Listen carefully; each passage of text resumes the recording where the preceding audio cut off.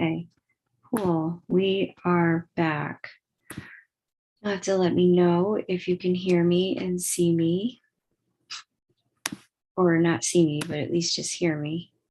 You have to let me know if you can hear me tonight.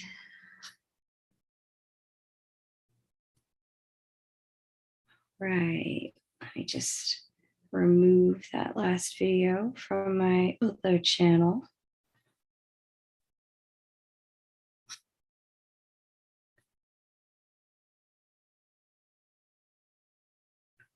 How's you guys new moon going? What have you experienced with this new moon? You have to let me know. I'm very curious.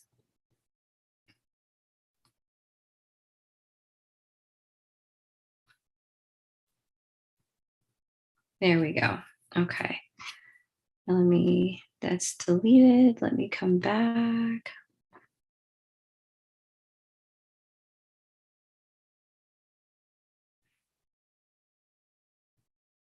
Hey, Vibe and Shine, how's it going? Hello.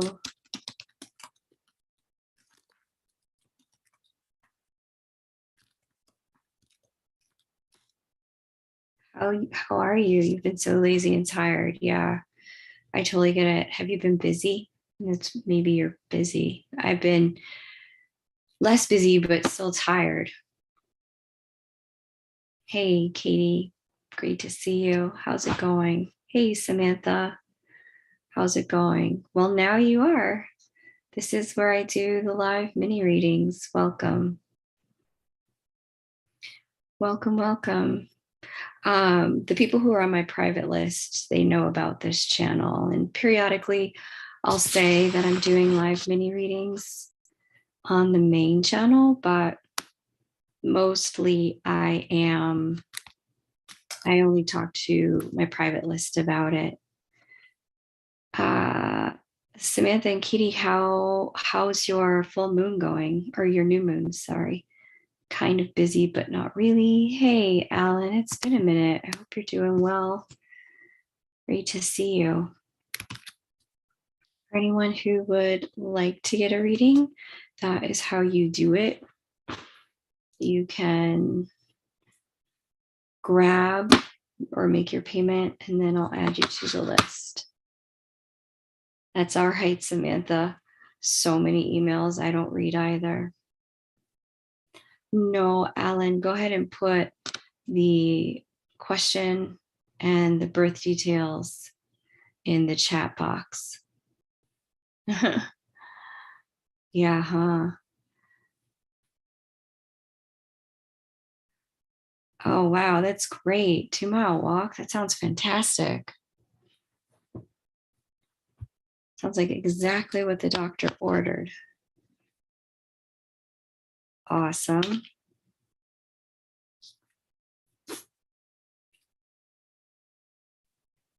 Got those steps in, Samantha, so I love to hear that. I'm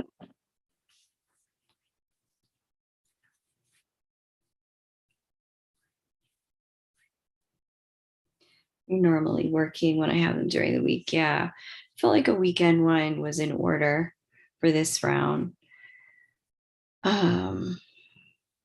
Okay, cool. All right, Alan and Vibe and Shine, I've got you both. Alan, you first. And then we have Blauen. I think I'm saying your name right. You have to remind me, Blauen, how I say your name. Okay, cool. I saw your payment come in, Alan. Go ahead and put your birth details and for the chart you want me to look at, and put the question in the chat for me, and I'll set up your chart.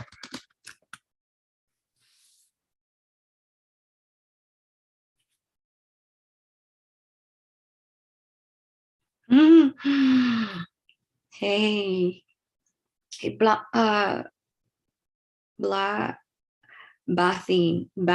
Bathine. Did I say that right? Bathine? You got to let me know if I said it correctly. Bathine. Okay. Cool. Very excited.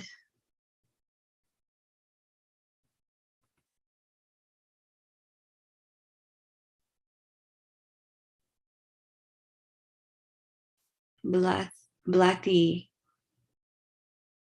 Blathine. Okay. Blathine. That's such a cool name. All right, Alan, let's get into it. 10 to 88, but I just need to know the location.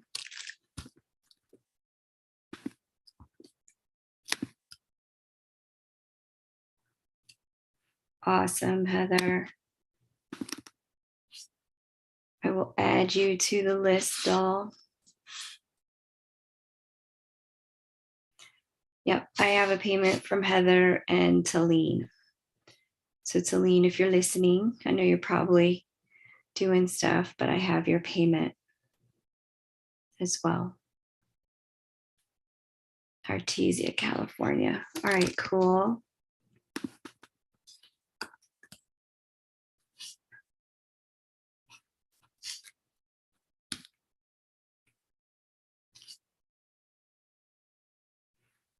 Little flower. Oh, that's so cool. That's a dope name. Little flower. All right. All right, Alan.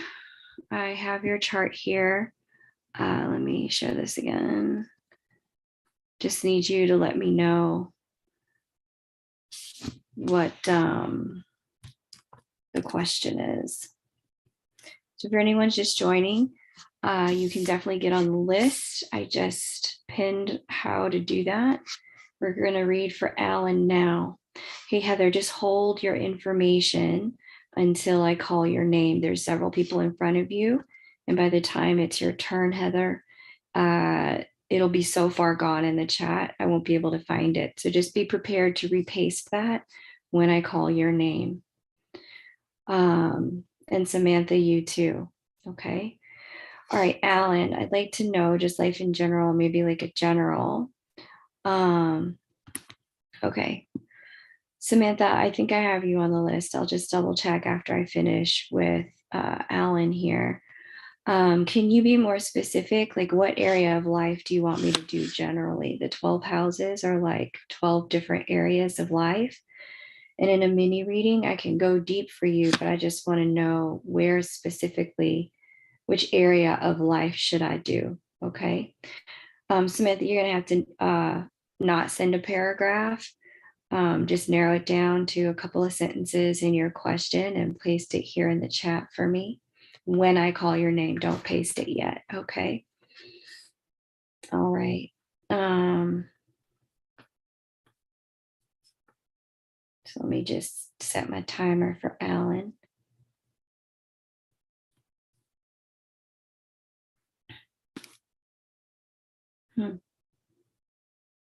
You want to know about love?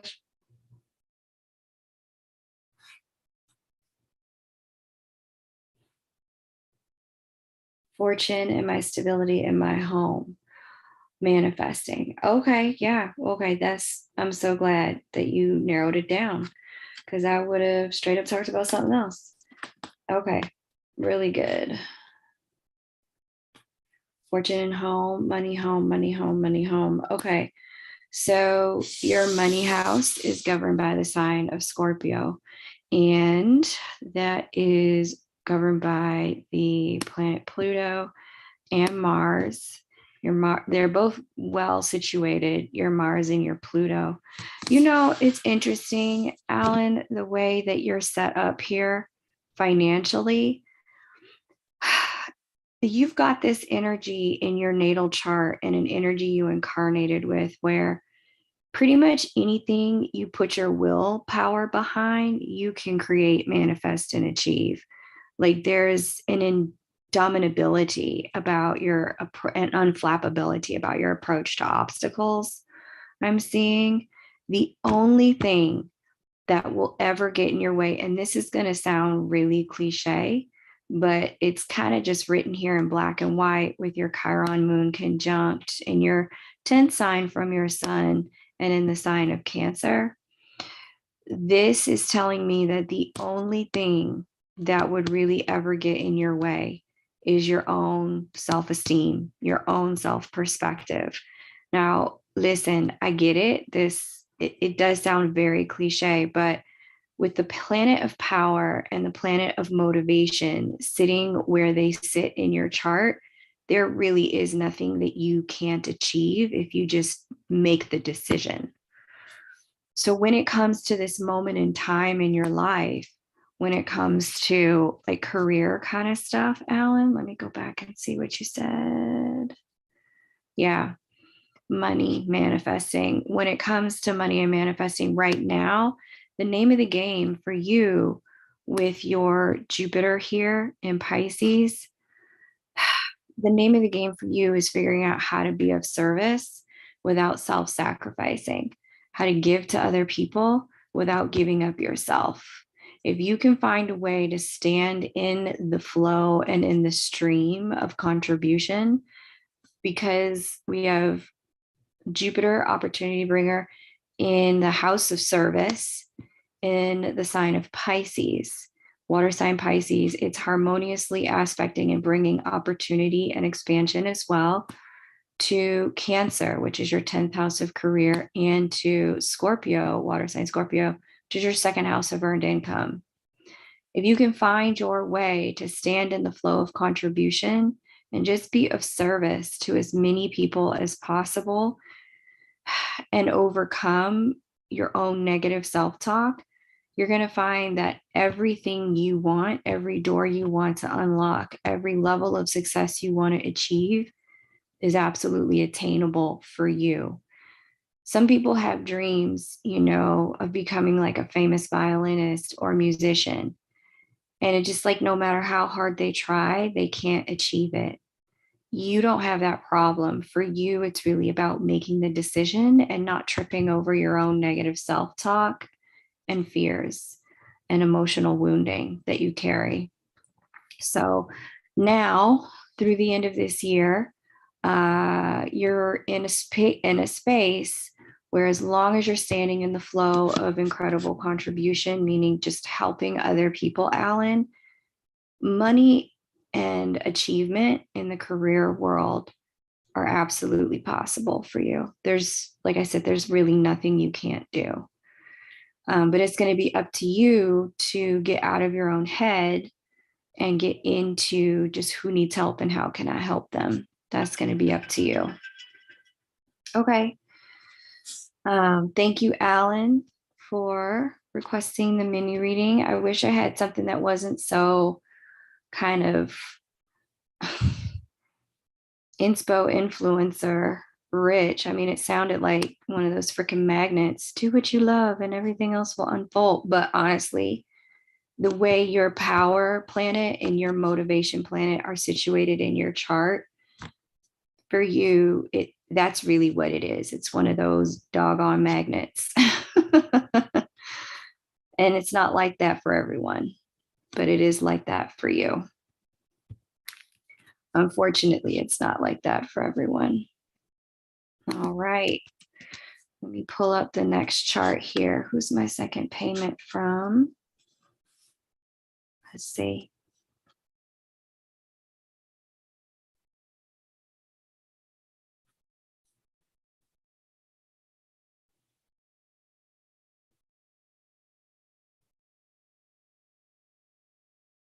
Okay. Hey, Vibe and Shine, it's your turn. And after Vibe and Shine, it's Blathine. It's Little Flower. Vibe and Shine, if you want to go ahead and paste your stuff, I'll set up your chart for you.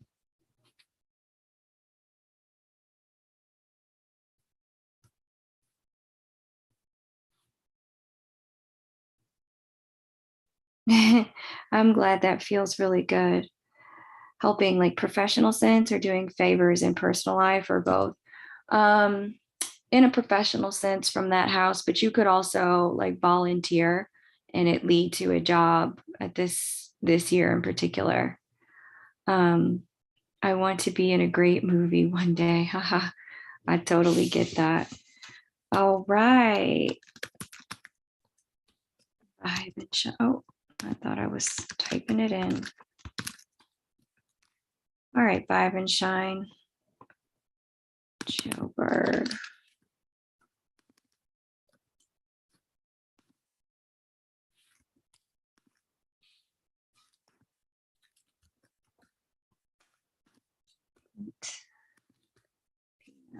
All right, cool. Word. Okay. I would like to look at my weight this time. Okay. 27 through 2019, I lost weight. All right. Let me set the timer because I'll mess around and be out here giving you a 30-minute reading and everyone would be pissed. Okay.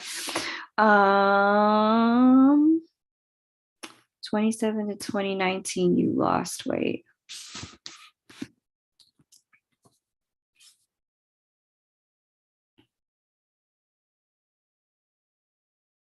Okay, I see why that would have happened.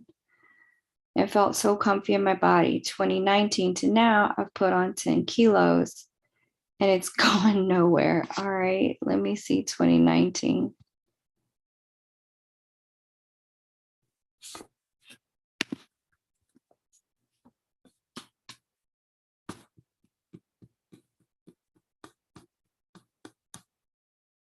Interesting. All right, so you've gained some weight. That makes sense for the transit I'm seeing here. Display previous.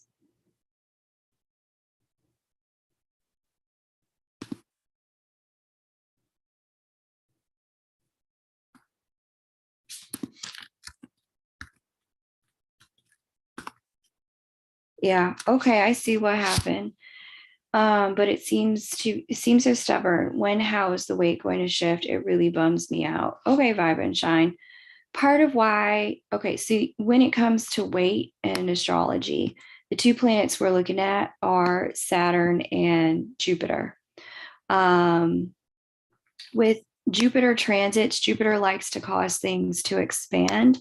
Saturn transit, Saturn causes things to contract. What you went through when you were losing weight is Saturn in a direct hard square to Mars, the ruler of your house of health and well-being. So it would have had weight recede, lost water weight, all that stuff. Jupiter was out here at that time. And then they both shifted. You move forward in time. I gained a lot of weight too during a Jupiter transit over my horizon line, which is precisely what you've had. So Jupiter went over your horizon line in 2018, 2019. Here's Jupiter now aspecting that house of health and well-being by square. So Saturn took away weight, Jupiter added weight, which is kind of normal for that transit to just gain like 5 to 10 pounds. Let's get into now. It's interesting because I do see with Jupiter now sitting on top of that ruler of this house that gains weight, et cetera, you are coming into a moment of time where the potential to get into optimal health is going to be there. Now, is this going to be weight loss? Is it going to be weight gain? I can't say that it's going to be loss, but what I do see is that you're going to be in a place where your body is going to find its own ideal weight. And one of the things that may have been missing for you, as I'm looking at this, one of the things that might have been missing for you is just kind of maybe it's the right type of working out. But the other issue I'm seeing for you is stress. I can see that for you in particular, increased cortisol levels. And it's like that for everyone. When you have too much cortisol going on is as a hormone in your body, you do gain weight or it's difficult to lose it.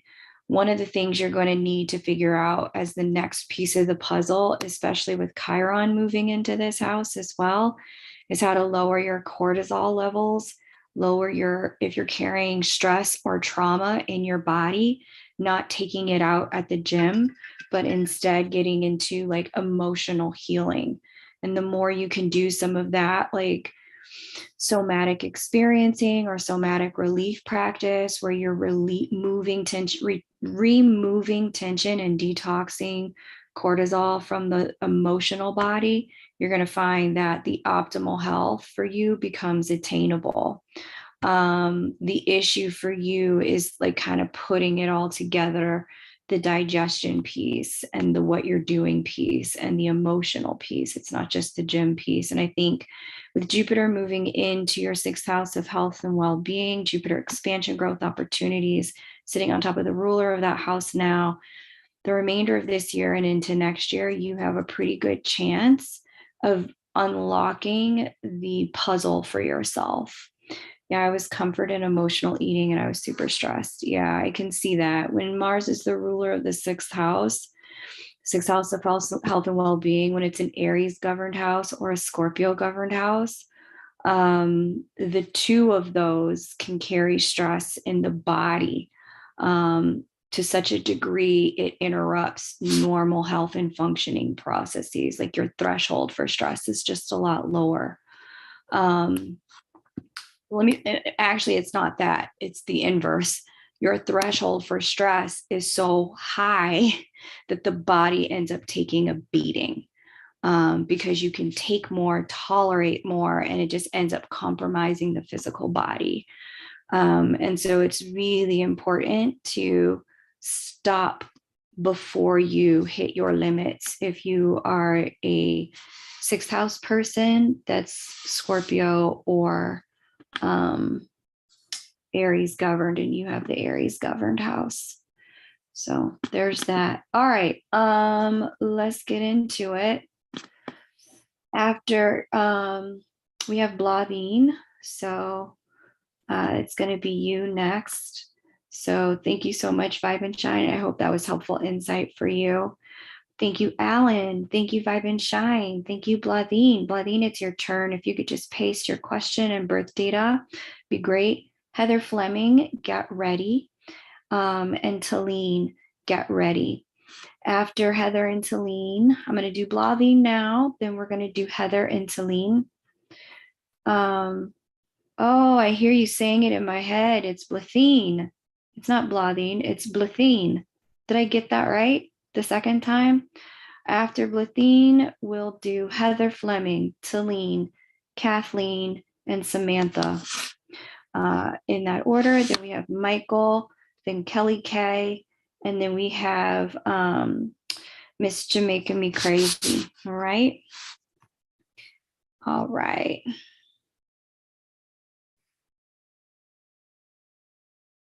Nice, Michael. All right, cool.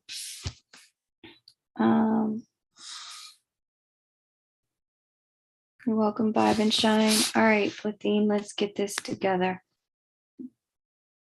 Blowheen. Huh. Okay, got it, Katie. Well, I need to go find an Irish person, a person who can Blaheen. Oh, hon. I just keep messing this all the way up, I can tell. All right, I need to find someone who understands the language, who can like get me all the way together on the pronunciation, because I really want to learn it. I'm super curious. Okay, so January 1990, 5:02 a.m. Blauhin. Okay. All right, beloved. January 19th, Limerick, 5:02 a.m. Get it right? Yeah.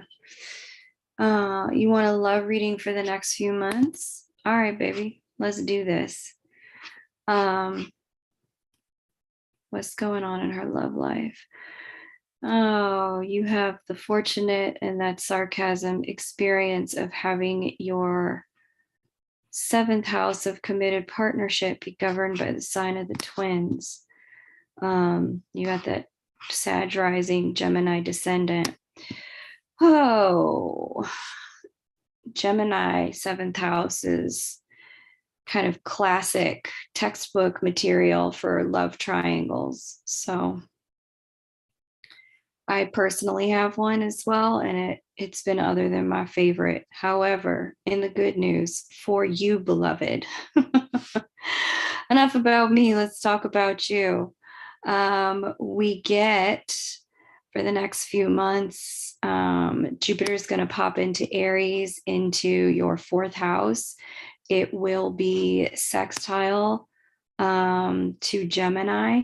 So there's going to be a little bit of good juju, good energy coming for you in the world of relationship. But in order to manifest it, this is saying that you're going to have to work for it, that it's not easy breezy. This is a period of time where if you, unless you like love triangles, some people are into that kind of thing, right? Some people, they prefer to, they don't really do one. But all of that to say that you're going to move into a segment of time where in order for love to really be made manifest here for you, it will be necessary to work out some of your issues with home, with family, with your roots from your childhood and the way you were raised. When I look at your chart, this is telling me that you were raised to be a very independent person, that the people in your family, like you could call on them, you could count on them, but this looks like a stiff upper lip kind of family. Like everyone had each other's backs, but everyone also really did their own thing. And so you were raised to be really self-reliant and to get out there and get after it.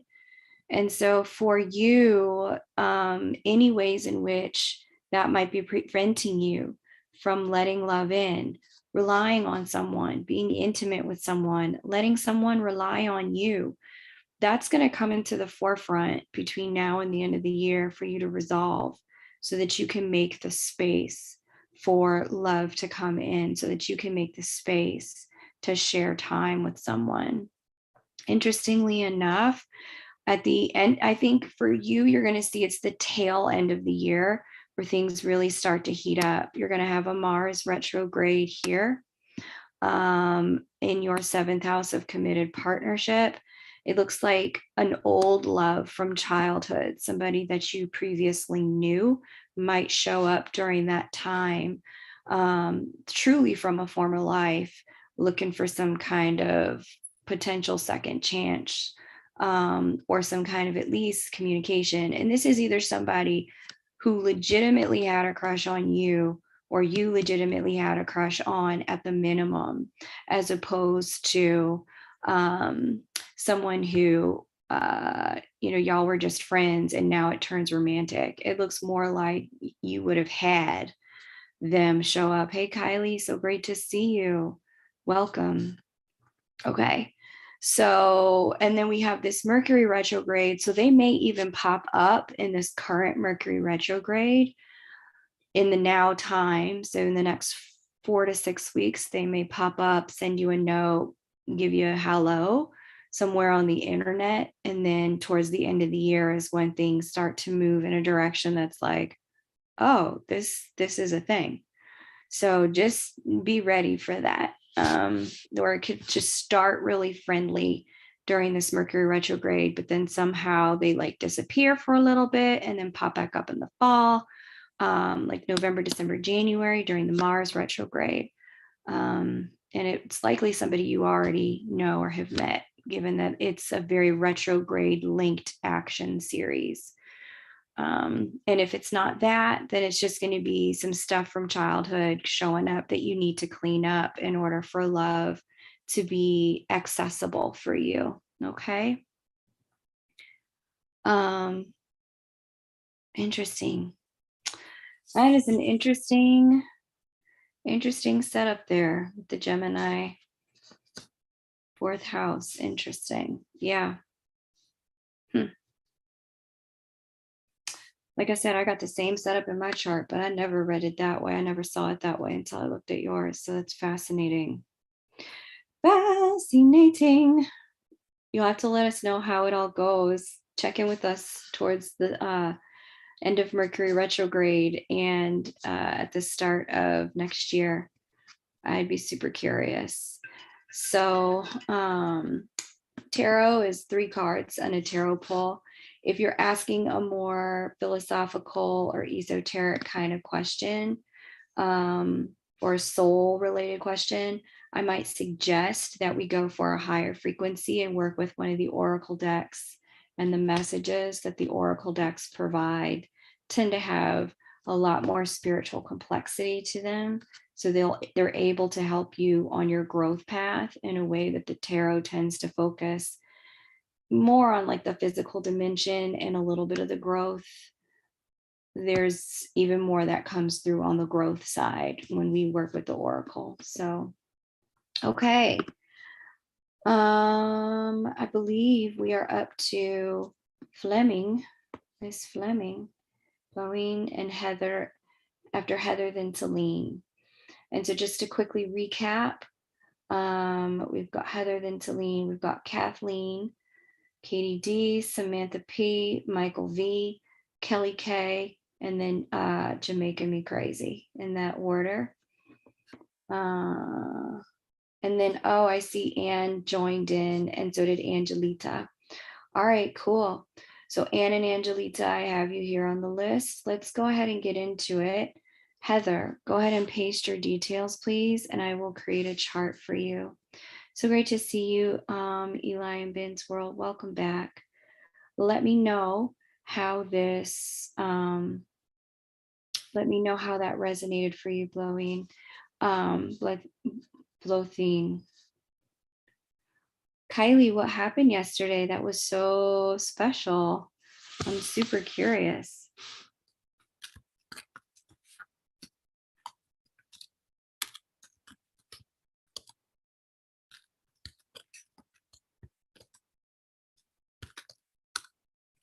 Oh, cool. Cool. Thanks. Let me get through these other readings and then we can read for you, Angelita. Just hold your question till I call your turn.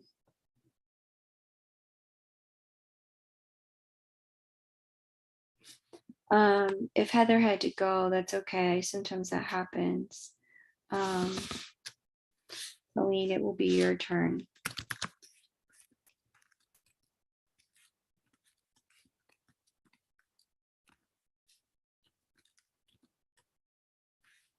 Let's give Heather just a minute or two more.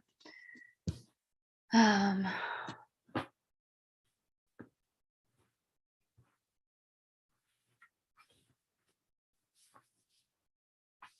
hate to skip her.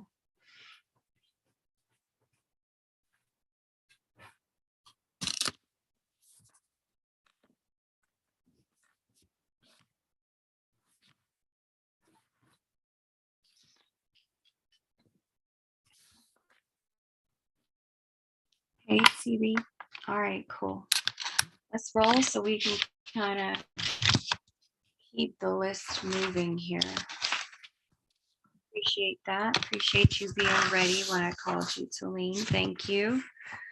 All right.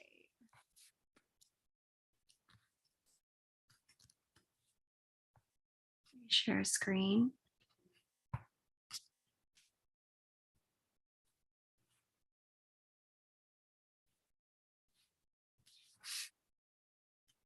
Montreal.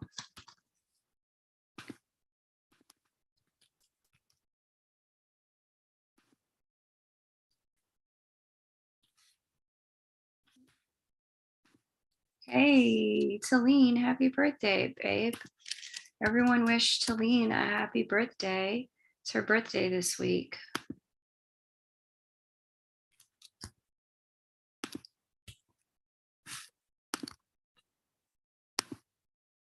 Okay. Cool. Let me set the timer. Heather, there may be a little delay on your end, hun. So I'll read you as soon as I'm done with Talene. But don't go anywhere. Just refresh so that you're current in the chat in the live stream. So that when I start to read for you next, you can hear me next time. Hey, Vivint, great to see you. All right, so love related with the eclipse. It's 4:30.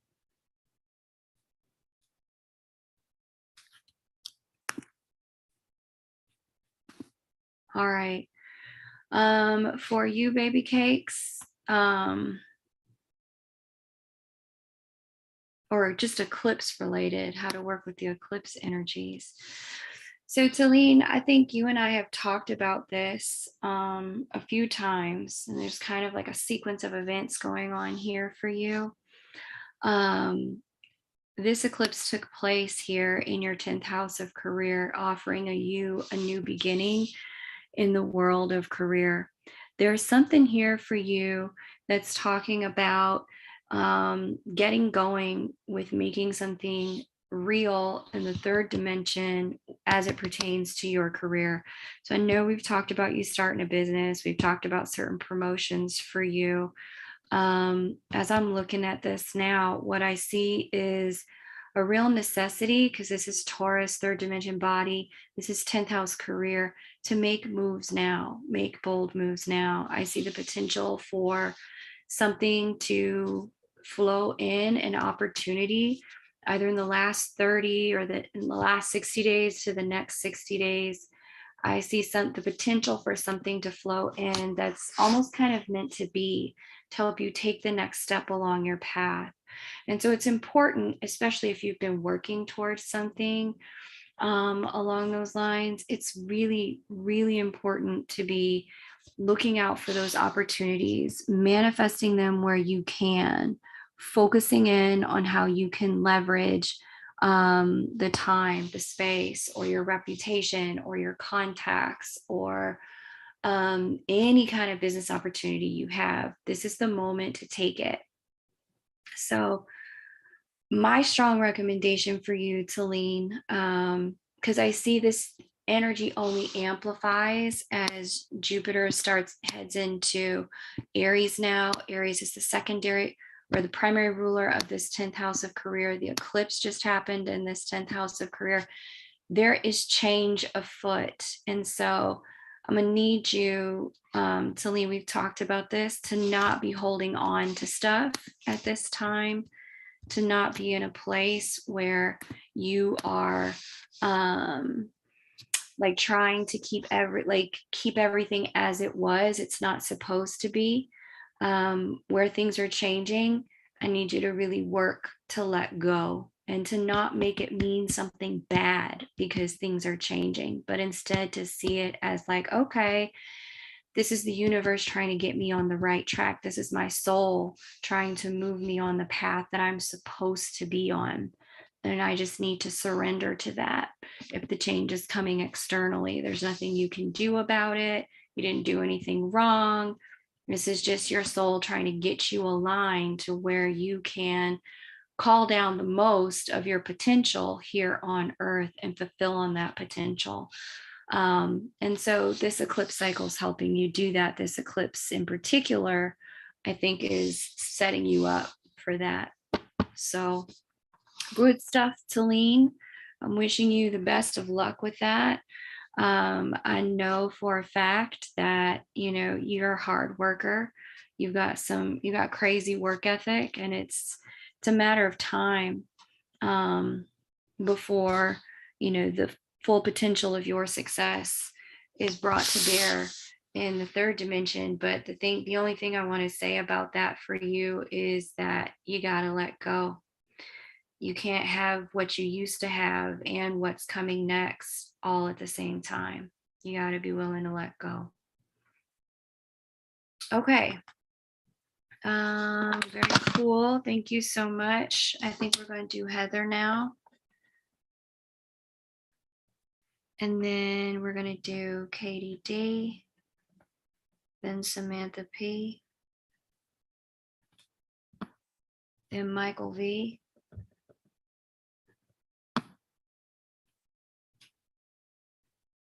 then Kelly K,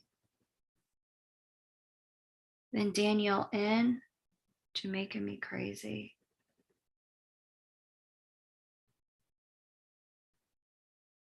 Ann D, Angelita R, and then we're going to do Crystal P. Okay.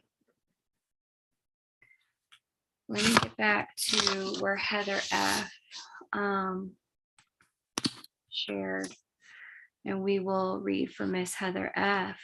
Happy birthday to Lenia. Let me know how that resonates. Have things been shifting around you? Have you seen some changes go down? Because it looks like this is a big season of change. Okay. Heather F is also from Ireland. Okay. Hey, Heather. Where are you? From Cork.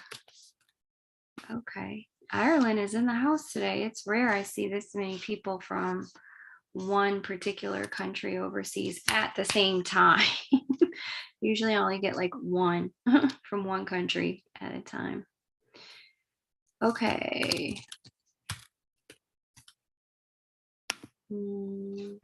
November 12th, 1965.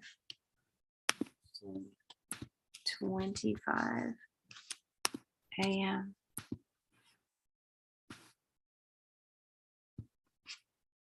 All right, let's see what Heather has to say.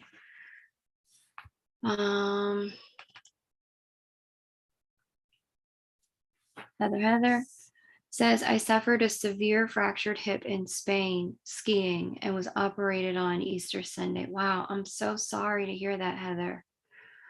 The son leaving school exams, and my daughter's doing uni finals. Okay, Heather. I am severely traumatized. I feel very down. Birthmark exactly where I was operated on. Twin flame journey since 2014 and a karmic marriage. Kids are karmic also. Can you give me some insight? Dang. Okay, so you gave me kind of a general gist of where you're at and what you're struggling with.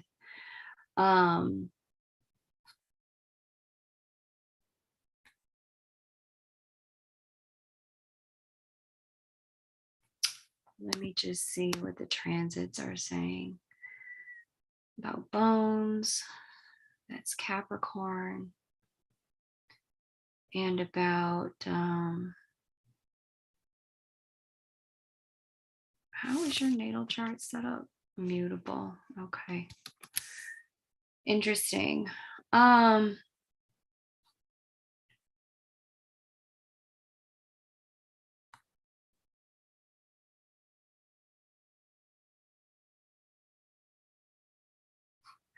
Mercury.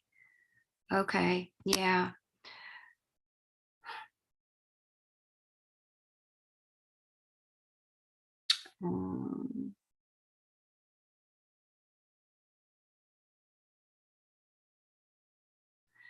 Interesting. Yeah, I see there's some interesting energies going on here for you. They're not bad energies, but this is telling me that your body is basically operating as the conduit for messages from your subconscious mind. Your subconscious mind is governed by the sign of truth and freedom, and the freedom to follow the truth, and your higher ideals, higher philosophy. And based on what I'm seeing here from an astrological perspective, anytime there's a problem over here in the body for you, given the places that are activated here in your chart at this time, this is telling me that if there's a health issue in the now time, it's actually coming through your subconscious mind, and the subconscious mind trying to say some things to you about truth that you may have been trying not to hear, Heather. There's some things that are real, that are accurate for you, that you may have been just straight up like, yeah, I'd rather not know that. I'd rather that truth not be true. And so you've been able, with the level of mutability that you have, I see you're a person with high mutable energy in your chart, you may have been able to repress certain things. And what I'm seeing here is that you've entered a period of time with this eclipse cycle hitting your sun in the way that it is. And with Chiron in the position that it's in, to your Mercury, the ruler of health and well-being from the subconscious mind, there are some messages here about your body, your health and well-being. It specifically looks like there's been withheld communication, if I'm being honest. There are some things in your life that you've probably needed to say that you've either not said. Oh, there's the timer. Either not said, or you have attempted to, maybe you said it, but not in the way that it needs to be said for things to change. Ultimately, when I look at this accident and the surgery and the way it's connected to the house of the body, the house of the mind, your sun, and the house of wish fulfillment, this is telling me that whatever's going down, even if it's hard, the higher purpose of it is to help you to start facing certain difficult truths, and to help, once you have faced those truths, get into a place where you're aligning your life with those truths. And upon aligning your life with those truths, things can start to move in the direction of your wish fulfillment. That's kind of the 1 + 1 + 1 = 3 here. But it starts with, hey, you can no longer shove these truths and this information down anymore. You need to face this. And then you need to admit it. And then you need to make some choices around it. So Heather, I'm sorry you've had to have that experience where you got operated on and the whole nine, that you got injured. That really sucks. Sounds actually really painful. I'm sure they're giving you the good drugs, Heather. I'm hoping they're giving you the good drugs for your pain. Katie D, it's your turn. And simultaneously, just want to say, get well soon. And whatever the truth is that's like bubbling up and trying to come out, that Chiron in your house of communication is trying to help you, even though it injured you before it, as a way of helping you. So just try to remember there is divine purpose to this. And in that divine purpose, if you can kind of follow the prompts and the messaging, you can get things into a very aligned place in your life. All right, cool. I also feel like Sagittarius rules the hips there, and that's your 12th house. Sagittarius, body parts. Katie, if you could go ahead and place your question. Thighs and the legs, yeah. Okay.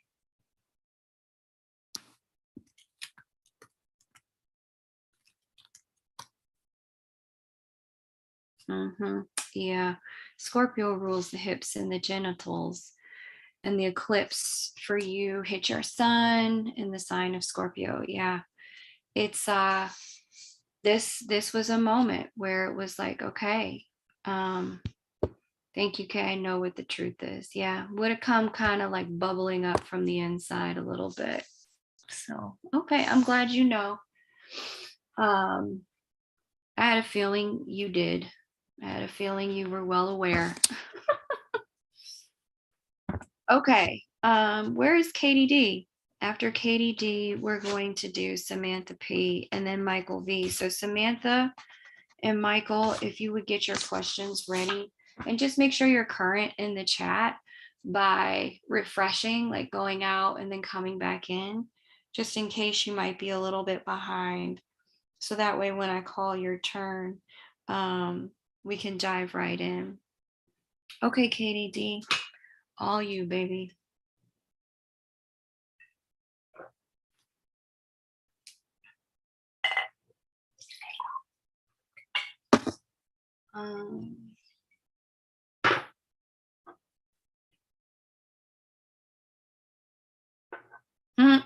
That's funny, vibe and shine.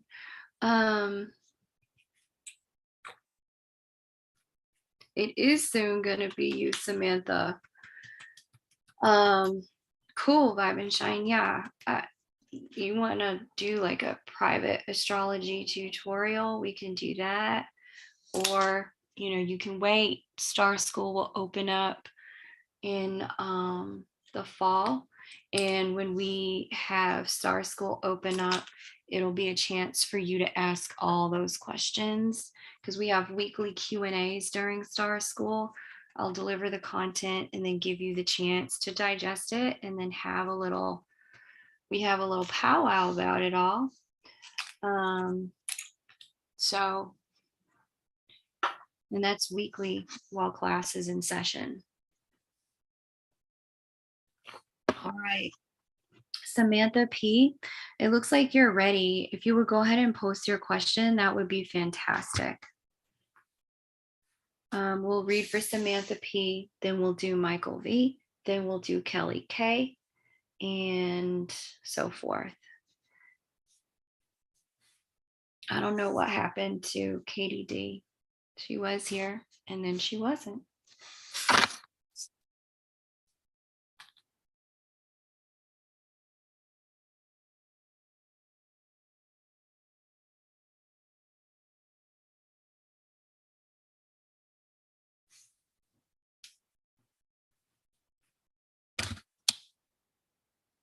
Okay. And D. Angelita. Crystal. All right, cool. Hey, Elvin, welcome. Great to see you. All right, yeah, Samantha, let's go forward.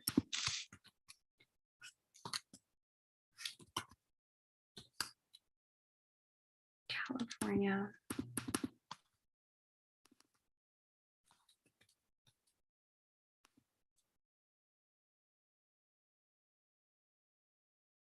March 18, 1987, 12:40 p.m.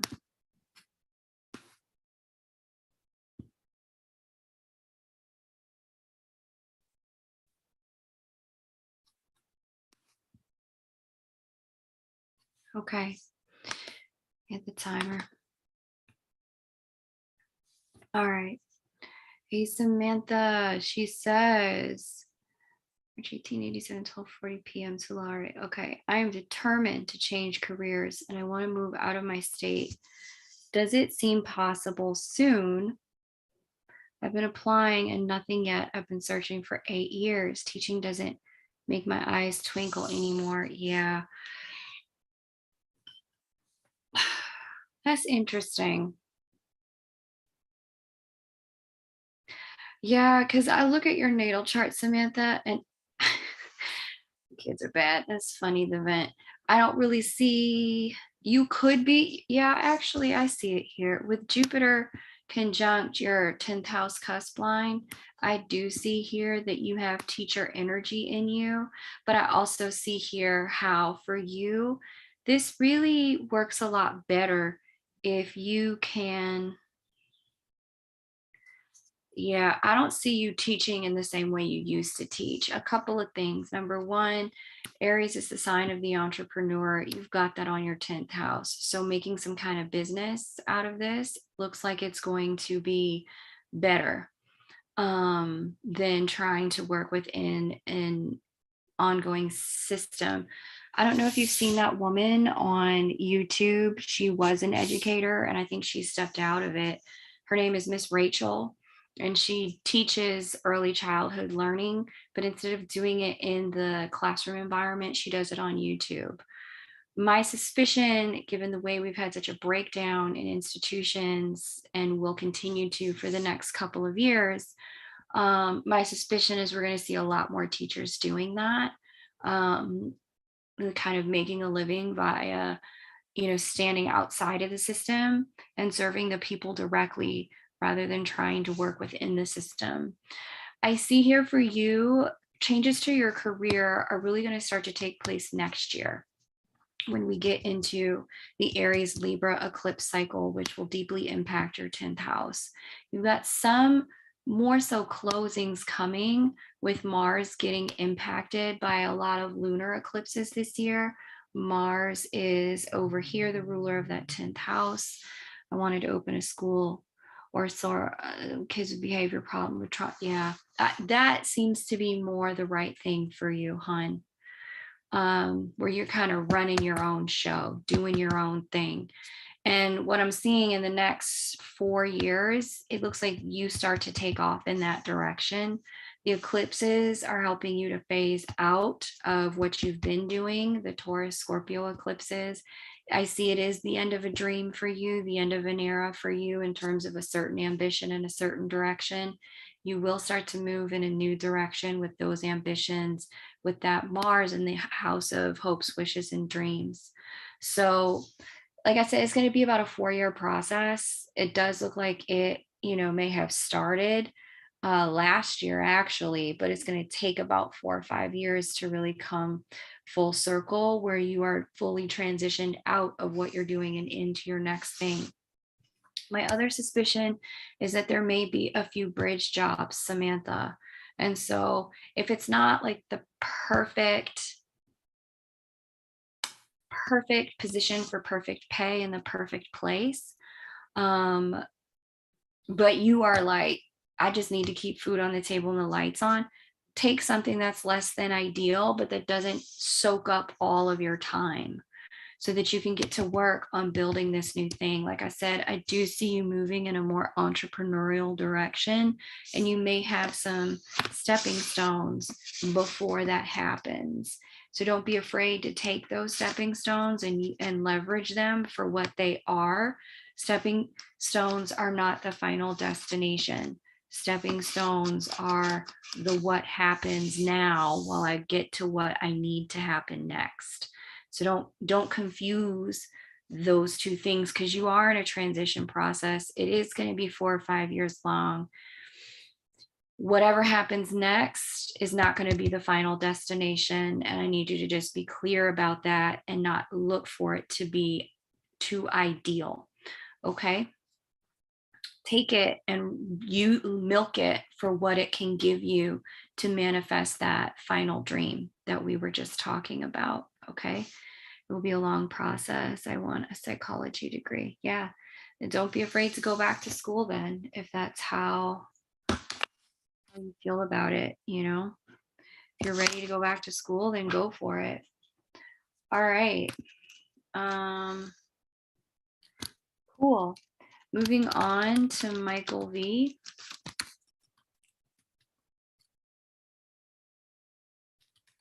Please, dear Q. You're welcome, Samantha. You're welcome.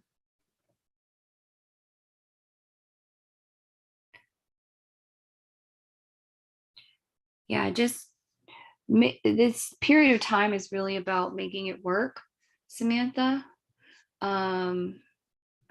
Perfect pay, perfect position, perfect place. This isn't the season for that. Know that, but it will come. Yeah, Katie didn't. That's all right. I'll put her in at the end of the list whenever she resurfaces. Queens, New York. Okay.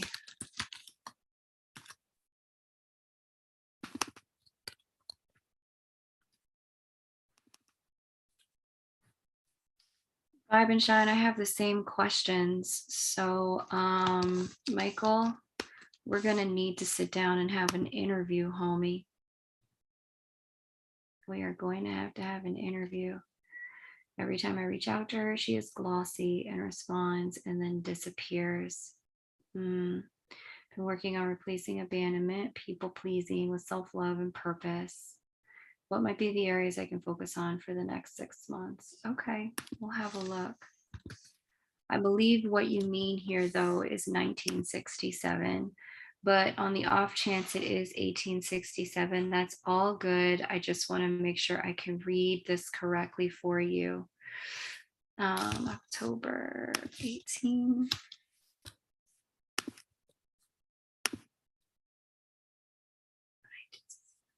Right. 5:17 p.m. Okay, let me share the screen.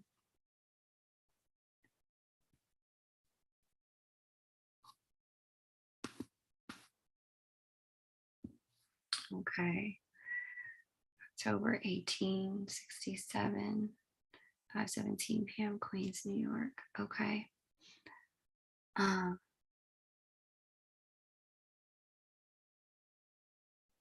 Yeah, teaching drains. Yeah, I understand, Samantha.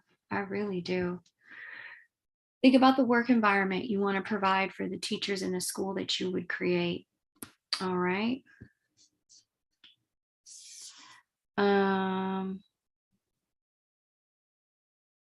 What can you focus on for the next 6 months? All right, cool. That's a great question.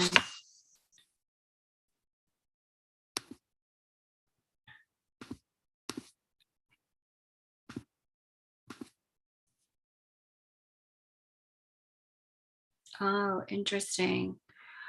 Well, Michael, you are closing up a cycle, which, I mean, clearly you've already mentioned that you're, you have to let go of your twin and do some other stuff. But this is really talking about, go back here, been working on replacing abandonment with people pleasing and people pleasing self-love. It's good. You're doing the right work, Michael. Okay. Yeah, so this is interesting because I see here for you with Jupiter going to tip into Aries and then tip back. You're about to get like a sneak peek or a preview of what your rebirth is going to feel like next year. And that's going to last for the summer months. By the time we get to fall again, Jupiter retrogrades back into Pisces. And this Jupiter retrograde is important for you because it governs your ninth house of potential. It governs the house that lets you know what's possible for you. And not only that, but this Jupiter retrograde will impact your horizon line, your rising. It's going to also impact your relationship house. And I am seeing here your natal Chiron, which it's already doing. And so you may be moving through, as you wrap this cycle up, a period of a bit of a purge, so to speak. And I know you know what that means, where you're releasing things through you that may or may not be yours, maybe other people's, etc. Family, karmic, cosmic junk that has to go. So all of that to say, you know, you may be needing to have a little bit of extra rest, a little bit of extra sleep during this period of time. The dreams may be off the wall with Jupiter moving through that 12th house. And then suddenly over the summer, the energy just shifts. And it looks like you're starting to explore things more in the third dimension. You're starting to explore things having to do with your boundaries, who you want to be, where you want to go next. This is a period of time where you're revisioning yourself, you're rewriting who you are. And so all of that to say, you know, as I look at this for you, Michael, it's giving you this chance to rebirth yourself. There's nothing in the world of career that looks like it's hugely needing your attention this year. Nothing in the world of romance, nothing in the world of health. This is really all about reshaping who you are and the way your puzzle piece is configured so that you can be the kind of person you want to be. So you'll find that during this time, there are some new habits and patterns and behaviors, some new thinking. You're going to find that maybe there's some things about your body that you want to change. You want to get into optimal health. You may find that it is a time where it's easy to gain weight, so just be careful. But if it's structured weight gain that you're intentional about, this is a period of time where it's 100% fruitful and possible for you. I see here that, yeah, there's just a real focus on foundations in your life over the course of the next year. And so, in creating these new foundations, it's giving you the launch pad, the springboard for accessing that potential and what comes next, Michael. So, I'm wishing you a lot of luck and a lot of love as you move through that. It's not an easy process, that those particular transits, but it's not awful either. It's just, it's potent, and it's like you can feel that you're living in a potentiated state.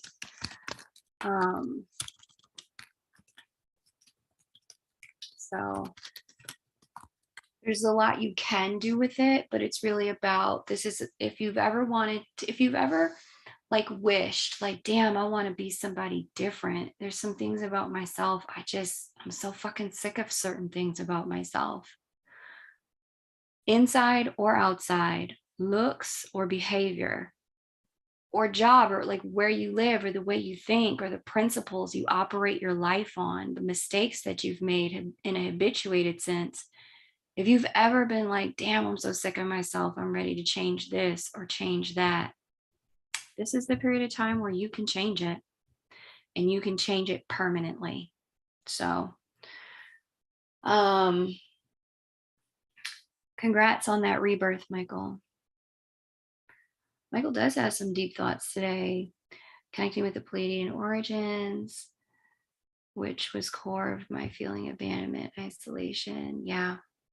Yeah.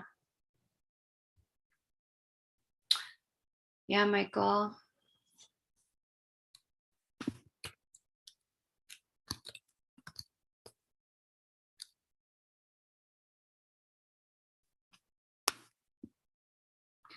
I'm entertaining this just out of curiosity. SK is a lot of transition, letting go, but also noticing I am way different. That's right, you are. And that's the thing about a transit like this.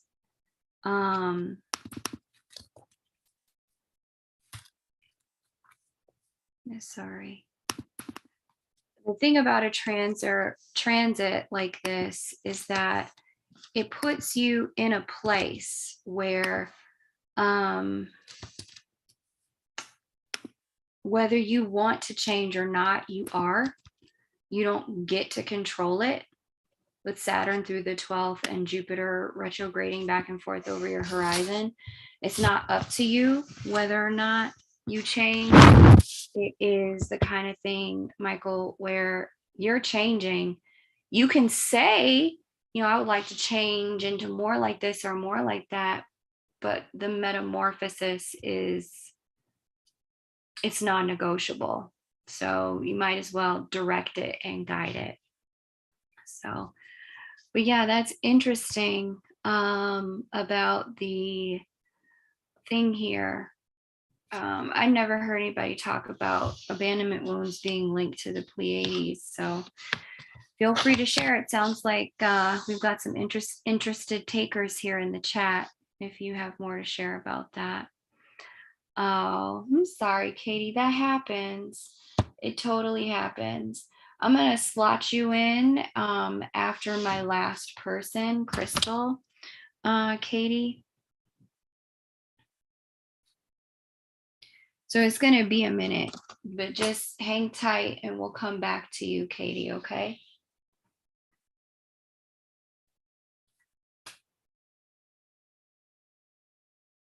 I'm going to read I have a few more people I need to do in front of you, but we'll come back to you.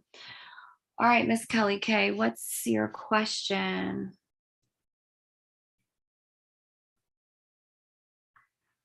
Can you tell me what stands out for me during the Jupiter in Aries season? Yeah. It's going to be a great time for you. Jupiter governs your third house of communication, and by ancient astrology and modern astrology, it's the ancient ruler of Pisces and the modern ruler of Aries. So in a way, you're moving into a season where Jupiter is coming home.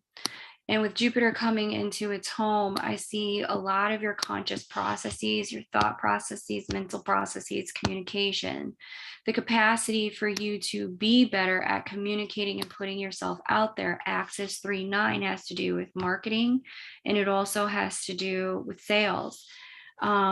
This is an opportunity for you to up-level your ability to be a good communicator.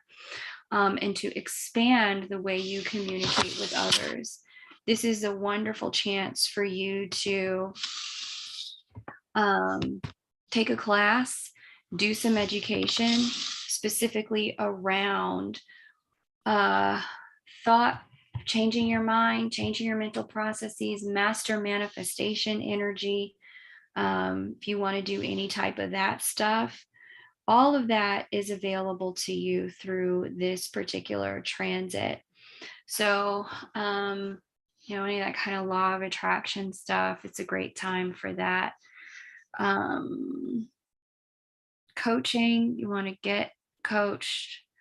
Do you run a business at all, Kelly? I'm curious what you do. But yeah, it just looks like a great, where's Kelly at?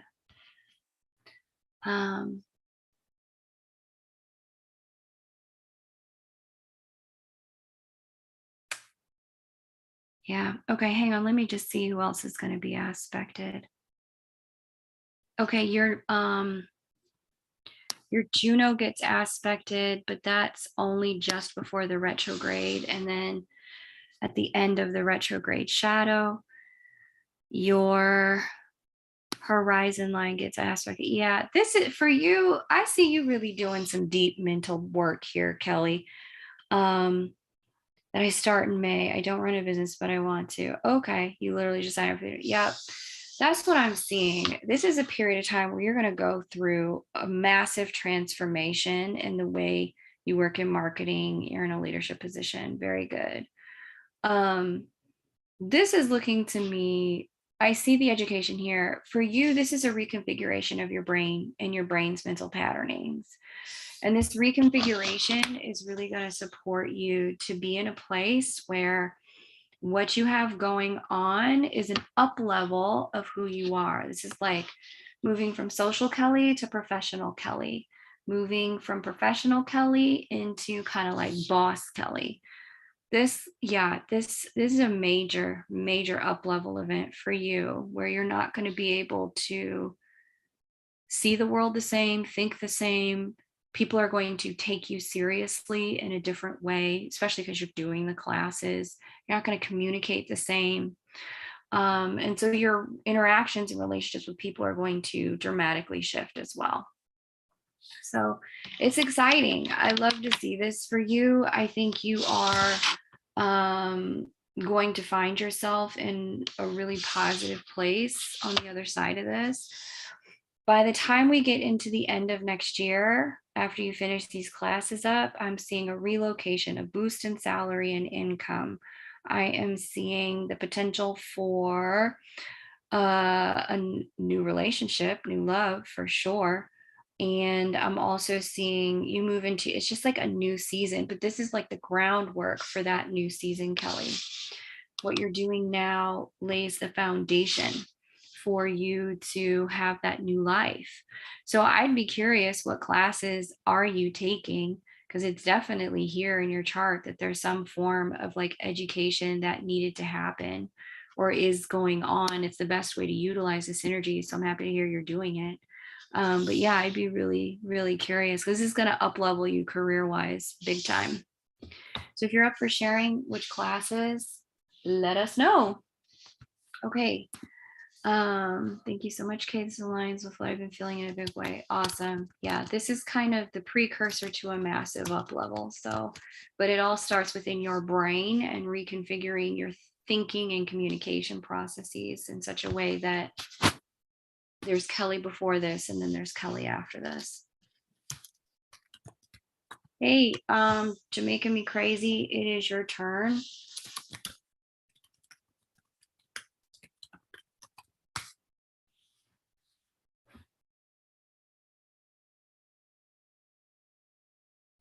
After Jamaica Me Crazy, we'll do Andy and then Angelita. So Andy and Angelita, if you would please get your questions ready to paste when I call your name. Thank you, Jamaica Me Crazy. List is open. If you'd like to grab a reading, you definitely can. All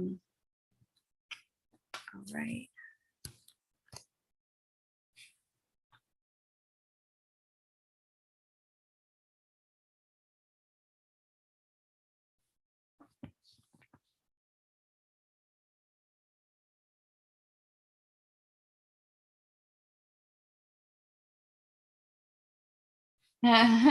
Super glue, you're funny.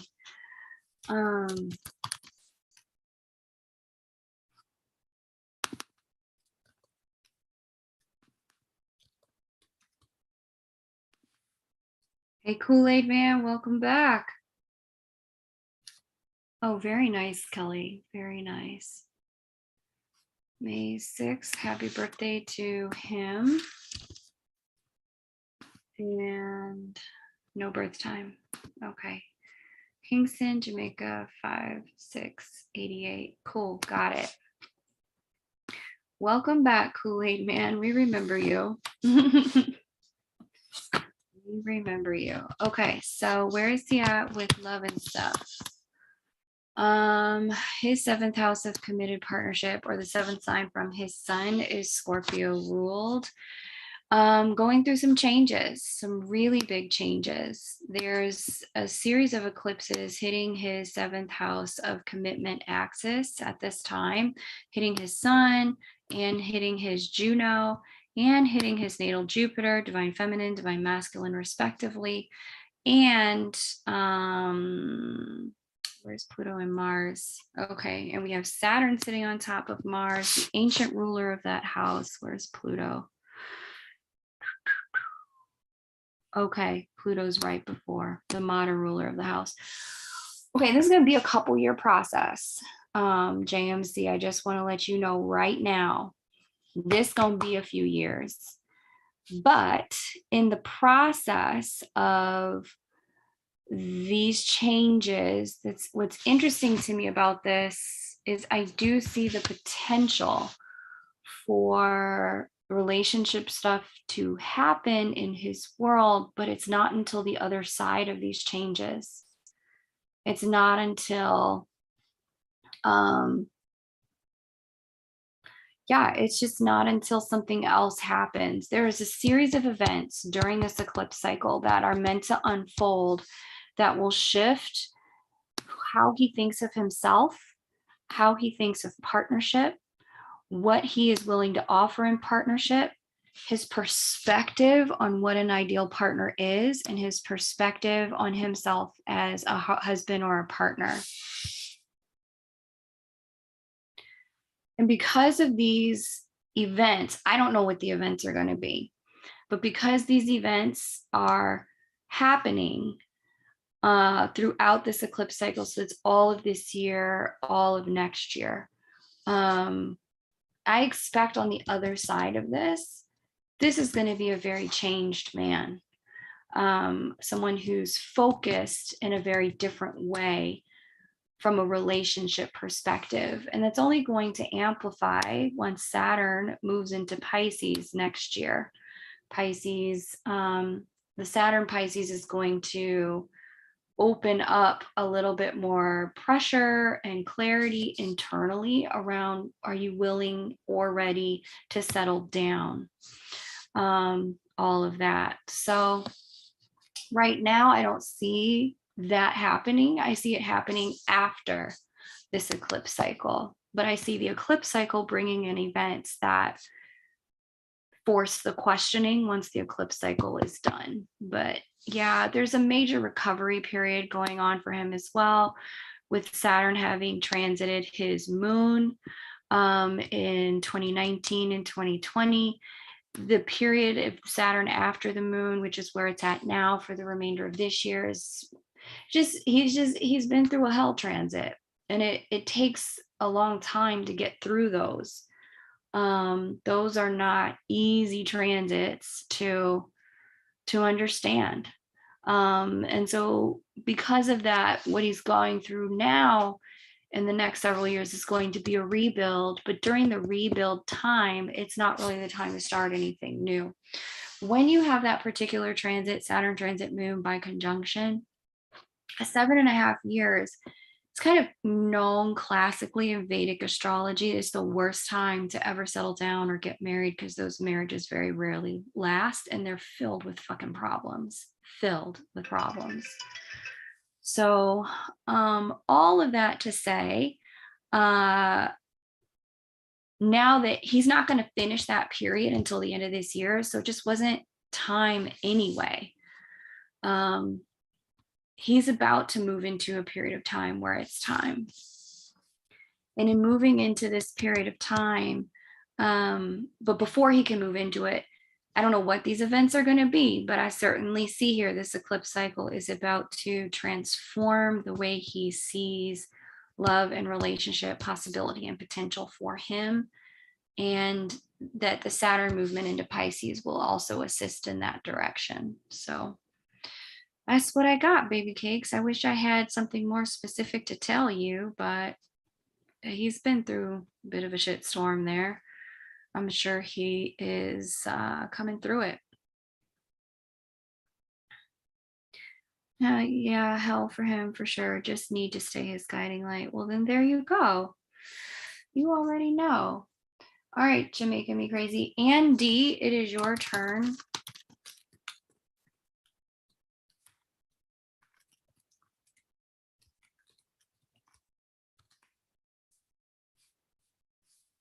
It is your turn.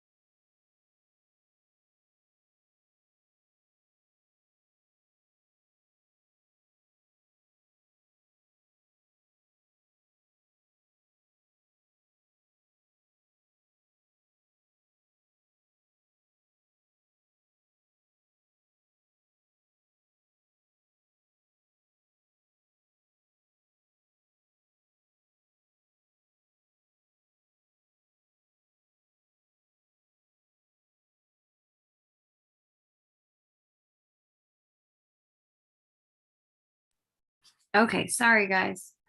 I had to kind of step away for just a second. Thank you guys so much. Where is who Anne? Okay. Thank you, Anne, for pasting your information.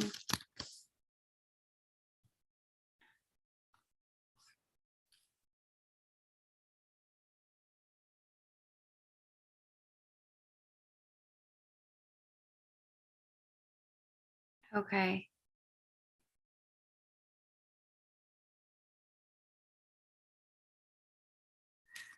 Okay, Anne, I see your question there. Where is Anne's birth details though? Where? And I don't see your birth details. I miss it. Oh, February 4th, Montgomery, Alabama. Okay.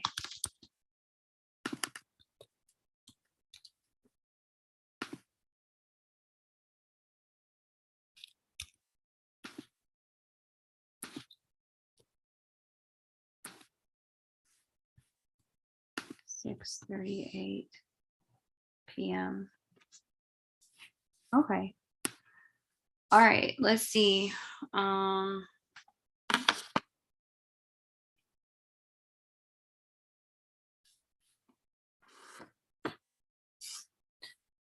Okay, so you need some guidance on your connection. You see if you said anything else, Anne. Okay. Okay, yeah. Okay, thank you. All right, cool. All right, and so I can't tell you what you should do. I can just tell you what I see kind of going on here. And this has kind of been in the works a little bit.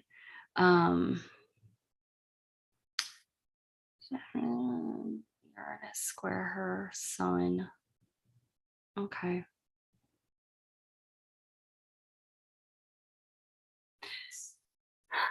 I mean, I see the third party energy here, which is kind of, it's there for both counterparts, Juno talking with Mars, Jupiter talking with Venus, both counterparts in the sky at this moment in general for the collective have stuff going on with others. I can't tell you if you should stay or you should go, but what I can say is that this was kind of part of the long-term process this year for twins, is there was going to be some time with other humans that was going to be needed. And it's kind of spelled out here in black and white, Jupiter with Venus and Juno with Mars. This kind of, it's interesting because it's a crossroads moment as this union window has opened up, whereby union energy is anchoring, but whether or not it's anchoring with somebody who's your counterpart or somebody else, it's going to really be a matter of free will and up to you guys in terms of, is it soul aligned at this point? Do we have contracts or things we're supposed to do with others, learn from others, grow with others in a certain way? If that's what's happening at this time, I know that's got to be hard. I'm so sorry. And simultaneously, what I would do with this is just really trust that it is, for whatever reason, in whatever way, it is divinely ordered in this way. It is supposed to be this way, so that the two of you can move through certain growth processes that that are required for you to get to whatever this relationship is going to be over the long haul. This energy here looks like it shifts, but he then stays in your 8th house, the cocoon house, the transformation house, the hidden house. And so even though if we were to move out, I'll just show you, even though we move out, let's get to September, we move out of that energy with both counterparts talking to third parties. Jupiter is still hanging out there in that 8th house. And unfortunately, in your case, is retrograding back and forth over natal Venus, which does have the potential to have divine masculine energy working pretty directly with feminine soulmate energy. Now, the thing about this that does give me a little bit of hope and inspiration here is that there's something about this process, because this is your chart we are looking at. We are not looking at his, we are not looking at anyone else's, we're not looking at the collective. When we have this kind of direct retrograde back and forth over soulmate energy from divine masculine, and it's in your chart, this is telling me that this was a scheduled piece of the journey that somehow, some way your soul understood, knew about, and agreed to as a necessary piece of facilitating your own growth. And you've got Juno sitting here in Pisces, so the divine feminine holding space in the 7th house of committed partnership in whatever way it is meant to manifest at this juncture. We also have this Uranus North Node conjunction in the house of your potential on top of your divine masculine energy and opposite your natal divine feminine energy this year. So I know these are probably really difficult messages to hear, but what I'm saying for you and want you to understand as I'm looking at this is that it's not to say that the two of you can't and or will not be together at some point in time, but it is to say that whatever is happening now does have divine purpose, and that it needs to happen in this way for whatever is to come in your life as a divine counterpart.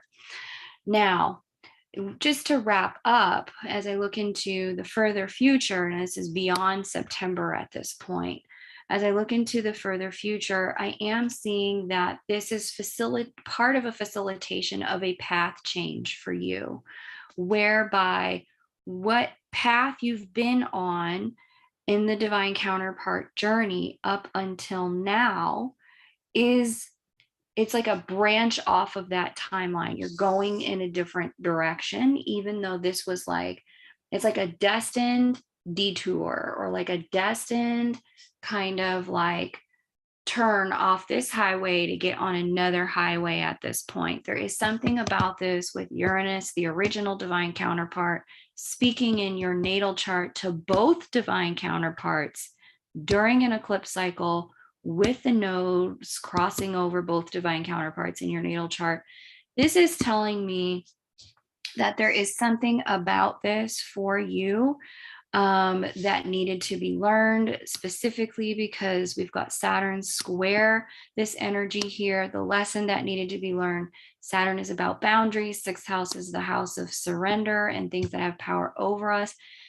Something about this is requiring you to set better boundaries, and that is part of the lesson in all of this for you, and that this has all been divinely orchestrated for your higher good. And as painful as it is, as painful as it sounds, that's how this is reading. And I really wish I could tell you that something else was going on here, but hopefully that's given you some insight into what there is to know about what's happening, why it's happening, how long it goes on, and what you need to do about it. So if you want to go deeper, we can certainly do that in a private reading. But for right now, that's what I got. I'm going to pull some tarot for you to get you some greater insight. Thank you for requesting the tarot card in addition to the astro chart. Anne says, yes, that speaks to my heart. This is great info for me, this twin flame journey. It's totally a boundary thing. Yeah, it's a journey of separation and union. It's a journey of separation consciousness and unity consciousness. It's a journey of apart and then together. So what you do with that is totally up to you. So pulling your cards, card number 1, 5 of Wands reversed. Then we have the 2 of Swords reversed.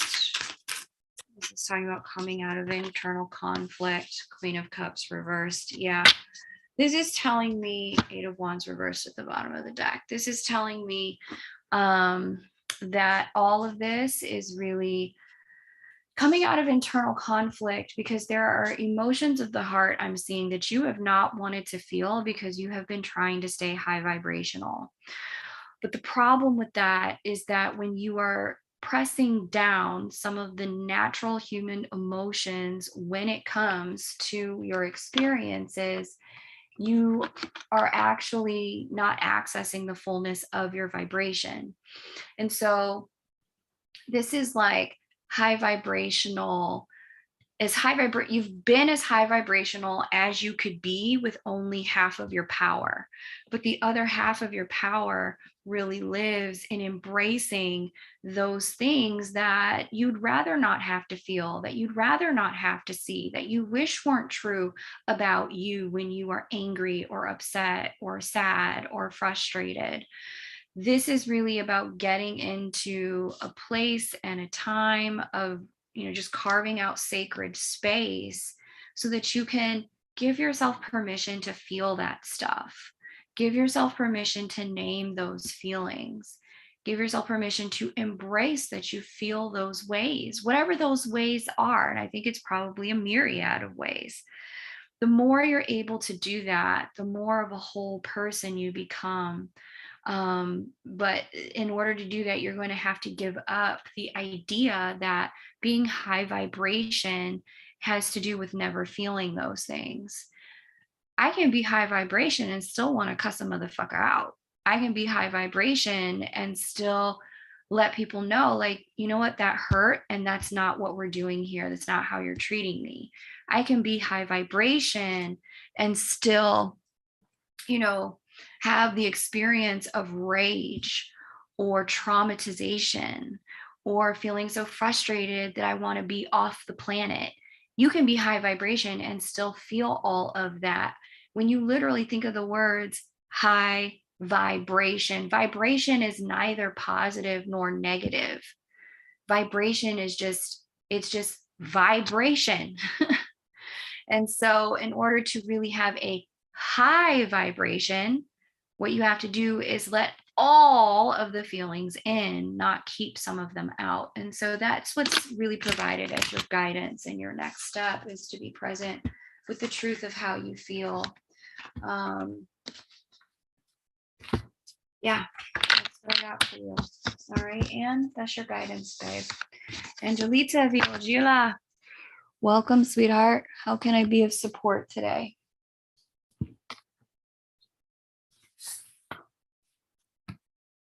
You have to let me know how that resonates, Anne.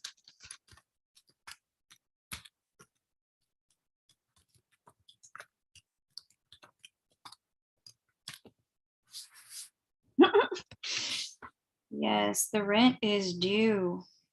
It is due.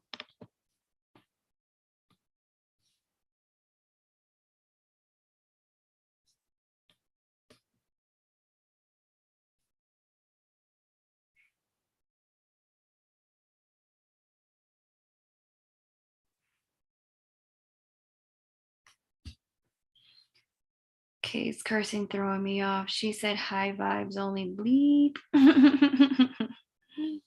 That's funny. And if Angelita's not ready, we'll go on to Crystal P. I've got to head off now. It was fun speaking to you all again. Kool-Aid Man, it was great to have you here. I'm sorry I haven't had a chance to chat with you very much, but it was wonderful to see you here.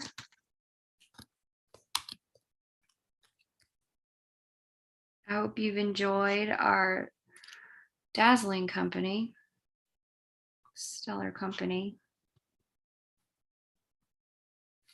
Okay, let's see what's up. Lincoln Heights, California.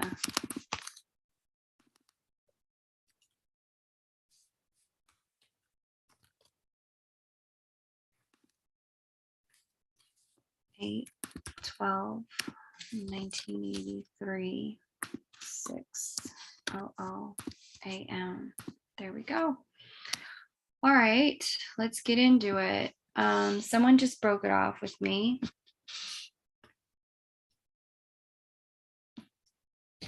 I feel like I'm always single. What is forecasted for my love life?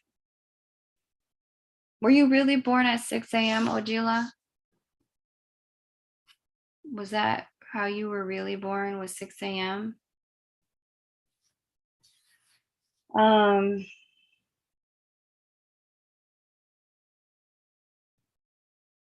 It's a lot of fire and a lot of air in this chart. Okay. When I look at exactly the Libra moon, the event, exactly. So we've got this Libra moon, this fire sun, and we've got this Aquarius 7th house. The hardest houses to have, in my personal opinion, are Aquarius. Actually, every 7th house has its problems, but like Aquarius, Aries, Scorpio, and Gemini. Those are probably the hardest 7th houses to have. The problem with this Aquarius 7th house is that it's counterculture. It runs antithetical to the way we were raised to think about, want, and appreciate relationships.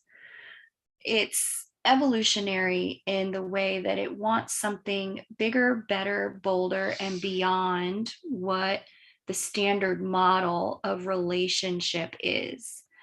And so with the Aquarius energy on the 7th house, these are people who don't do relationship in this via the standard model and have it be successful. In order for a relationship to be successful for a person with the Aquarian 7th house, this has to be a relationship that makes its own rules, that works uniquely for the two people involved, and that does not follow any prescribed course of dictation about the way a relationship should be. So you see Aquarian 7th house people very commonly exploring the spectrum of polyamory when they finally get to a place of accepting who they are. We see Aquarian 7th house people, and this is more likely you, getting married to someone but maintaining their own residence and living separately.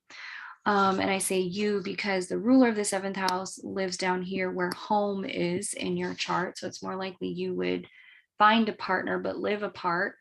We see the Aquarian 7th house people in May, December romances, large age gaps, large differences in race, religion, culture, background. We see this Aquarian 7th house people exploring all types of kink, and sometimes not necessarily kink, but just like exploring relating to members of the same sex more intimately in partnership than members of the opposite sex.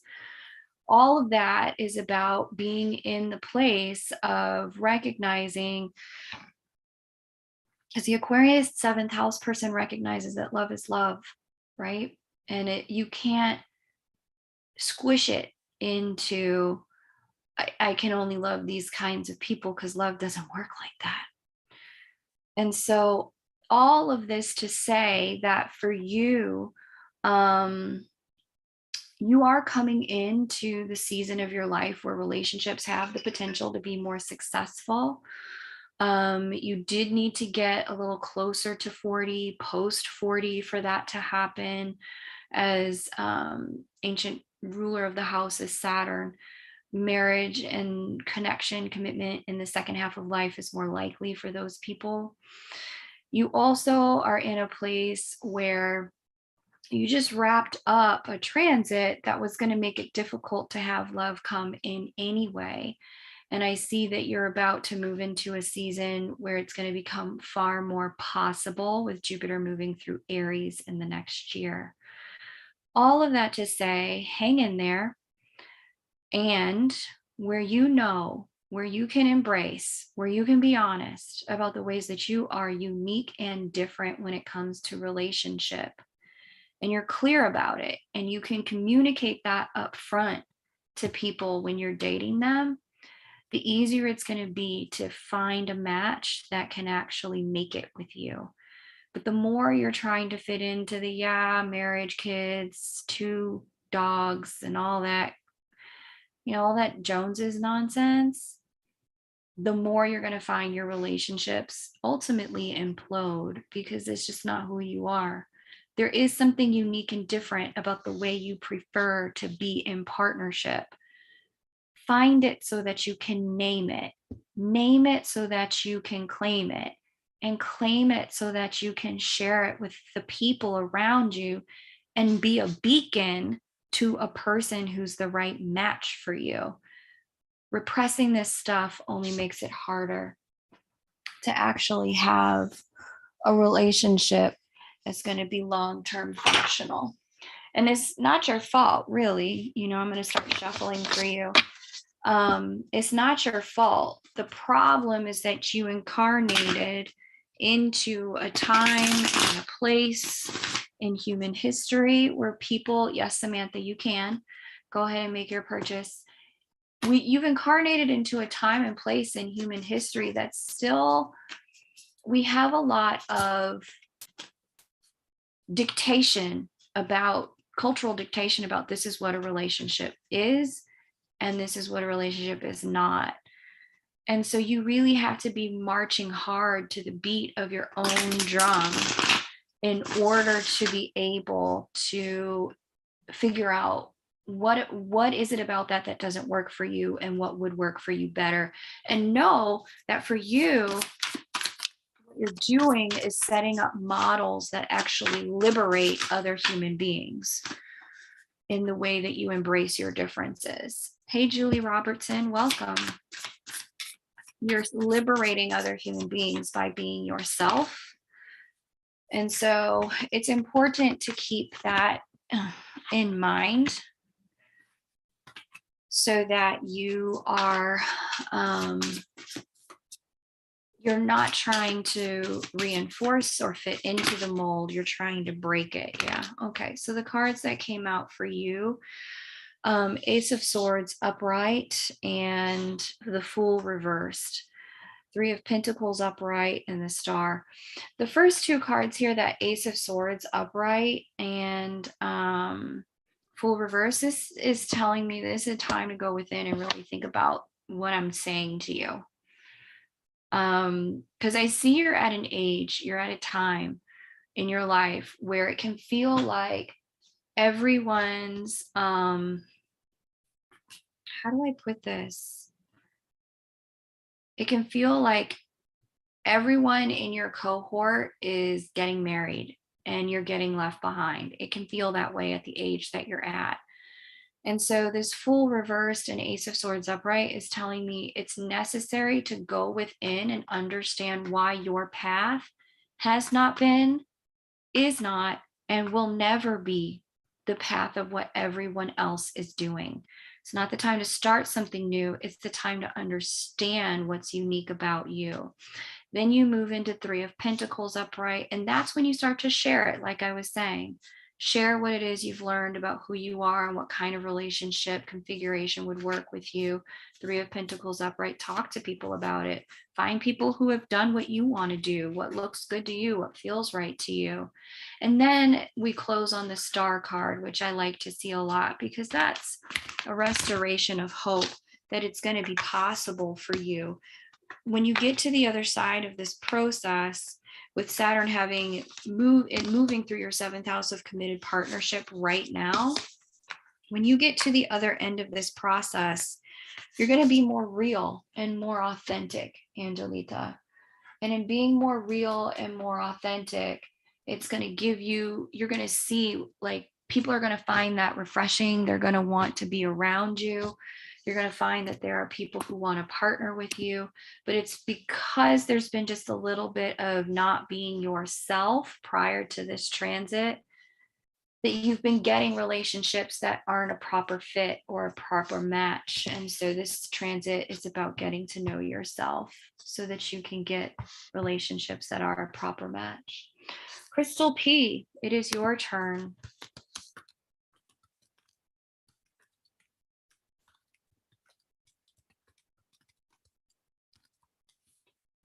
You have to let me know how that resonates for you, Angelita. I did see you put that you felt so seen. I'm glad that I could facilitate you feeling seen.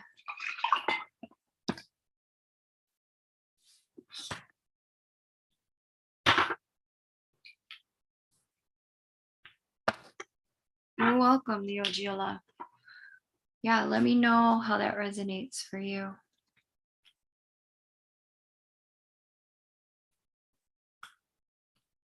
Madeline, not very long. I'm going to do Crystal now. And then after I do Crystal, it is Katie D's turn. And then after Katie D, it's you. So stay close by. The Vent, can you sing? Is that something you know you're good at singing? I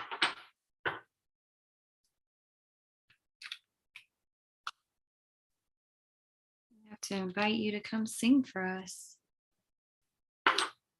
I can't hold a tune to save my life. Not very good at it.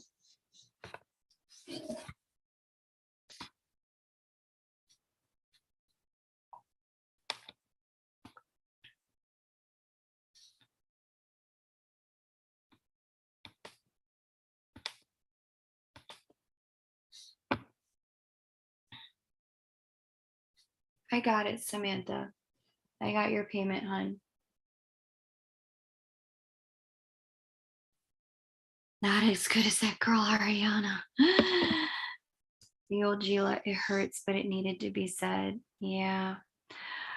Yeah, I get that, the old Gila. It's hard to stand in recognition of the places where we are different than all the other humans here on Earth. Because the way humans like to play is you can't sit with us if you're not like us. And so it can be really hard to embrace the parts of ourselves that just don't play like the other kids. We go through many years of our life denying it, wondering what's wrong with us, not addressing it, pretending, and even just being confused. Why am I like this? What's so different about me? Like, what is this about me? So,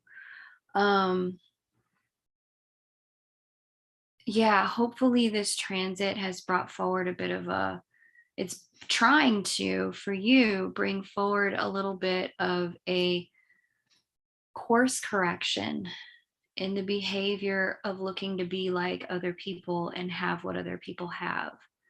And instead get into a place of acknowledging your uniqueness and that you're here to lead, not follow. So, okay, I don't know what happened to Crystal P, but Katie D, if you are still here, we can come back to you. It would be the time to return to you.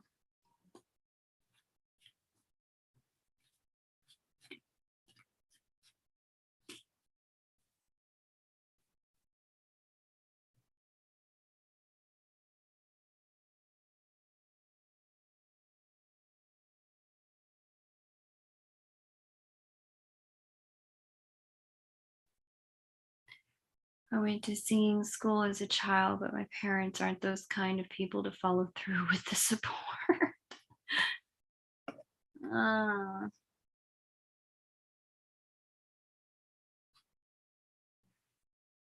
to the F1 race this upcoming weekend. F1, I don't know what F1 is. Singing school sounds cool. All right, so Crystal P, we haven't heard from her. What about Katie D?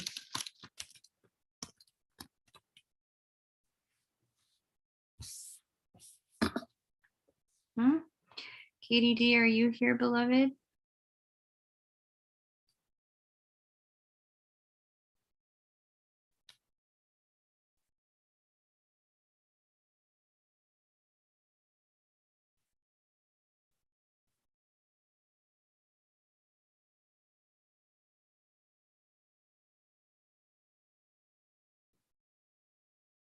Oh, Formula One. Yeah, they could be racing. That would be cool.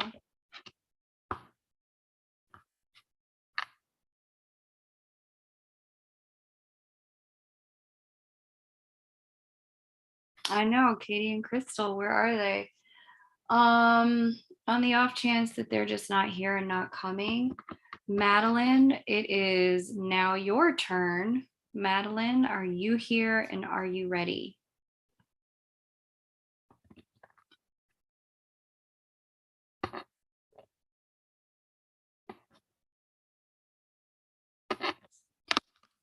Follow up from Jamaican Me Crazy.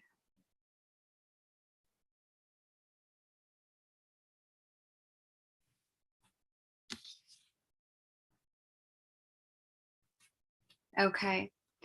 Well, where is Madeline?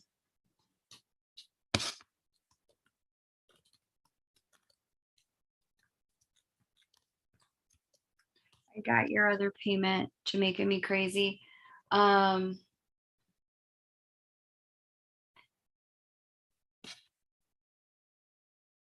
we'll do Madeline,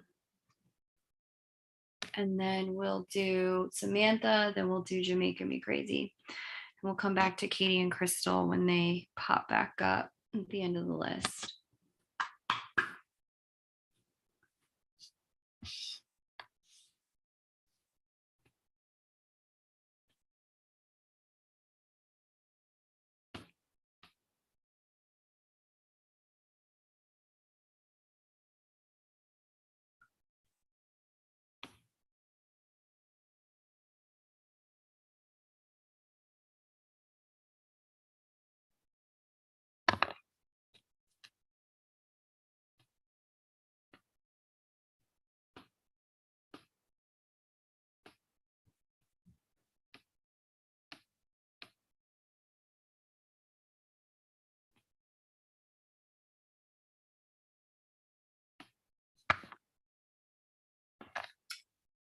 Wow. Where is everyone? Okay. I don't know where everyone went. All right, well, if Madeline is not here, then we will move on to Samantha. Samantha, it is your turn, then Jamaican Me Crazy.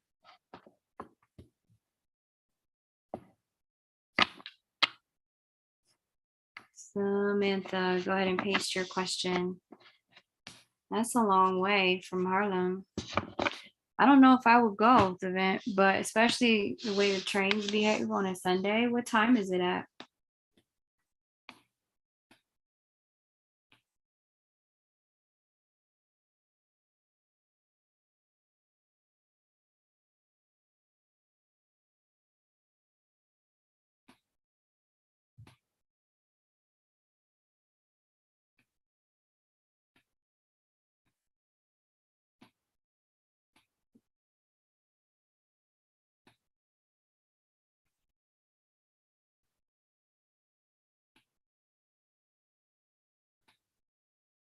It's at 7. Okay. All right, Samantha, let's get into it. Thank you for having some good information for me.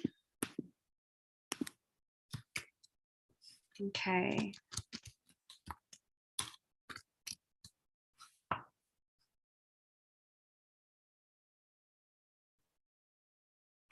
California. Tulare. 3/18, 1987. 12:40 p.m. Okay, cool. Kylie and the vent, can you guys help Madeline catch up in the chat so that she's ready to go? Thank you both so very much. I really appreciate it. What happened at your job, the vent? All right. Can I get a love forecast? What's going on down in my romance department? Hopefully my divorce will be finalized this month. And I've been single for 3 years. That's a great question. Let's have a look.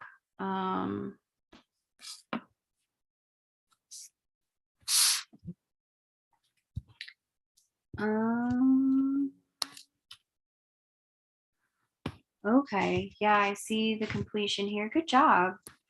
I see the completion. If it wasn't going to be an aligned relationship and you couldn't get it to be aligned, I see the ending. I think it will be finalized this year, if I'm being honest with you. At the latest, this could drag out 2 years, but I don't think so. I think it's going to be this year. Yeah, I think it's definitely this year. Interestingly, Samantha, I'm also seeing that for you,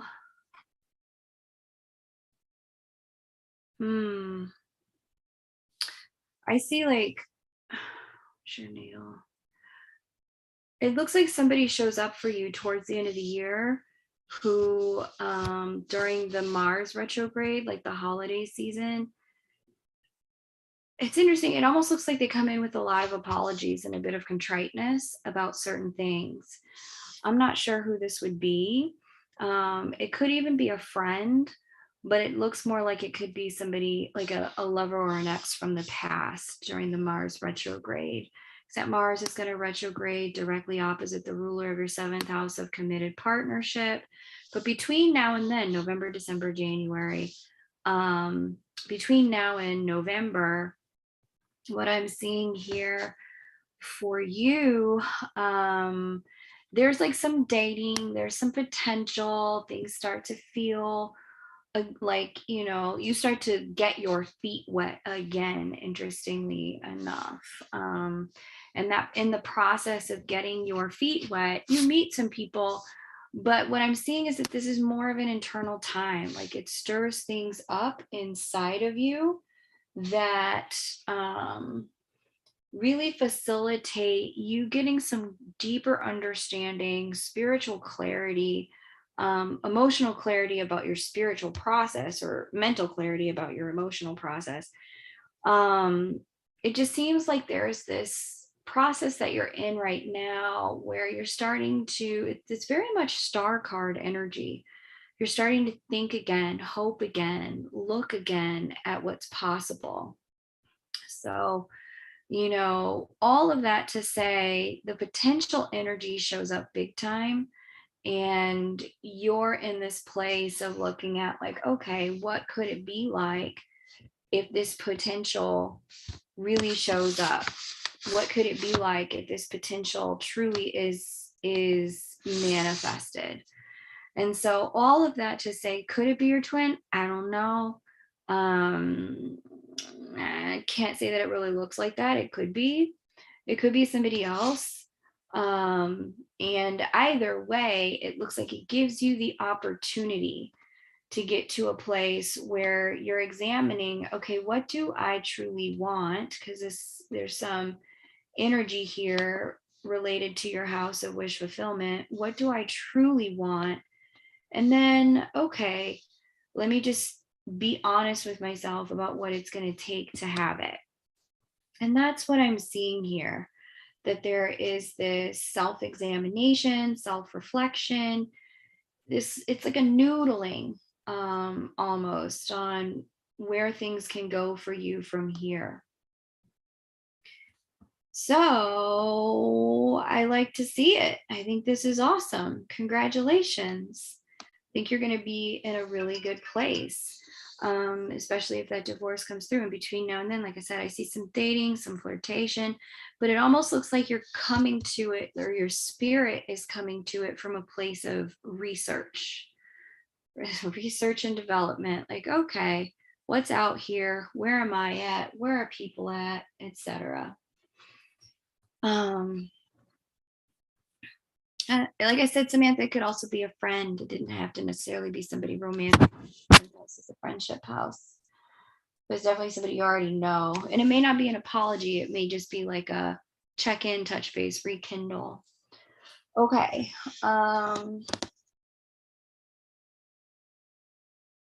Madeline.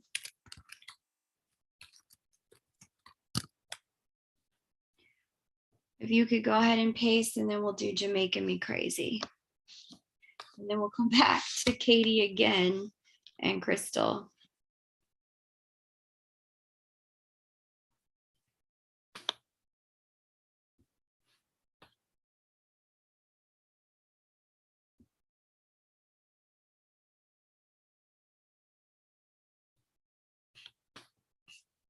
Awesome. Thank you, Ms. Madeline.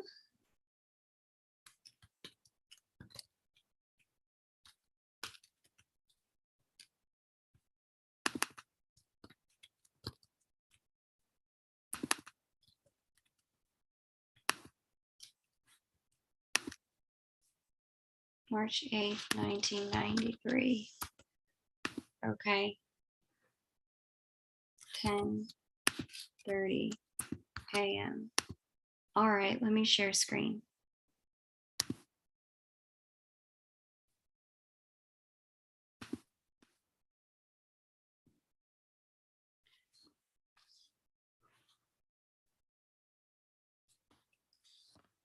I was busy. Okay, wait. Is there a new soulmate coming in? I feel like they're around the corner. I was busy focused on things the last 4 years, but I'm ready for marriage now. Interesting. All right, let's see.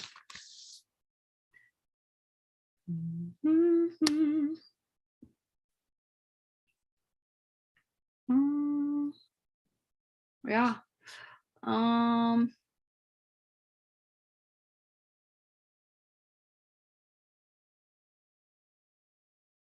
Yeah, the potential for that is really high in this chart. There's a window of time that opens that I would say begins.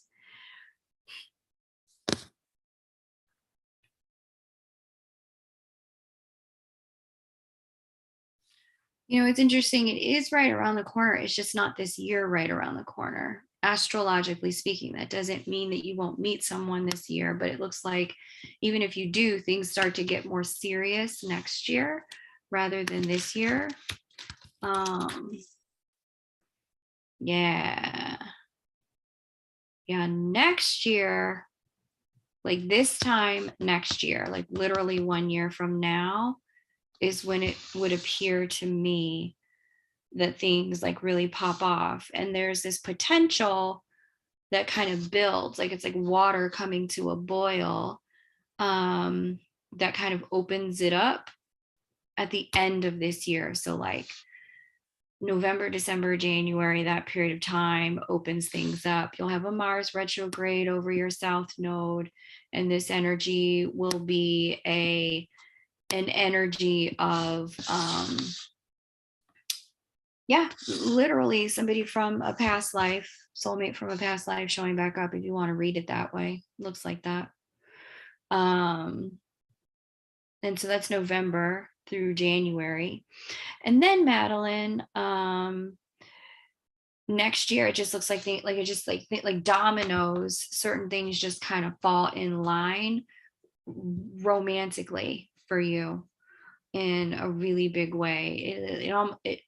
It almost, I'm looking at it, and the vibe I'm getting from it is this is moving really fast, and it can feel like it's moving really fast for you.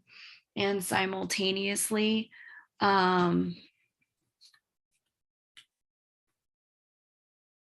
the fast pacedness of it is just like, because I see there's just been a lot of groundwork laid with your Saturn return.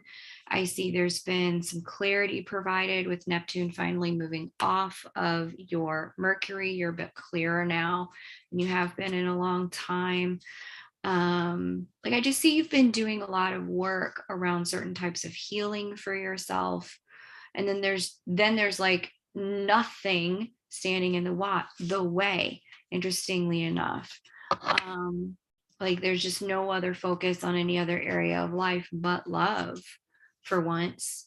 And in doing that, there's this energy of like a relationship comes in, boom, oof, like it kind of takes off really fast. So very cool. Yeah, intuitively you're definitely aligned with what the stars have to say for your chart.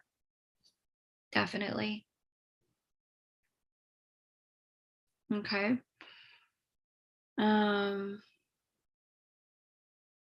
Very cool. That's what I got. With the remainder of this year, let me just see. Yeah, the remainder of this year seems to be very work focused, if I'm being honest. And it looks like you can date a little bit, but it just looks like you're busy. Like work wise, you look very busy. So that's what I got for you. But then as soon as we hit the holiday season, Madeline, you're kind of off to the races when it comes to love stuff. And then things start to move really fast from there as long as you're putting yourself out there. Okay. I still haven't seen Katie D or Crystal P come back. So we're going to move on to Jamaica Me Crazy.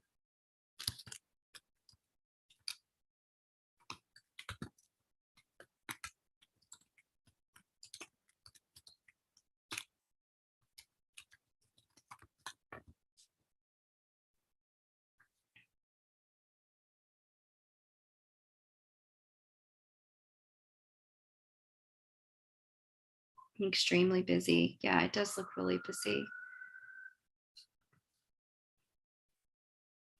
He had a big Hollywood star-studded event that barely any of us worker bees were invited to. Wow. Yet no resources for infrastructure. Yikes. That sounds difficult. So then what happened, the event? Minnesota, St. Paul,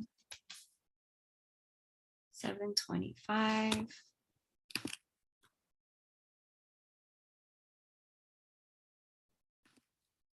1977, 7:55 p.m.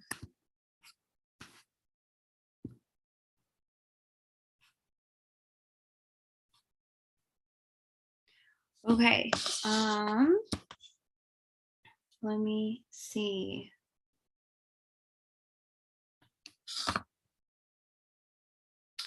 Where am I at with love, commitment, cohabitate? I ain't picky. Do you see DM in the mix? Wait, I think you already asked that one. Oh, you asked where he was at. This is where you're at. Okay, no problem. Took everything for you not to post it, not to comment. That's funny. Okay, so there's like, it's funny because I'm just picking up into it. If they didn't have the budget to have you all there, that's why you guys didn't get invited, because they didn't have the finances. It would, like, if they had you all there and everyone ate and drank the way they would have wanted to and had chairs and everything, they would have overspent on it. Okay, anyway, JMC, you have an interesting transit going on now that Jupiter is moving into the sign of Aries.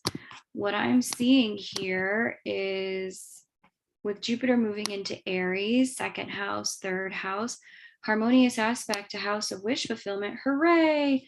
And that Leo, they're in your seventh house of committed partnership, harmonious aspect to your sun. Jupiter's going to retrograde back and forth, harmoniously aspecting your sun.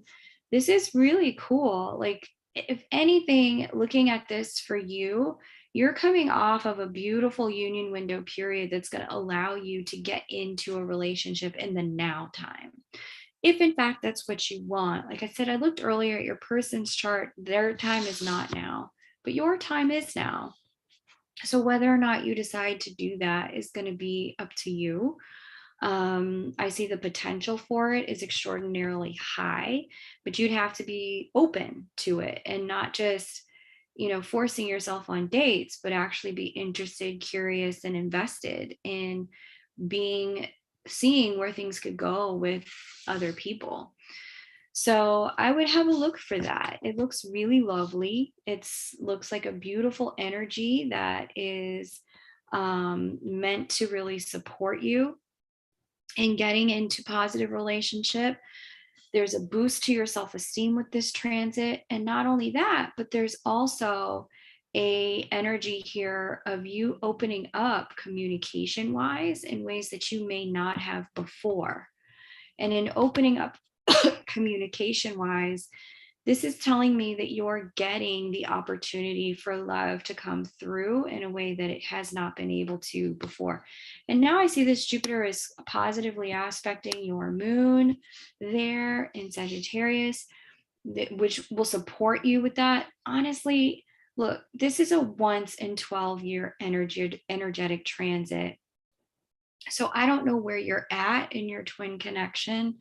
I know sometimes it can be really hard to be open to other people for years at a time. And simultaneously, if you do find yourself in one of those places where you are actually open and present, now's the right time to get into open to talking to people, meeting people, dating, getting out there, being in communication. Because I'm seeing that between now and the end of next year, the potential for you to actually be in a really positive, long-term, stable commitment is just, it's very, very, very high. So if that's something you want, the potential is there. How you use it, that's going to be up to you. But it does look like the window is in the now time for you. All right, that's what I got. Cool. Thank you. Who did I just read for? Jamaica Me Crazy, yeah. So yeah. So that's what I got. Yeah, it's plausible, Katie. I just, like I said, I didn't see, there wasn't a match in alignment between his availability and readiness and your availability and readiness. There was a match in he's not, you are, so that means it's time for you, not him. Okay. Katie, I saw you popped back up. Katie.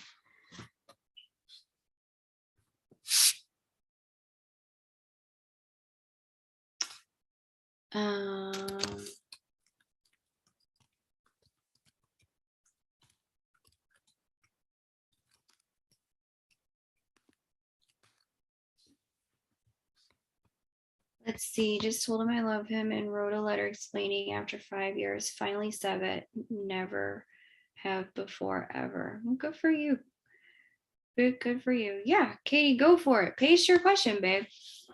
Hey, Valkyrie, great to see you. Great to see you.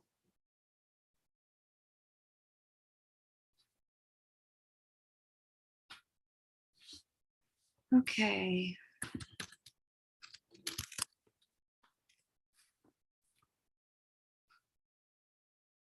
Told her to be ready because you were done hearing her name. That's funny. Too funny. Brookhaven. 11, 14, 88. Aren't you an 88 baby too, the vent? Were you born in 1988?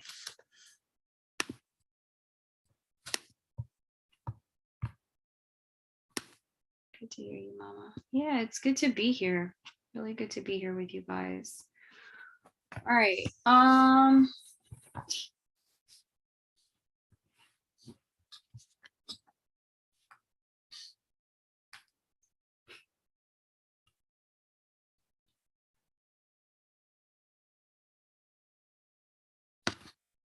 Okay. Let's see. Let me get into your question here. For anyone just joining, the list is open. I can certainly read for you. No, 91 low in theory. Okay. What does this year show regarding your love life? Okay. Interesting. And is Crystal P here? Where did she go? This Crystal P.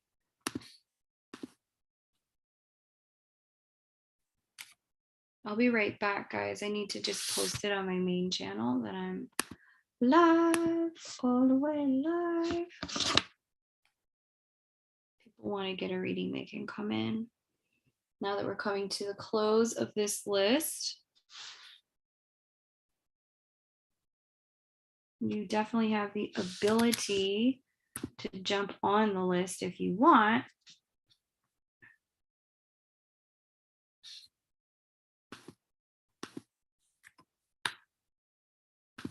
The list is open.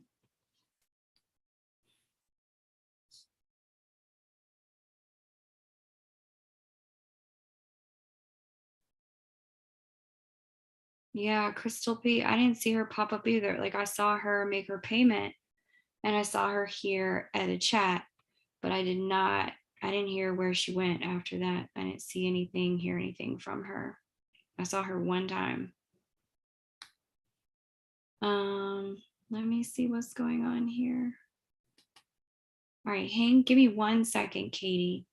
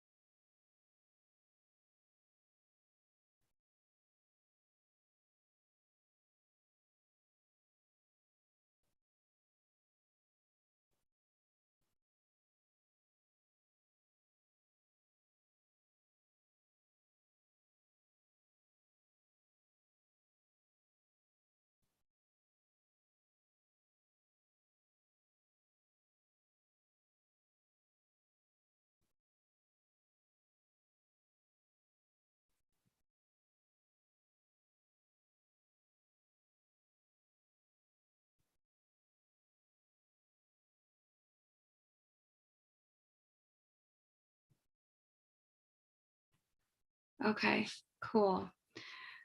All right, cool. Thank you, Kylie. Thank you, Vivint. I appreciate it. Let me come on right back.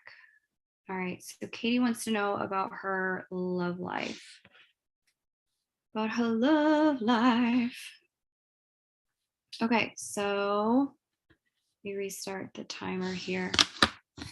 Katie, it's interesting because when I look at you and your love life, what I'm seeing is you're going through a big transformation. When it comes to your love life, I see you moving through some of the most difficult transits a person can have in a lifetime, kind of all at once. You've got Pluto conjunct your moon. You move through a Saturn transit over your moon. And I see that Saturn is now squaring your sun. And when I put all of this together, for what's going on in your love life all at one time, this is hard. This is really difficult stuff. This is the kind of energy. You got one transit where I wouldn't get married under, and then another transit where I wouldn't get married under, and then a third transit that's making it hard to even get out there in the first place. So what this is telling me is that this season in your life is about transformation, growth, and change. This season in your life is about becoming a different you so that you can have a different us or a different we. It's about evolution and becoming a version of yourself that is worthy and capable of the kind of relationship that you have always wanted. But there's been a level of soul transformation that has been required in order to get there.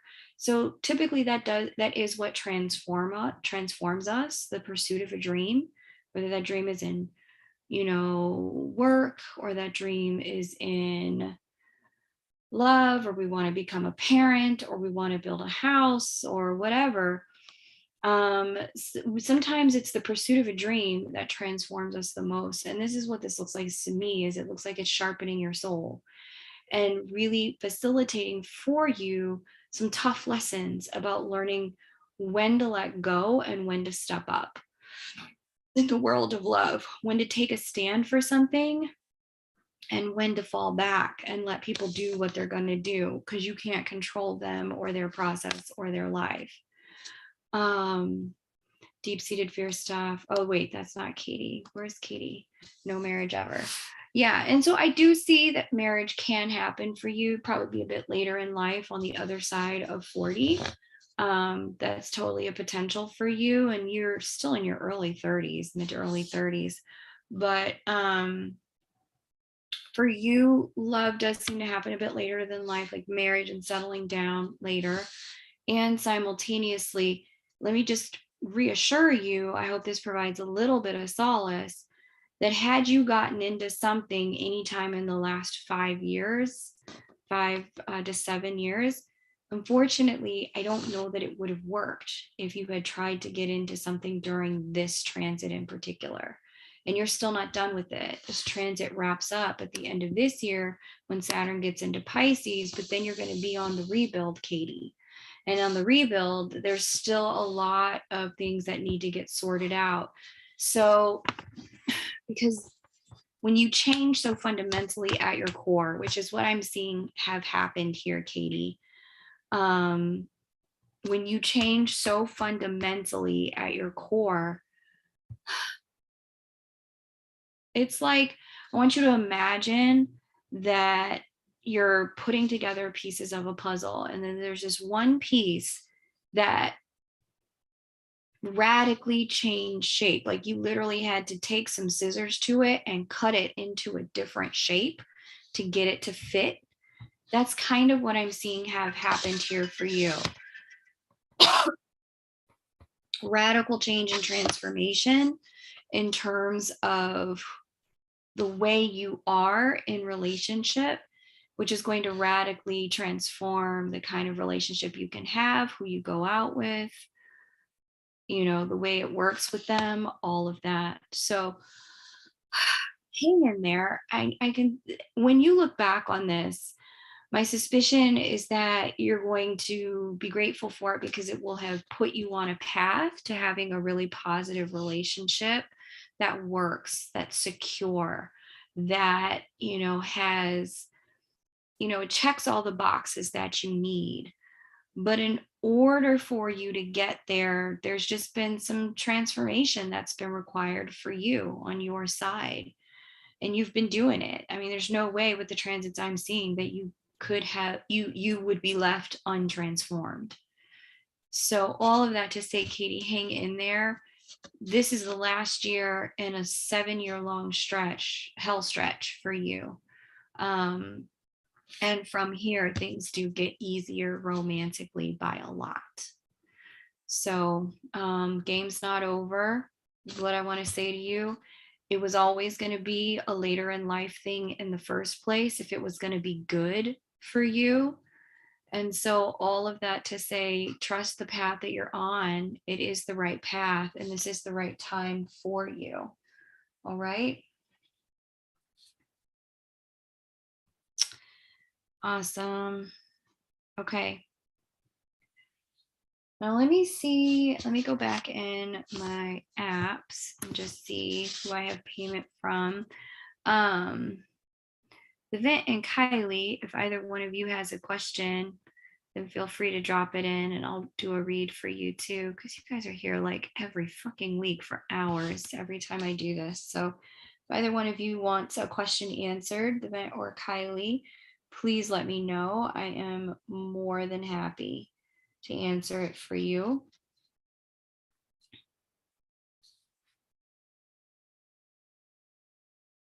Let me go ahead and check what's going on here. That's what I needed to hear. Perfect. Okay, good. That it sounds like it resonated for you.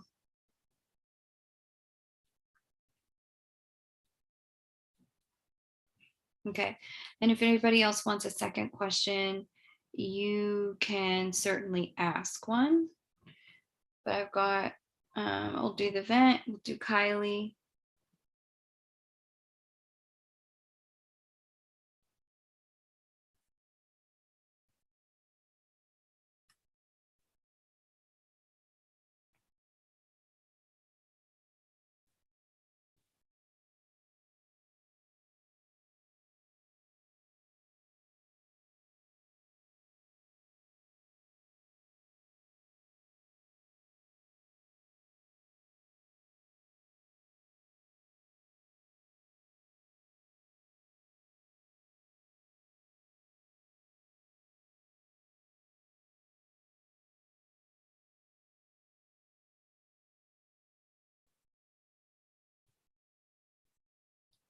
Awesome.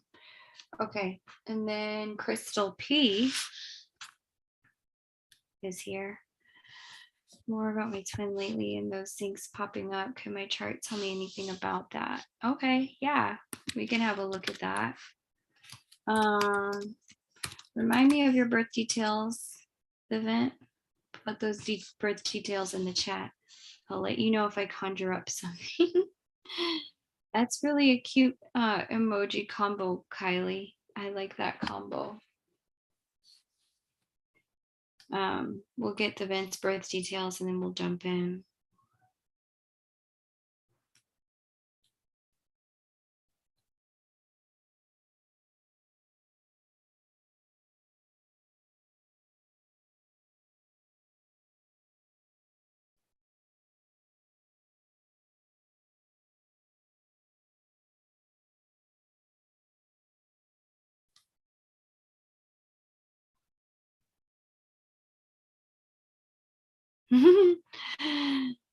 I know. That's a great name, right? A great stage name. 11391 Staten Island. Okay, let me share screen. Thank you.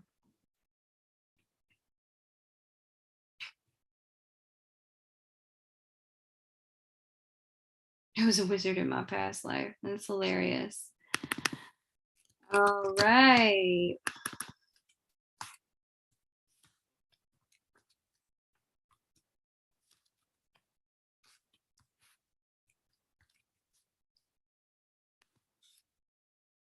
Eleven 3 91 11:55 a.m. Okay. Cool. And then Kylie, yeah, if you think of one, let me know.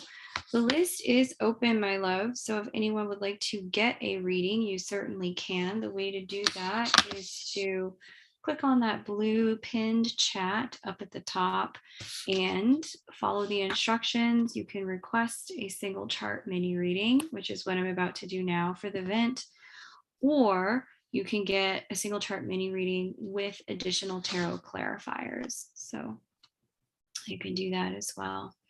All right, the vent, let's get into it. There have been some syncs and some things, and you want to know what's what.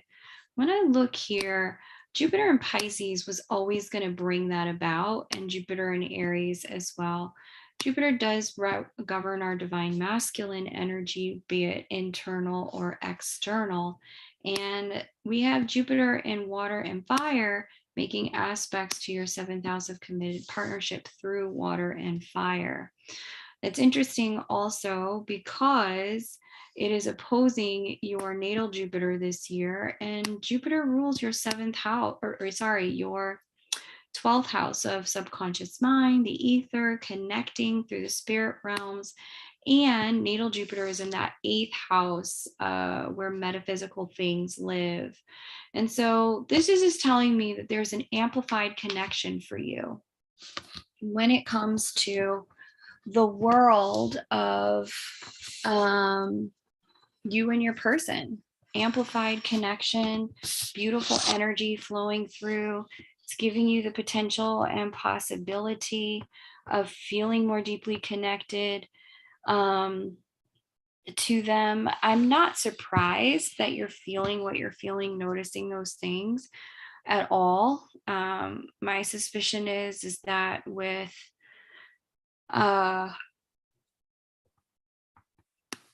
this transit here, Uranus trine your natal Neptune, Neptune being in that 12th house, like your psychic senses, your spidey senses are kind of like off the chain right now, like truly off the chain. And so I love that for you. It really sets you up to have amplified connection, amplified obsession. You can talk about it any way you want. Look at my masterpiece of a chart. You're so cute. So all of that to say, there's this real like, hey, where like sense of him all around you at this moment in time, which, you know, the spiritual union energy always anchors before anything else. And I suspect, especially during 2020 and going into 2021, that was a major energy between the two of you, that spiritual union energy. So just know that it's this amplification was meant to happen.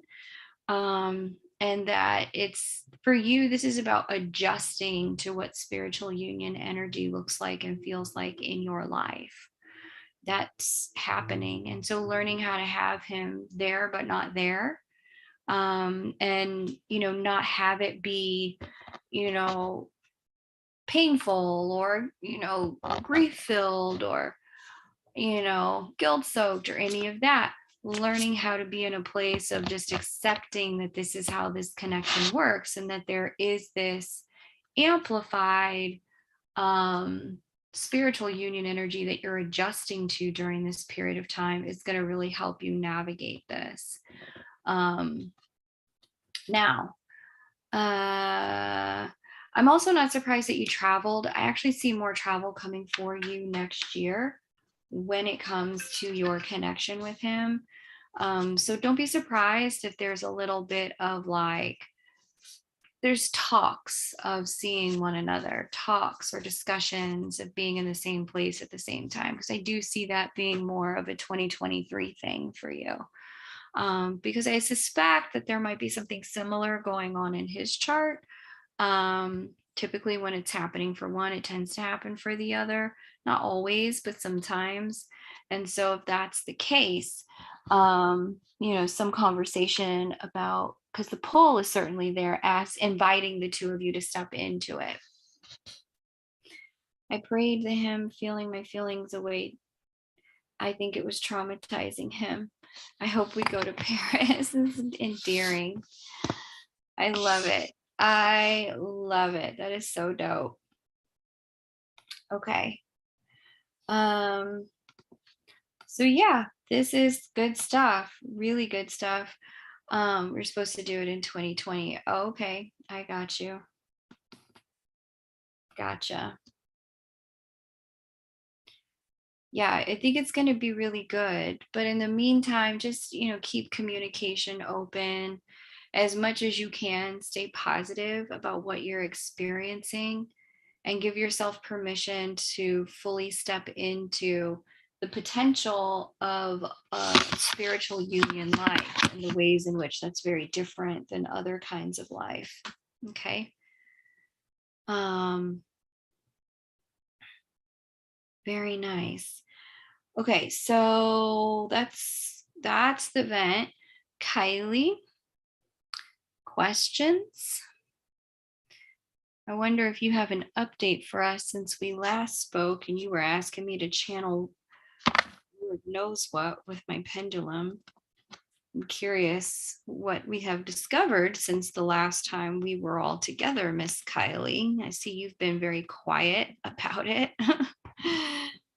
Hopefully you're in a good space.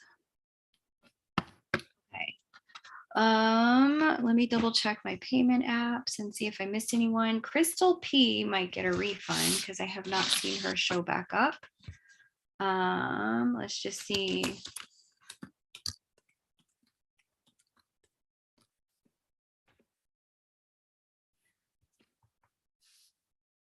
said she made progress. Oh, that's good. I'm happy to hear it.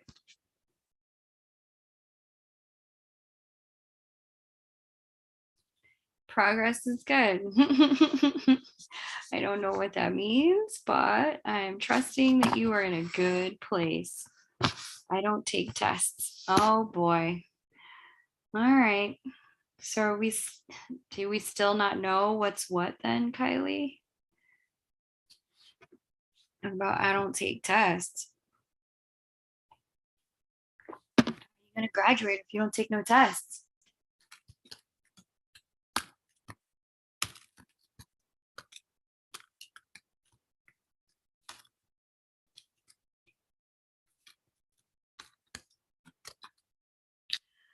Well, I reconnected with the man yesterday and he apologized and it was very deep. I was so thrown off. It was beautiful. Wow, Kylie. I'm so curious. What did he say?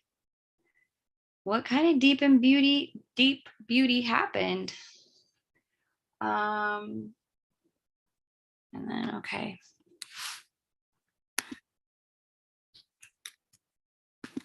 List is open.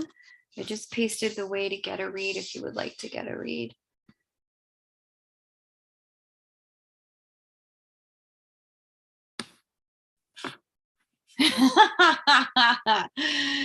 Oh my God, that emoji. I told y'all that emoji makes me think of. That emoji is hilarious to me. Oh my goodness, that emoji. It sends me every time.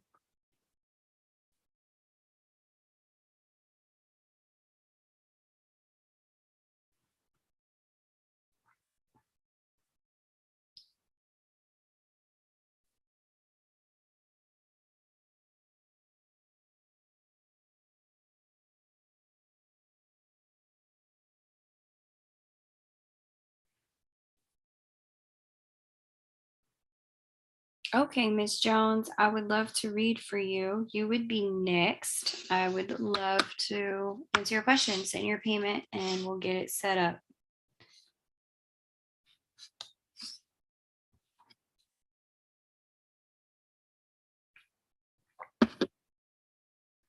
Awesome.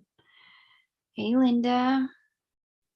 Great question, Linda. If you make your payment, you can jump on the list and I will find out kind of where your love life is at. That's how you get on the list. But because I'm not reading kind of like generals, let me put it this way, 2 charts, I have to look at 2 charts. I can just read 1 chart in a 1 question mini reading. So I invite you to go ahead and narrow down what you want to know on your side or their side, and I will answer for you. Thank you so much, Tammy J. I am, let me explain, starting to type paragraph. Very good. I can't wait to hear this. I want to have a good explanation.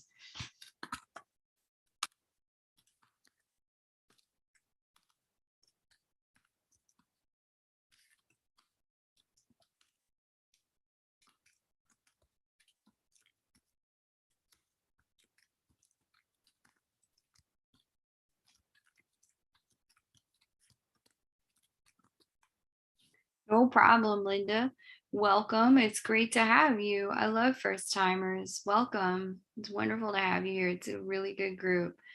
The salute. I am on my home computer, so I had to jump on my iPhone. No problem, Samantha. Yeah, that it is a salute, but I thought they messed up the like Pinocchio emoji with the lying nose when that first came out. I was like, what? What is this? Hey, Miss Jones. Yes, post your question, but please post your birth details so I can set up your chart as well. Lovely to connect with you, Tammy. Thank you.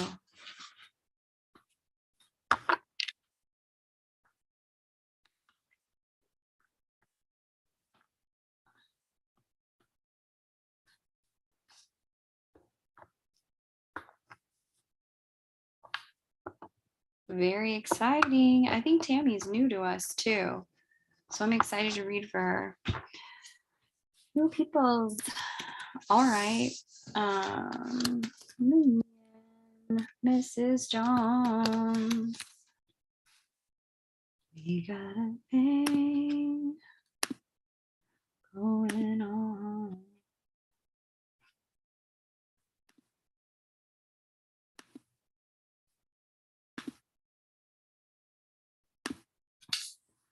Okay. Happy belated birthday. You guys wish Tammy a happy belated. It was just her birthday last week.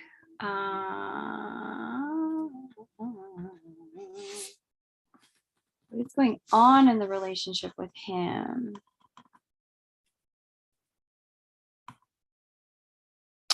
Okay, I can only look at 1 chart in a single question, single chart mini reading. So I'll just look at his chart. It looks like it is South Carolina.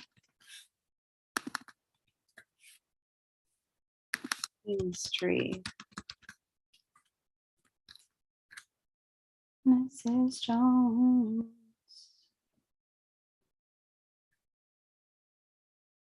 August 3rd, so 8/3, 1971. 6:55 a.m. Okay.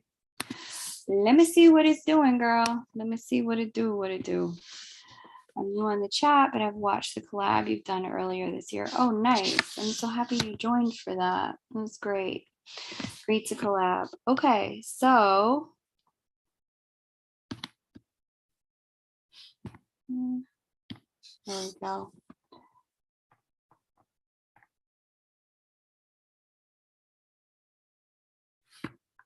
Oh, that's sweet, Kylie. He said that. I love that. When I look at your person, Miss Jones, it's interesting. I don't know what they have told you about where they're at and what they're dealing with, but I can see that your person is really struggling with the concept of commitment right now. That they're struggling with the ability to get in alignment with a partnership unless they feel like they are in the perfect place for it. And unless when they look at you, they can see that you are also in a perfect place. And the reality is there's no such thing as a perfect place. We know that. And simultaneously, this is talking about, yeah, I don't see him being very motivated to be in partnership. And so you may see, I don't know where things have stood between the two of you, but you may really notice that because Saturn is sitting on top of his Mars, which rules his motivation, and it's moving through that 7th house. He may be in a place that feels just a little like all or nothing somewhat as I'm looking at this. It's a very odd energy of like, I want it all or nothing at all. It's an odd energy of like, it doesn't really look in and out. It looks almost more shut down than anything. Like present, but not there all the way. So overall, this energy kind of stays, I'm gonna be honest with you, until the end of the year. And then things sort of shift, tons of ghosting, lack of communication. Yeah, he's not in a relationship place. And now I see Saturn opposite his natal gym. He's just not in the place for anything romantic, serious, or committed right now. If that's how he's using this energy, it's because he's just not ready. And that can be a hard thing to accept and a hard thing to hear, that a person that you feel so deeply connected to is just legitimately not ready to be in any kind of romantic partnership. And so, nope, Lynette, you can totally get on the list. When I'm looking at this for you, I won't say I didn't help the situation, but he's been very non-committal. Yeah. And it looks like this would have been the case, especially since last year. It would have felt like big potential, some things like were on the verge of opening up, only to then like shut down. Like it was like grand opening, grand closing is what this energy looks like to me. And so all of that to say, when I look at this and I see this energy here in this person's chart, this is telling me not ready, not time. This is telling me he's got some work to do. Right, especially the way I went down. Okay, he's got some work to do in figuring out who he is and what he wants and what he's willing to offer in partnership. And until these decisions get made within himself, and just to give you a timeline around that, I don't see him being like really open to intimacy. And especially if he can feel the vibe from you that you want something serious, he's going to avoid that. In other words, meaning he's going to avoid you, because there's a clarity in this energy for him that where he's at and what he can offer and what he wants is not a match for where you're at. And so because there's this mismatch, and I can see this year in particular, he's clear about the mismatch, clearer than he was last year. I see that he probably would have like really taken a pretty big step away, and that there's not a lot you can do about that because this is an internal process that he needs to move through. It started to go downhill June, July of 2021. Yeah.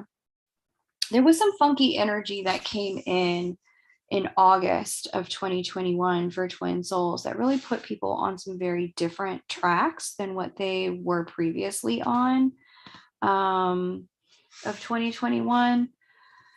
So, I mean, I still don't, I haven't received kind of clarity about how that's going to play out, but it has legitimately, like, there were some people who were definitively like on a union track, and it just, for whatever reason, got a bit derailed after August of 2021. And so I have no idea when or how that kind of resolves itself. I that much I have not been shown. But I do know that Lionsgate energy really threw some things off for a lot of twins. I have no idea if you're twins, Miss Jones. No idea. No idea. But it did throw off a lot of divine connections last year in August. So all of that to say, if this is your guy, you're going to have to give this time and some space while he sorts this out, because he's not ready. He's not ready. Okay, let me do your tarot pull.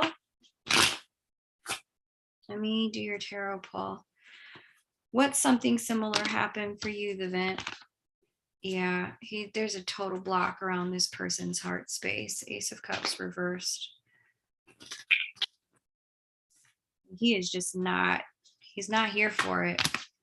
Ace of Wands reversed. Yeah, he's blocking the heart, blocking the third eye. Like, there's just lack of full awareness about the connection.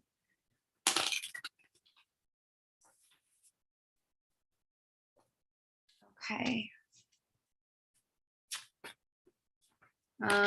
Seven of Wands reversed. That's interesting. The Seven of Wands in this particular deck that I'm using really talks about blocking out the noise and seeking insight from within. But because it's reversed, I see him not doing that. Like, there's just like there's blocks. Like, I don't even know if maybe he blocked you or he stopped responding to you.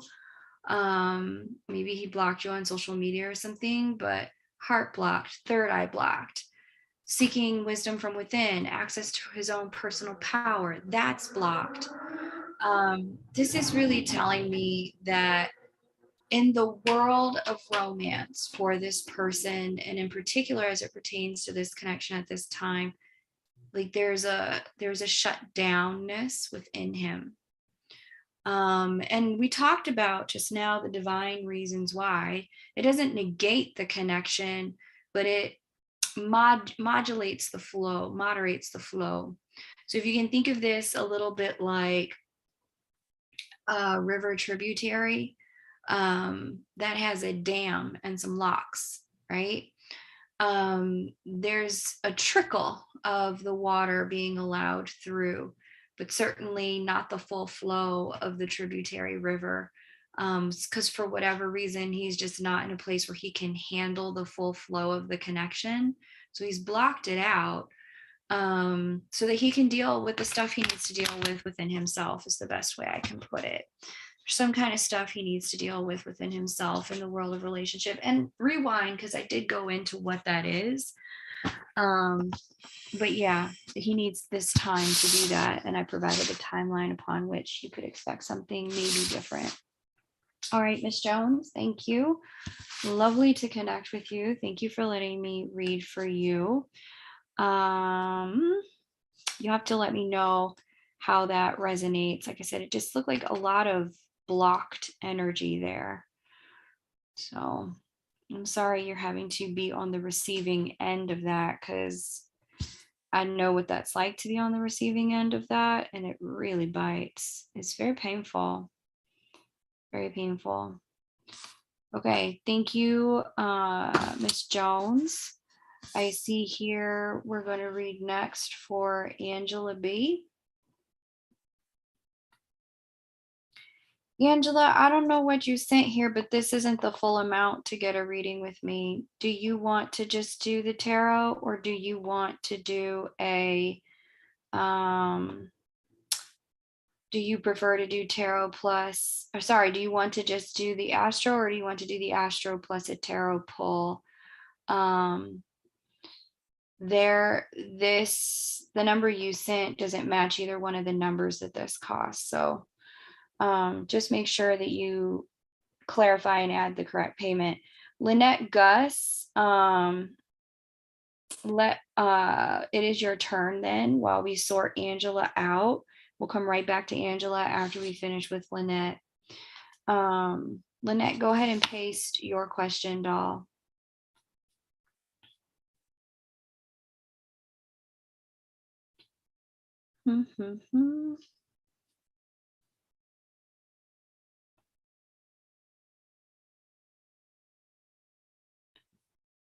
Okay. Okay, cool. Angie loves DMB.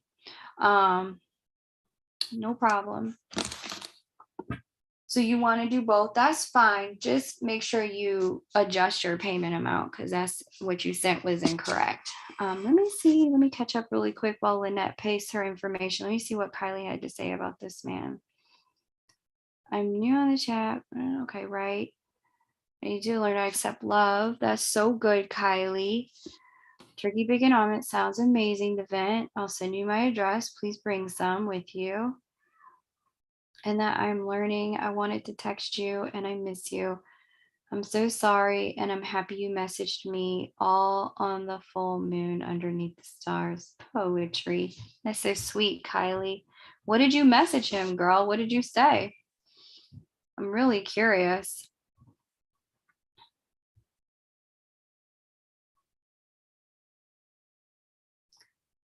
I feel like we were good and we even talked about it and agreed, and then boom, something happened and all got messed up, the progress. Yeah, there was something like that that happened last year in August, the event. I don't know when that happened for you, but there was a theme I saw. Okay. Welcome, Angie from San Diego. San Diego is so beautiful. Such a beautiful place. You want to heal your Chiron? That sounds good, Lynette. Let's do it.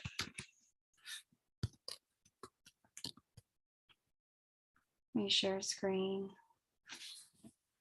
Okay. North Carolina or North Dakota.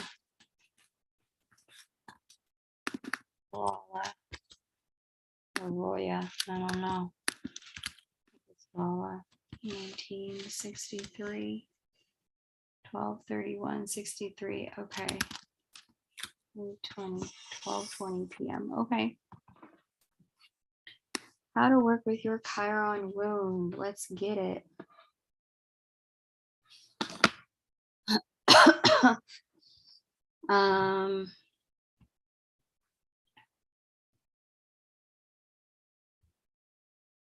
It was after August, so I don't know how long the period lasted, but yeah. But something you said sends me in too many directions, no problem. And that's the right time to get a reading, Lynette. If you're like, okay, I get it, but I don't, and I need clarification. That's the right time to let somebody look at it. Okay, so here we go. Here we have your Chiron in the 10th house. Sorry, the 12th house. It's 10 degrees Pisces. Whenever you have that Chiron placement in house 12 or house 1, it really does have a large impact on all 12 houses, as opposed to just the squaring in the opposite ones, bringing out some of the negative energy of Chiron. In the light energy of Chiron, this does make you super psychic, Lynette. And I think you know that about yourself, that you have an intuition. The problem with Chiron in the 12th is it can be really hard to trust your intuition. It can be hard to trust what you know, to be there, to know what's true for you, to trust what's being presented. When I look at this for you, the ruler of the 12 of your Chiron specifically sits in the sign of Pisces. So it's governed by Pisces rulers, which are Neptune, modern, and Jupiter, ancient. When we have Neptune and Scorpio in the 7th house, this is really about the way that the thing that's going to heal things for you the most is this piece for you. It's going to be about deep soul connections and bearing your soul in intimate partnership. So I don't know if you have a partner, business, or romantic. Seventh house is partnership, but really having the honesty within yourself to spiritually reveal yourself to people. That's number one. But then the second thing about this, so being vulnerable, clear, transparent, authentic with people, about spiritually where you're at. The second thing about this too is learning how to understand the spiritual purpose of some of your deeper emotions and some of your deeper pain, and really understanding that there's a purpose for some of what you may consider to be darkness or pain feelings or emotions, and that you don't get by in life by cutting those off. You actually succeed in life by letting those out, opening up about those. My own business, my twin is with somebody else. Okay, got it.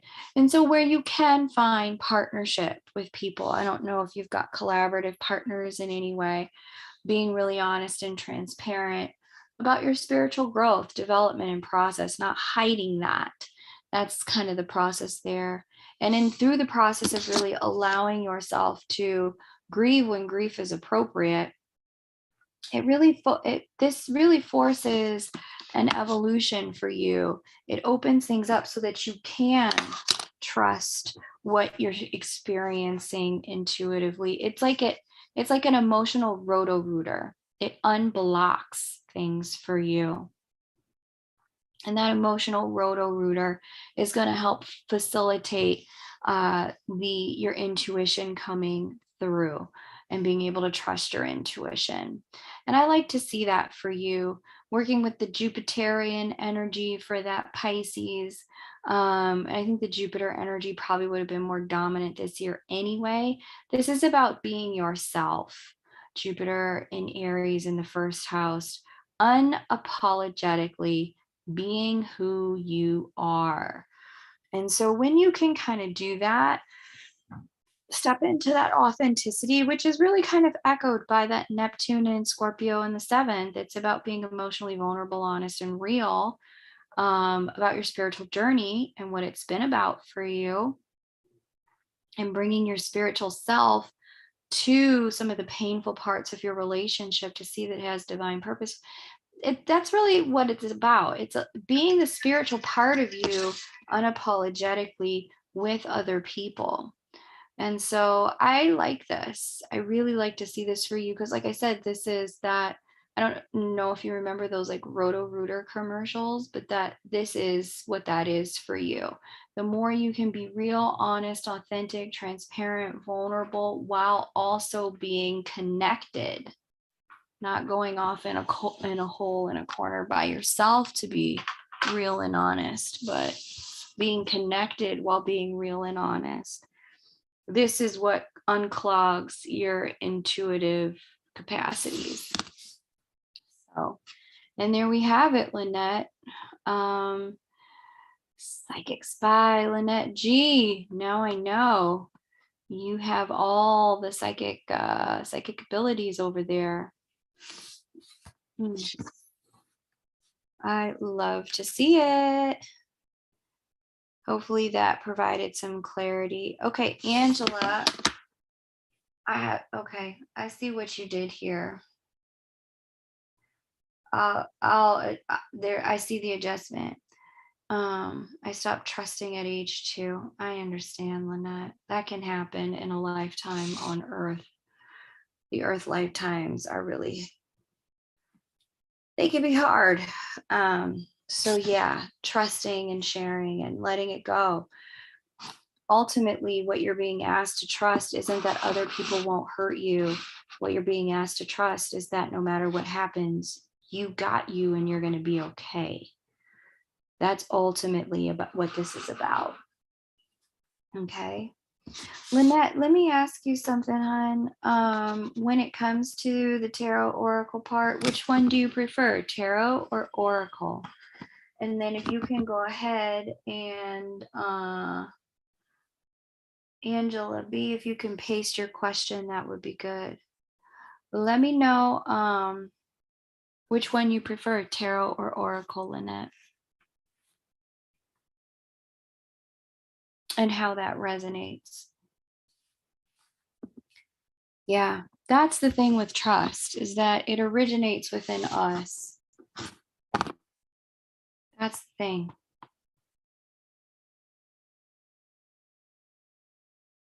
We think it's about other people, and at times it is, right?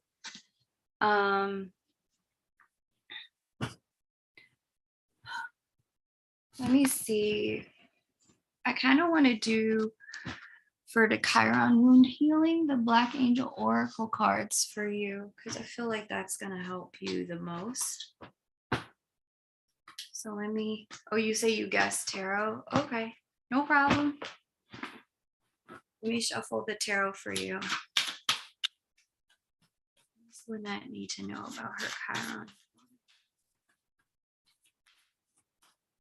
What does Lynette need to know about her Chiron healing? 3 cards to help Lynette understand. She needs to know her Chiron healing. Thank you.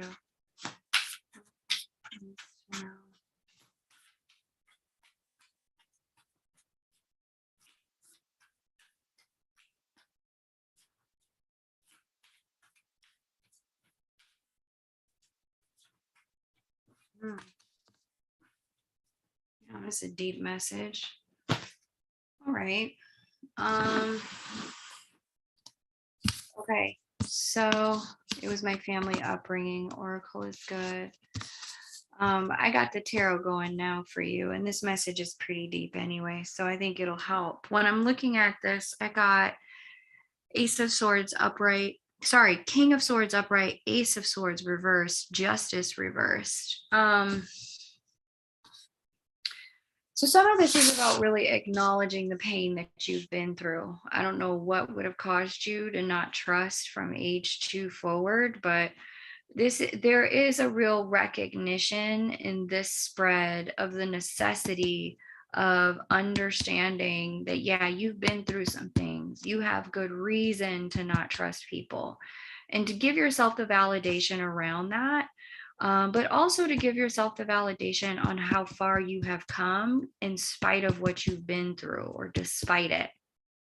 There's a real need to understand, yes, you've seen some of the more painful sides of life and people, and nonetheless, there's a real beauty to your growth, a beauty to your transformation, divine purpose to all of it. There's this energy of like recognizing that in having gone through so much in this lifetime, you've learned a lot, and that you can trust what you have learned about people. I'm seeing here, based on this spread, I don't think you're a paranoid person. I just think you've learned how to be self-sufficient for so long that it's hard to let people in. And so because it just doesn't occur to you to reach out and share what's going on. It doesn't occur to you to be more vulnerable, more transparent. You're just kind of going through it, showing up the way you show up.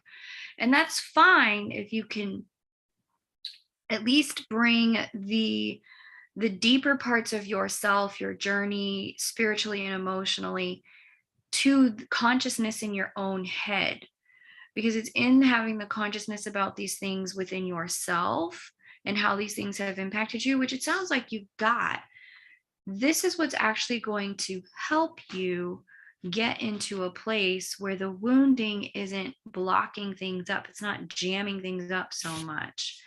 The other piece of this message I'm seeing here with Justice reversed, there's a little bit of utilizing, like making your future pay for your past going on here, and a real need to let go. I mean, I realize what I am asking of you is nigh impossible. And what I'm sharing with you is completely, you can't pretend like you didn't come through that family. You did. And simultaneously, if you can find a way to forgive, if you can find a way to, just accept what happened without making it be the defining factor of how you show up with people. If you can find a way to overcome that and kind of reset yourself each day when you interact with people and wipe the slate as clean as you can, you're going to move into a place where you're able to be with people as your whole self. And I think that's been some of the problem, is this is talking about there's been like a repression of self. And that repression of self is what's been really causing the Chiron wounding to just kind of sit there lodged in a blind spot. And instead of being able to be accessed for mastery, for the psychic ability it does give you, there's some repressed pain that just has you constantly repeating the cycle of shutting down, not opening up because of the way things went in the past. There's no faith in the future. And so there's this way in which, until you have resolved that, your future is being held ransom by what's happened in your past. And so there's a real need to be able to, with this spread that I'm seeing, learn how to accept what's happened, accept that it's made you different, and then just reset yourself. Try to be open with the best way you can be open with where you are at this time. And know that the word I'm hearing is monster. I don't know what happened in your family, but everyone isn't them. Everyone isn't a monster. And as hard as that is going to be, for having gone through what you went through in your formative years, to recenter yourself in that reality, that is the request for growth and healing your Chiron nonetheless. You'll have to let me know how that resonates, Lynette. Yes, I'm learning that now. I choose that life, so that is coming into acceptance. It's been quite a journey. That's a beautiful message. Thank you. You're very, very, very welcome. All right. You choose Oracle, Angie, no problem. I'm a strong light worker in a family of sleepers. That's all. Welcome to the chat. Welcome to the chat. I think you are not the only one here having that exact experience.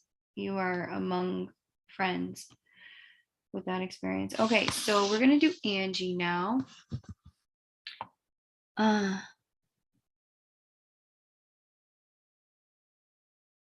right, let me go back and see what Angie's talking about.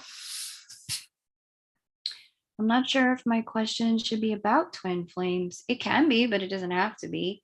I always dream about certain exes, and I have strong magnetism with a few men. Chiron, will I be able to overcome my health issues? And if so, how and when? Have I met my twin flame? Who is he? And when, if ever, will we connect? I have an empty 7th house. That's why I love this group. Awesome. Yes. Okay, Angie, that's way more than one question. And this is a single question, single chart read. Let me know what you want me to focus on. The one thing in that set of questions that I'm unable to answer for you is, have you met your twin? And if you haven't, twin, I can speak to love generally for you. Seasons of love, seasons of strong connection versus just seasons of dating and potential. We can kind of look at that if you're interested in moving in that direction. If you've got specifically a health issue, let me know what the issue is and when it began. We can look for a resolution for healing in your chart. If you're just curious about why you have such psychic stuff going on with your exes, that's its own question. And we can look at the dream space, dream state, that part of your life that allows you to be psychically connected to other people, and how to mitigate and moderate that energy so that it's not intrusive to you. But pick a question. or place of focus for me for a single question. All of that is like what you just laid out. That's like a 30-minute reading. Okay, so pick one and then I will support you with that. And let me just do a little quick math.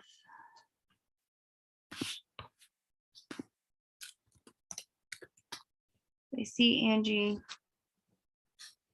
Hey, Melusines is in the house.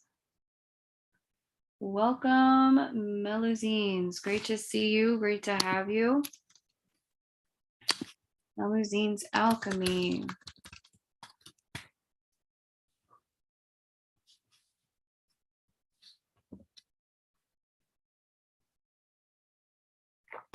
Right.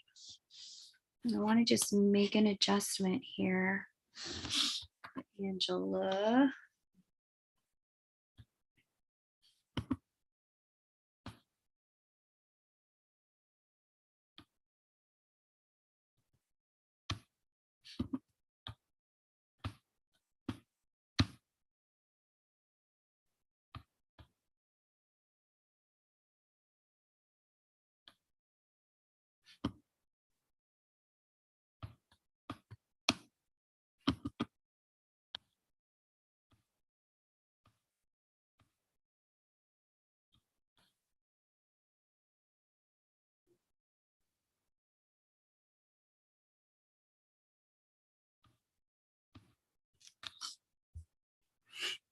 All right.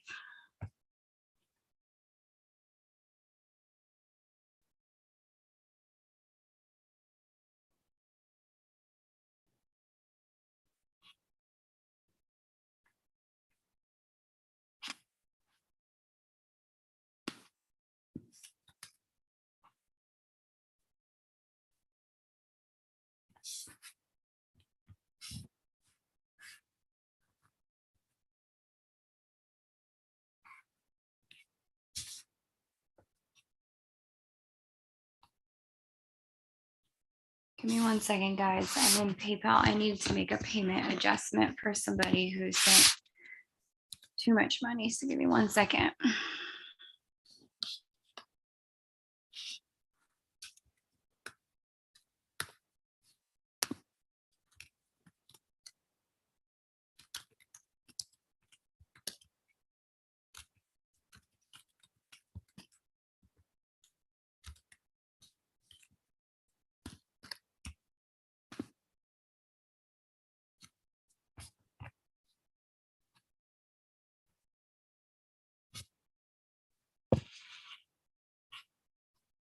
All right, let me come back in the chat and just see where Angie's birthday. Thanks, Angie. I see it. And thank you guys for helping get her ready. I appreciate it while I was in my PayPal. All right.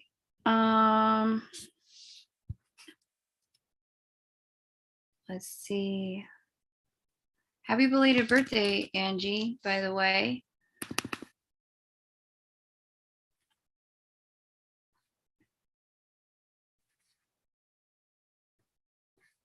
Okay. You conjured something, Kylie? Okay, great. As soon as I'm done with Angie, I'll take your question. April 24th. So 4/24. You guys wish Angie a happy birthday. It was her birthday recently. There's this past week, 9:50 a.m. California. Lisa.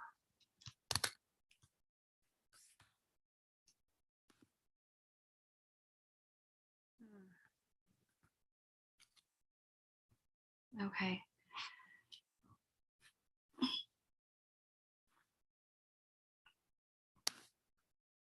I was diagnosed with MS in 2015, and it's progressively getting worse. Let me see. I feel like I'm 43 going on 93. You want to talk about health?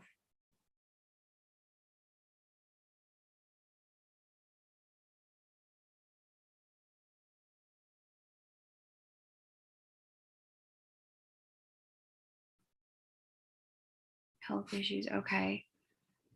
Okay, so you just want to understand what's going on here and how to work with it. Do I have that right? Okay. So it was 2015 that this happened. Let's go back to 2015 to see the major transits of that time period. And let me just make sure I understand how MS works.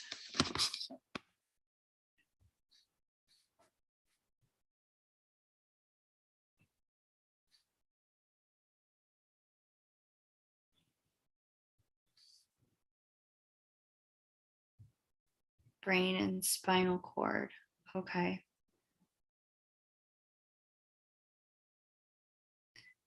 God, what was that woman's name?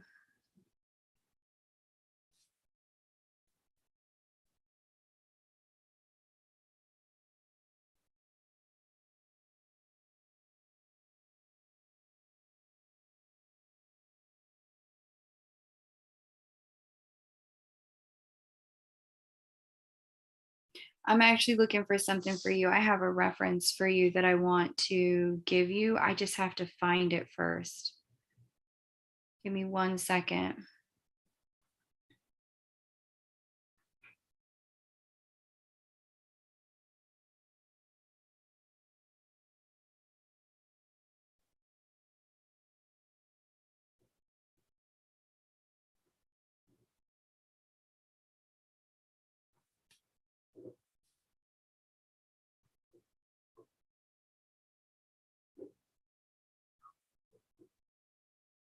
Ah, there it is. Dr. Terry Walls. Let me put this in the chat for you. I had to Google it. Sorry. No, she is a physician and she's out in Cedar Rapids, Iowa. I think, no, that's not where she is. But she reversed her MS with diet, like completely reversed it. And meaning it is no longer a thing for her. And she wrote a book about it. And she went from like literally being in a wheelchair and being unable to walk to completing marathons. And so I would take a look for her protocol. She's got a website, terrywalls.com. Let me just pull this up for you. Walls.com. Her story is fascinating. She got diagnosed with MS herself, and she went through a really rigorous protocol in trying to heal it, and she was able to fully heal it. And so she wrote this book, The Walls Protocol, and she does workshops and classes, the whole 9 yards, to help people who have been living with MS reclaim their health and get rid of, other autoimmune diseases, etc. So I would take a look at her work and her website, but it just seemed, I know you asked me specifically for stuff going on astrologically, but if you've never heard of Terry Walls, I've heard her speak. She's phenomenal. My strong recommendation would be to go find out more. Okay, you've read Terry's book. Very good. All right, let me come back here and get back into the astro for you. Okay.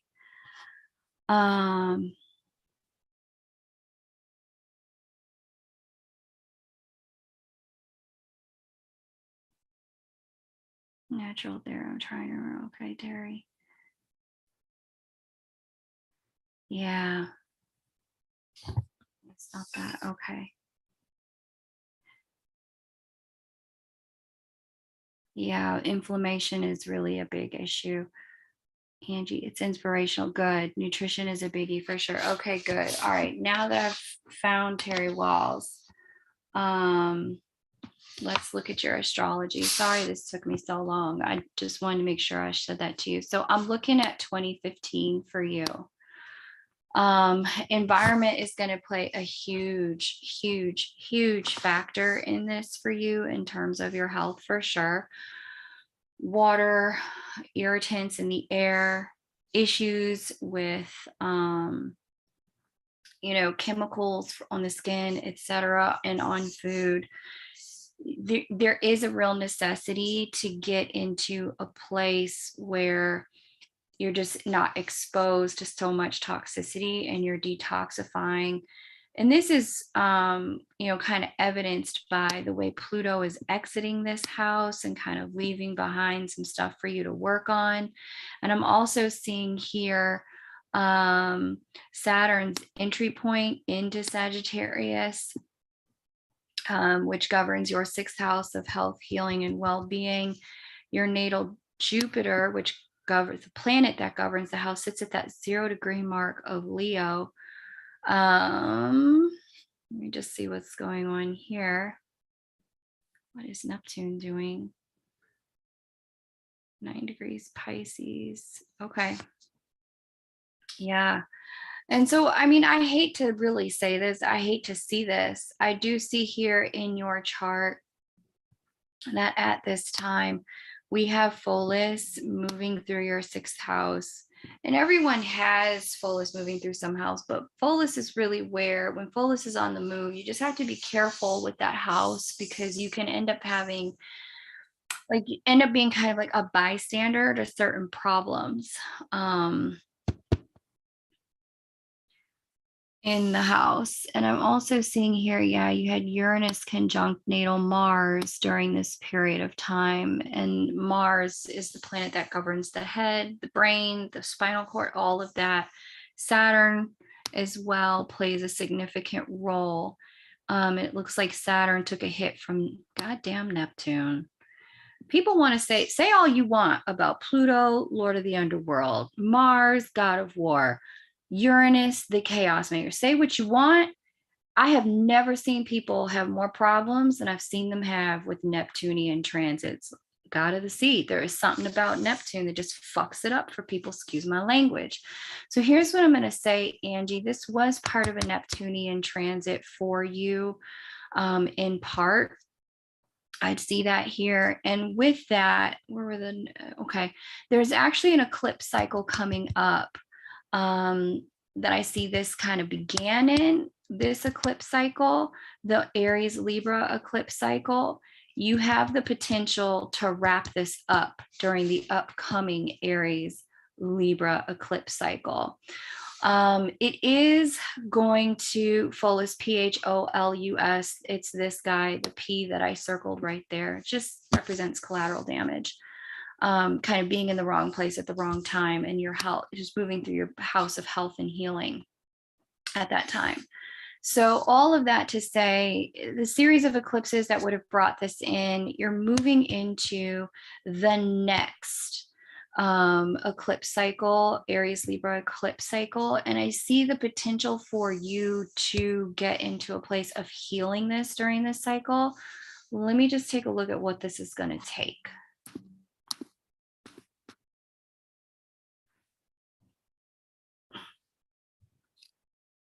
I mean, obviously, you know, kind of the no-brainer stuff with health and food. You know that stuff already. Let's get out to 2024, because that's when we're really in that eclipse cycle full and well. Yeah, okay. Well, this is wrapping up in this house by that point. I say, I mean, if you haven't been able to fully follow the Walls protocol, in between now and the beginning of this eclipse cycle, my strong recommendation would be for you to investigate it and really see how deep you can go into it. Because of what you've been experiencing, and how long you've been experiencing it, and the time of onset, it looks to me like the potential to heal it is going to be during the Aries Libra eclipse cycle. But the only person I know or have seen here on planet Earth who's made progress in that vein is Terry Walls. So I would kind of work with it. That sixth house is also mentors, and finding people who can mentor and guide you. So if you've not had a health coach help you with this, I would kind of get into it. I would look for someone who has the ability to support you with that. I don't know that I know that this is a degenerative condition, but we have evidence that you don't have to live with it. Just like, it was thought impossible to run a 4-minute mile until somebody did it. Once somebody run the 4-minute mile the first time, slowly but steadily, it became a normal thing for people to run a mile in 4 minutes. And so I say all of that to say to you, Miss Angie, if Terry can do it, you can do it. I mean, it's going to take a level of rigor that, up until it can be hard to maintain when you are experiencing a degenerative chronic health condition. It can take a level of rigor that's difficult to work with, and simultaneously, it's possible. It's possible. And I say that to say, this Aries Libra eclipse cycle that's coming up, if you start working now, I do believe that once you get to the other side of that eclipse cycle, you can get there. Angela, I think you asked for Oracle. So let me just see. Light. I think I'm going to give you the light worker Oracle since you're kind of new here. See what the message is, because MS is fucking hard, man. It is so hard.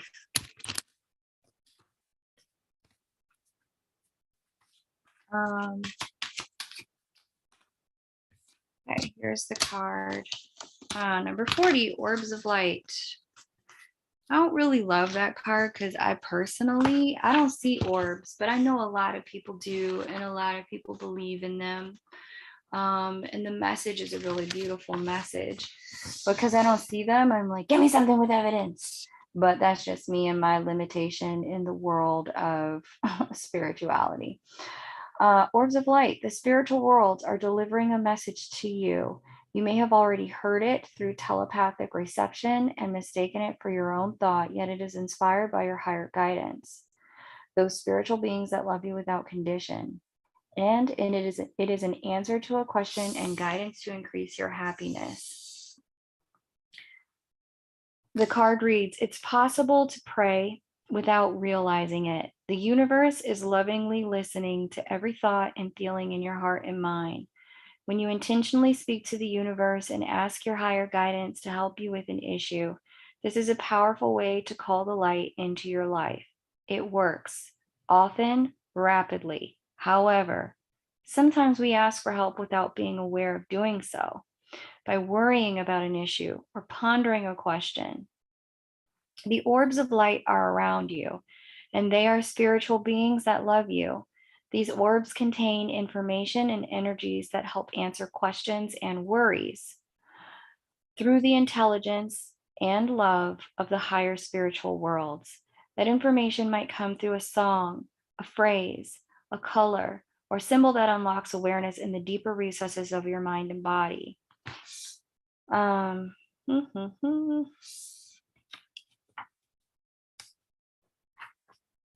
me see what else this has to say. Orbs are often only seen in photographs where they appear as soft balls of light. If they are enhanced and magnified, patterns, symbols, and faces can sometimes be seen within them. This is part of the loving genius of the spiritual world, the way that light can reach the earth in form, helping to raise frequency from fear to love. Being in nature and doing some invocations to unconditional love creates an energy that's very attractive to orbs. So is group work based in love, such as meditating together to clear a sacred space in nature, then dancing and praying together in that space with joyful devotion to love. This attracts high-level guidance because a group that can be a container powerful enough to generate and hold the higher frequencies of love. This can also happen for individuals, but group energy can be powerful and effective. Clearing the energy of your home and calling in higher guidance to bless you and your home each day will also create a space in which orbs of light can easily visit you, bringing their uplifting energy and healing.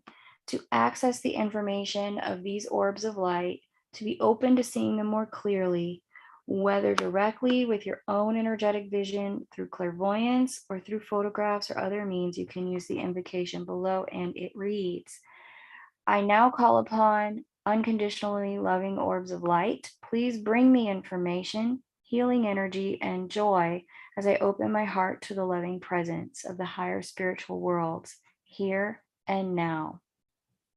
I ask to see, feel, and know the loving intelligence of the orbs of light in ways that are relaxing, encouraging, joyful, and kind. I ask for the orbs of light to bring peace and blessing to this space, to consecrate it as sacred, and to protect it so that only energies of light, love, and higher consciousness may enter. May the unconditionally loving orbs of light bless all those who can benefit from their presence through divine love and my own free will. So be it. So there we are.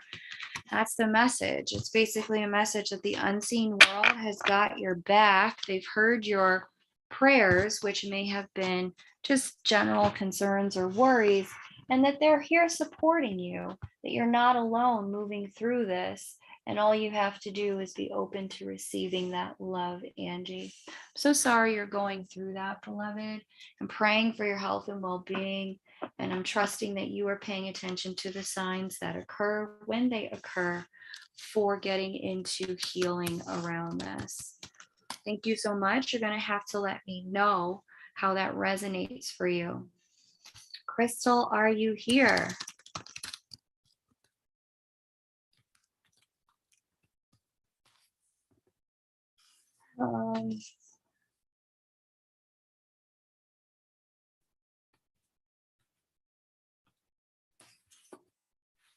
Let's see if Crystal's here. And if Crystal's not, we're going to do Melusines and then Kylie. You can, SJT. You totally can. 100%. The list is open, so feel free.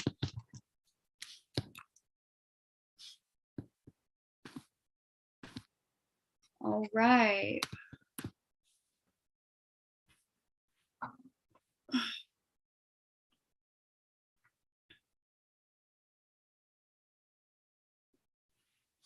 Okay, so we're going to do Melusines and then Kylie, and then whoever comes after that. So Kylie, I'm curious about what you conjured. Get ready. Okay, let's see. Finds that. All right, let's see.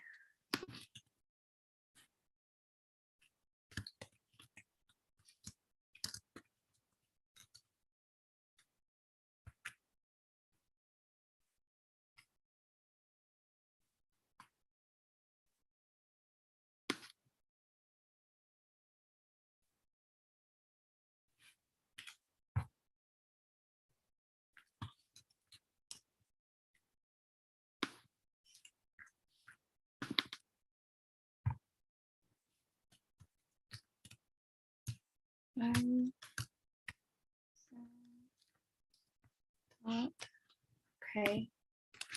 2, 7, 21, 6:45 a.m.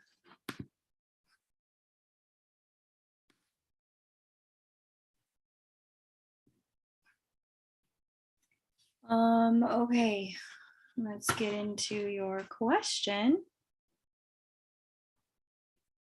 I wonder if MY will roll through. I haven't seen her in a minute. Okay. During lunar eclipse. Yes, Angie, you can do that if you'd like to do that.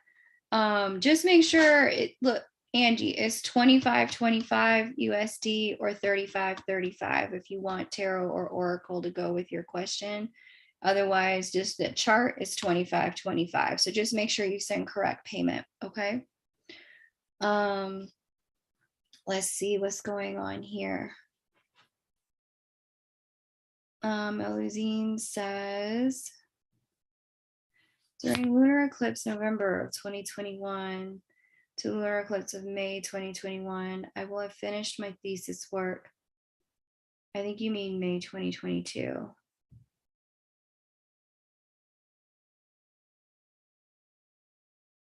At the same place, synchronicity, symmetry, whereas my blind spot, redo my thesis.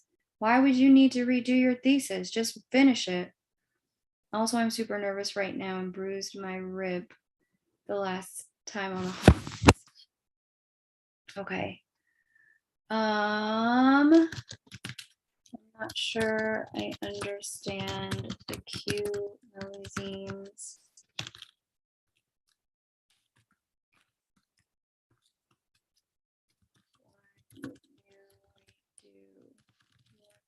Thesis.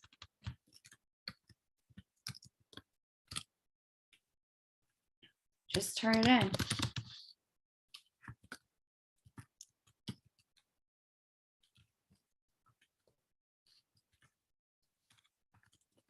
Can you please clarify how I can best support?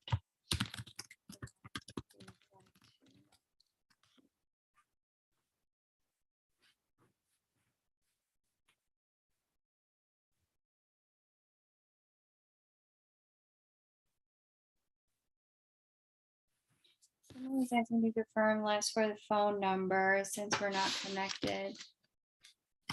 At the bottom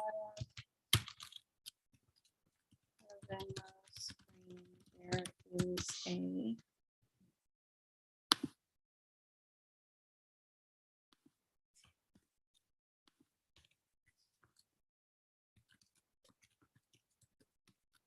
yeah, that's it. You can skip it. At the bottom of the Venmo screen.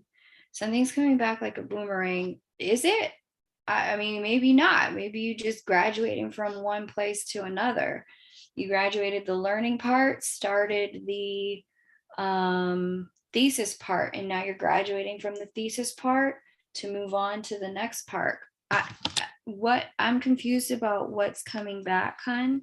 Can you help me understand what's happening? I'm sorry to be so dense. I just don't understand the question. Okay. Natalie, I have you on the list. Thank you.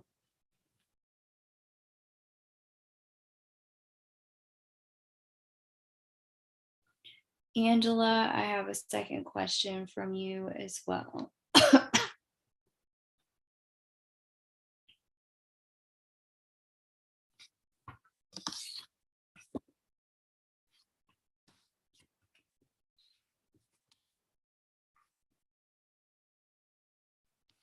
No problem. Yeah, Melusines, help me understand, hon. Okay, I hope I did it right. Yeah, Angie, you did it right. What do you see for lunar eclipse for May of 2022? All right, let me find out. Google eclipse date.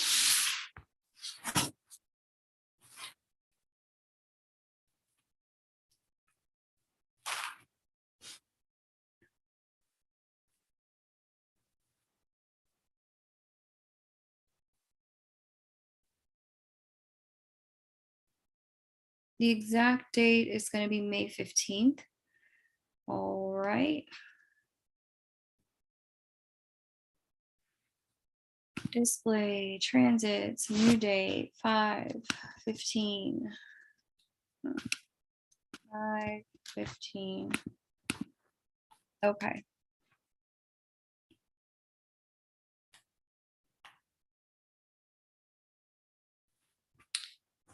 All right. This in your chart is specifically talking about Okay, so you've been doing some work on healing. You've been doing some healing for yourself, which is good. 24 degrees.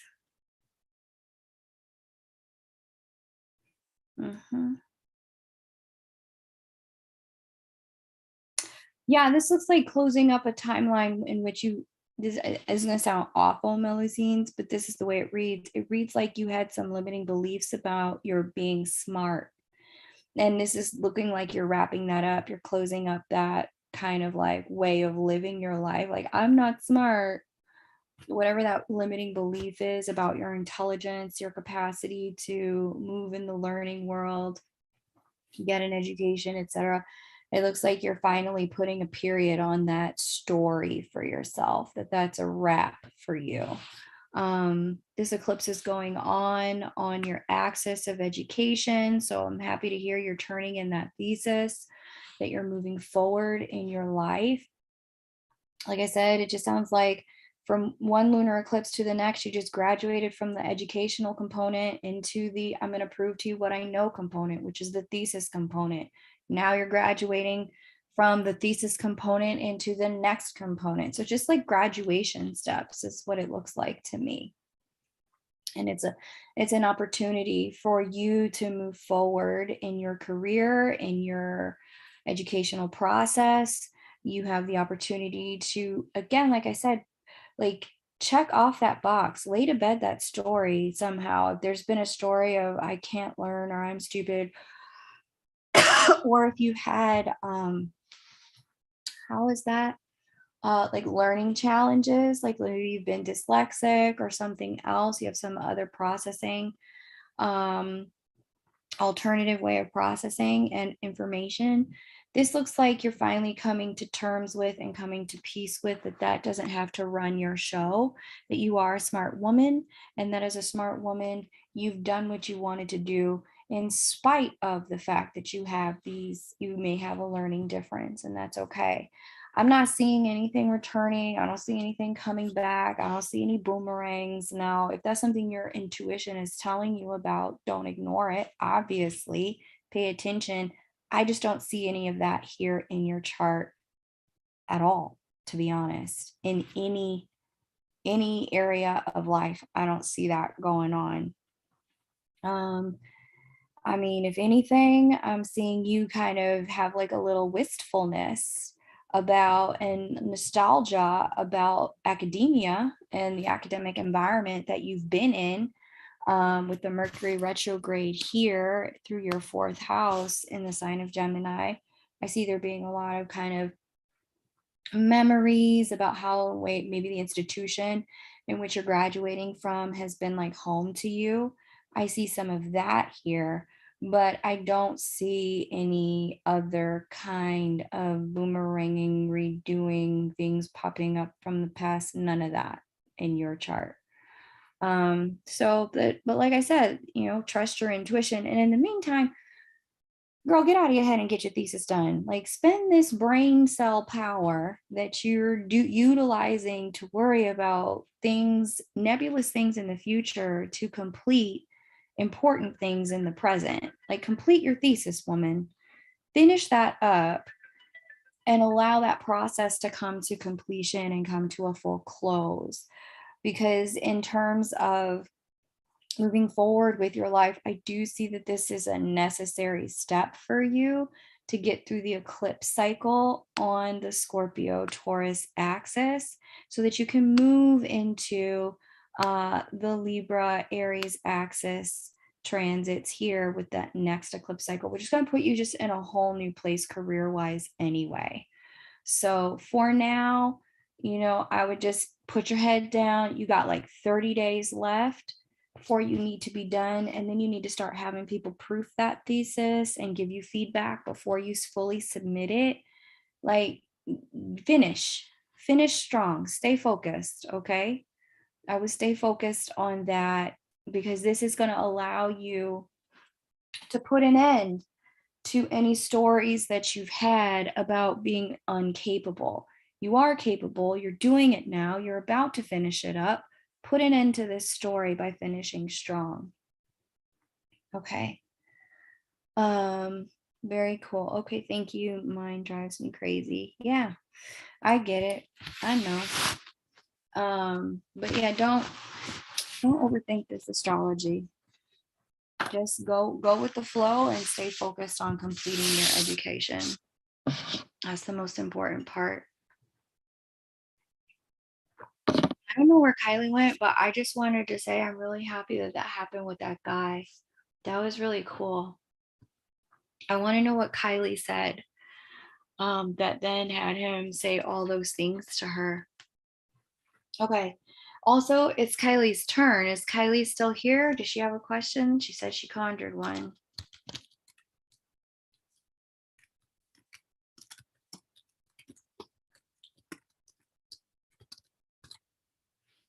After Kylie, then we're going to do Angela and then Natalie in that order. Woohoo! Welcome, Kylie. All right.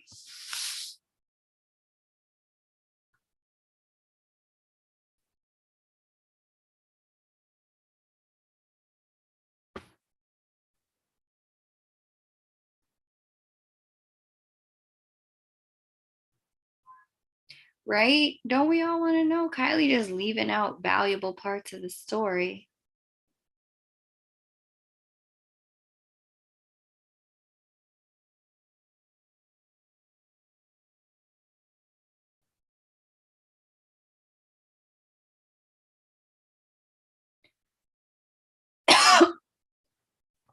Right? It could be a lesson.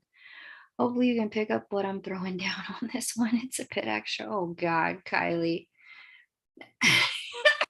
Oh, Kylie. Okay, I'm gonna try. We're gonna give it a good try.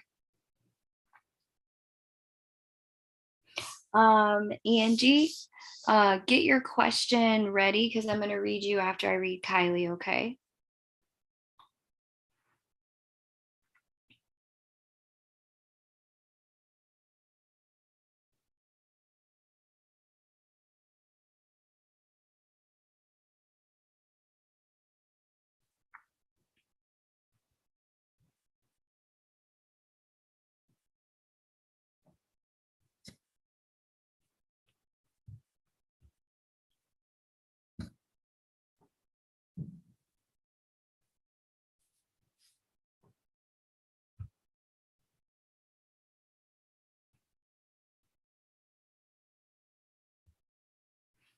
Put your Kylie translator on.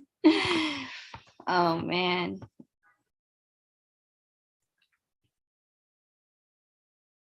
I'm excited for that coaching class that you're going to take, Kylie. I've been thinking about that since you told us about it. I'm really excited for you. I think that's going to be awesome. I'm going to take that other class with Layla. I would take like her 6-week class. It seemed really good.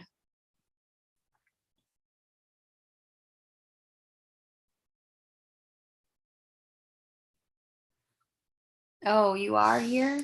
Okay. Crystal, you don't have to wait, sweetie. I'm gonna do Kylie, Angela, and then Natalie, and then I can come back to you at that point as long as nobody else jumps on the list. But if you can just stay put, that would be ideal. Okay. But yeah, there's some other people in front of you now, hon. If for whatever reason we don't get to it today, Crystal, I will refund you, just so you know. All right.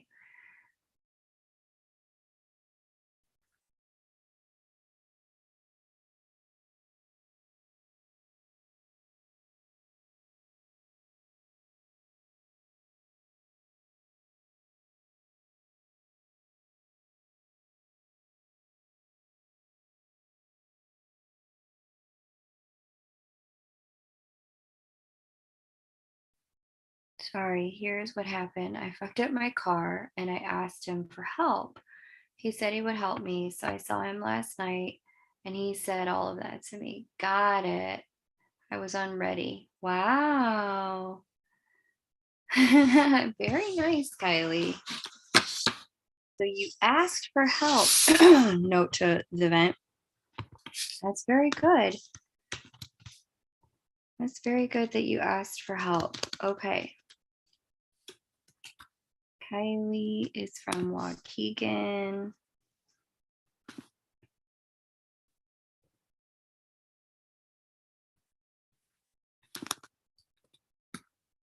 It's definitely instructive.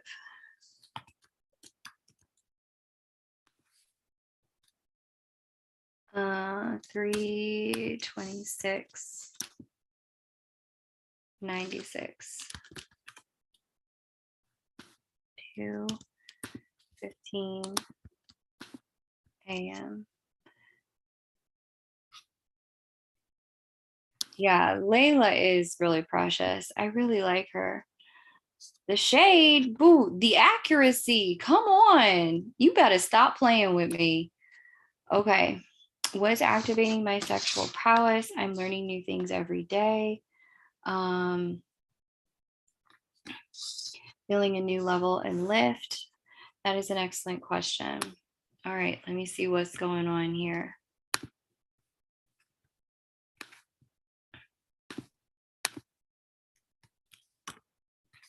Okay.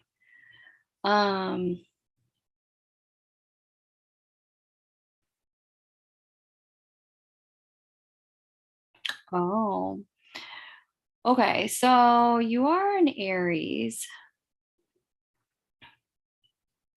and that's a big part of it, being an Aries and then having Jupiter come sit with your sun in your second house, which is aspecting your eighth house. And you also have Jupiter sit with Mercury, which is the ruler of your eighth house. And so this is going to light you up sexually for sure. This is going to have you feeling, and Jupiter sitting with Leo. Leo is the sign just before your eighth house entry point, and your sun and Mercury, they govern this part and this part of your chart, and Jupiter is expanding it. And then we have Venus also in the mix. I mean, this is just like, if I had to call this weather, it's like get jiggy with the weather. Like, it's very sexual energy on that second eighth house axis for you, for sure. Some people would use it financially, but you could certainly use this energy sexually as well, which it sounds like you are, which is very lovely. It's creating a lovely opening for you to really stand in possession of your sexual power and a curiosity about your sexual power and how it works, etc. So I really like seeing this for you, Kylie. This is a beautiful way for this energy to be leveraged and utilized. We also have some eclipses hitting your natal Venus here in Taurus, which is awakening your sensuality as well and sexuality. That Venus is the ruler of the late part of your eighth house. So all the way around, yes, Elvin, there is energy here for you, Kylie, that is just, it is highly sexual. It's about coming home to your body as a sexual creature and a sexual being. There is an energy here that's meant to be elevating you into valuing the power your sexuality and sensuality provides you and affords you. And I like to see this because this is actually going to have you come into being at home in your body. And when you're at home in your body, this is what's going to allow you to start to open up to life, to others, to intimacy, etc. It's really nice, Kylie. I gotta say, it's a really beautiful energy. So good for you, girl. Enjoy all that good stuff. Enjoy all that jazz. Report back. We expect full reports on this channel. Leave nothing out. We want to know what the discoverer is discovering on her discoveries. So please share. But yeah, this is exciting, really exciting. All right, Kylie, excellent. And that's what's doing it. Expect this energy to kind of continue into next year for you. I would say by the end of next year, you're going to be studying some different things, but it's truly about a 1-year transit from now. sorry, not a 1 year, but a 1 year transit from January. So January to January, including now. So it's more than a year of really opening up sexually, Kylie. Good for you, girl. Good for you. I like it. This sounds awesome. Okay. I'm losing my COVID weight. It's about damn time. Yeah, girl. I hear you on that. I really, really do. Okay. So now we're going to do Angela, then Elvin.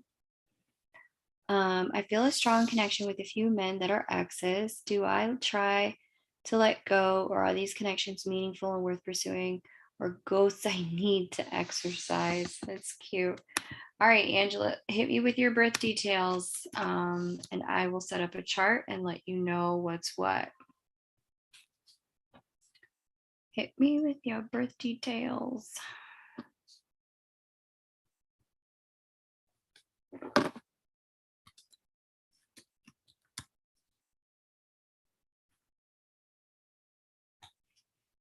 Hit me with your best shot. Come on and hit me with your best shot. Mm-hmm. Mm-hmm.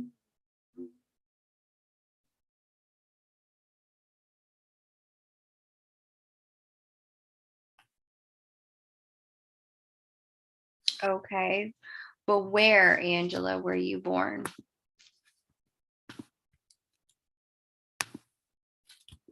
And what time were you born at? 9:50 La Mesa. All right, cool. AM.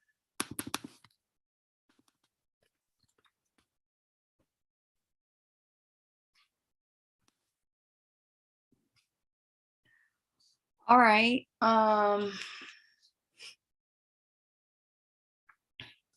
Good. Let's see what's going on. Why are you so psychically connected to the people you used today? What's what?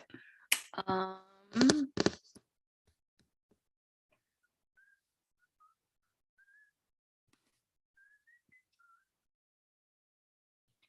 and so that is part of it, but what's the rest of it? Because I feel like there's more to this story. This is part of it too.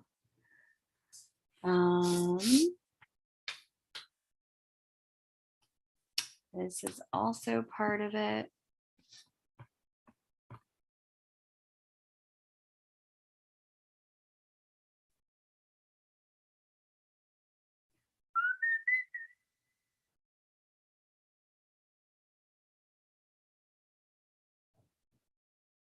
Okay, baby cakes. This is what I have for you. Some of this is just your nature. It really has nothing to do with the men themselves. It has more to do with just kind of like your nature. With the Cancer rising, I've never met a Cancer rising who doesn't struggle to let go. This is just something that happens for people who have the Cancer rising. Can also happen if you have a Cancer moon. Rarer if you have a Cancer sun. But the rising and the moon, these are people who, when they love deep, man. When they let somebody in, they let someone in for real. And so there's this way in which, the footprints on the heart that your loved ones can leave you.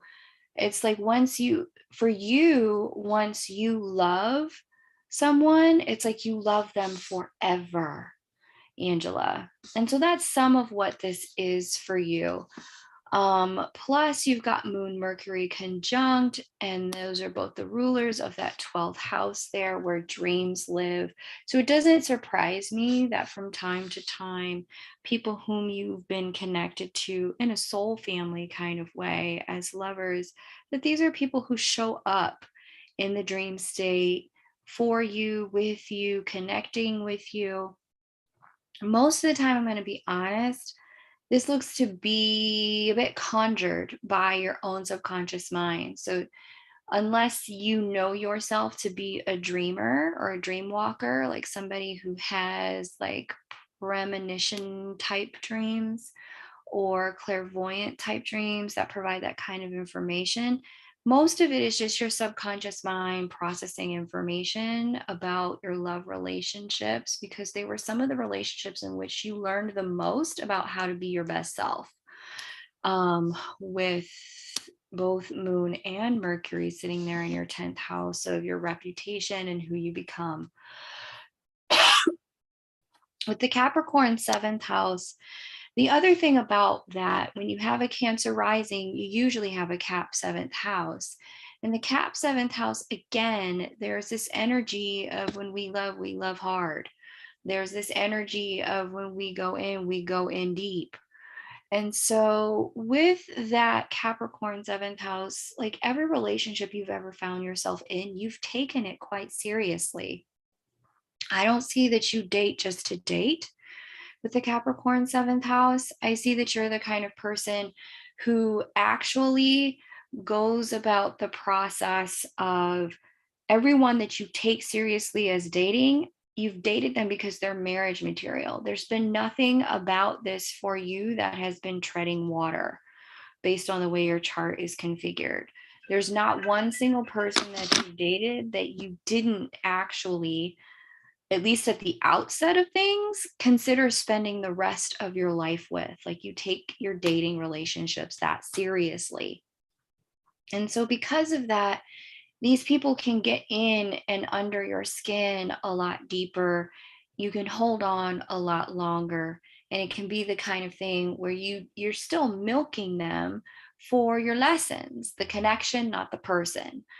You're still milking the connection for your lessons because they've been such a significant part of your world. So all of that to say, my big-hearted beloved, enjoy the fact that you can love so deeply, and these people can be such a rich factor in your development process even after they aren't present, because not everyone has the ability to learn things in hindsight and get, really understand what people represented to them. But I see that here for you, that you have the ability to really take these people who've become a part of you into your heart so that you can continue to learn with them even in their absence. So that's what I have for you, Miss Angela. Let me see what our deck. There's a deck around here somewhere. There it is. Why is Angela dreaming about her exes? What's going on with that? Interesting.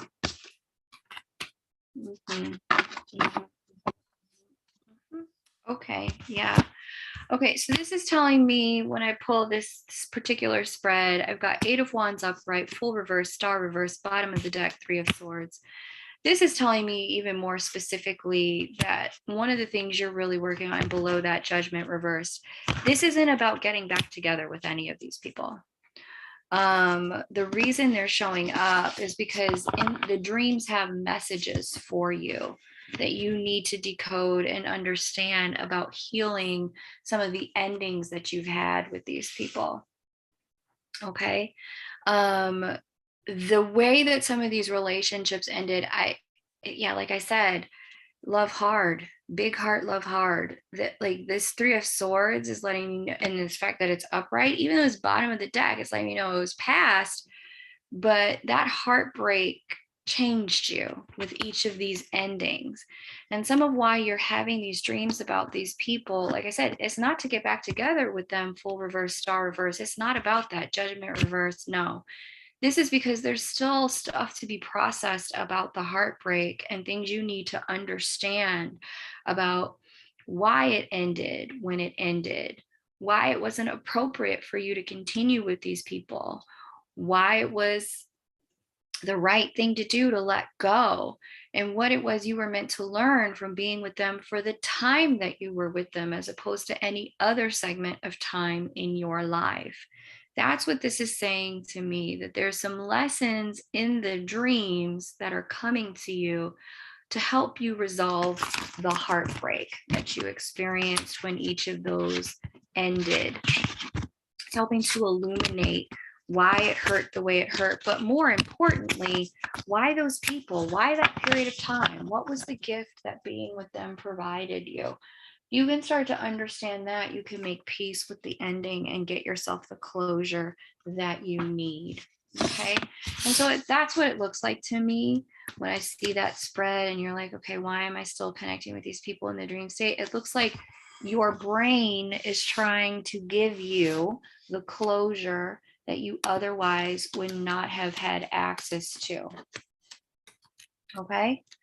That's what this looks like on my side.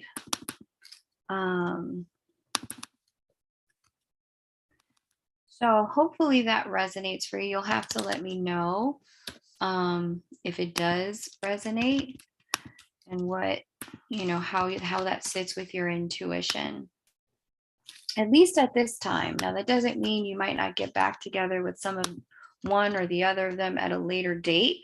But at this time, the function of the dreams is to help you get closure and complete your grieving process that those relationships didn't work so that you can move forward, get the lesson and move forward. So if you do any type of dream journaling, I would get into that because it'll help you create that closure so you can move forward. And then that way, if it is appropriate for you to get back together with any of them, you've integrated the lesson fully. And not only will you have integrated the lesson fully, you won't be behind. Sometimes we get on these paths with people.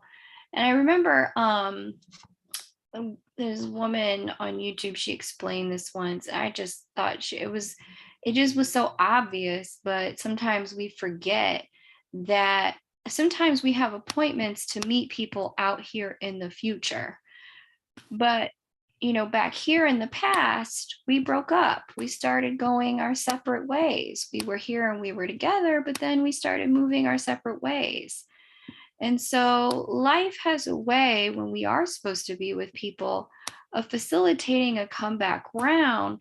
But if we refuse to do the work that we are supposed to do when we're supposed to do it, when the other person arrives at this point, we're still back here in the wrong place.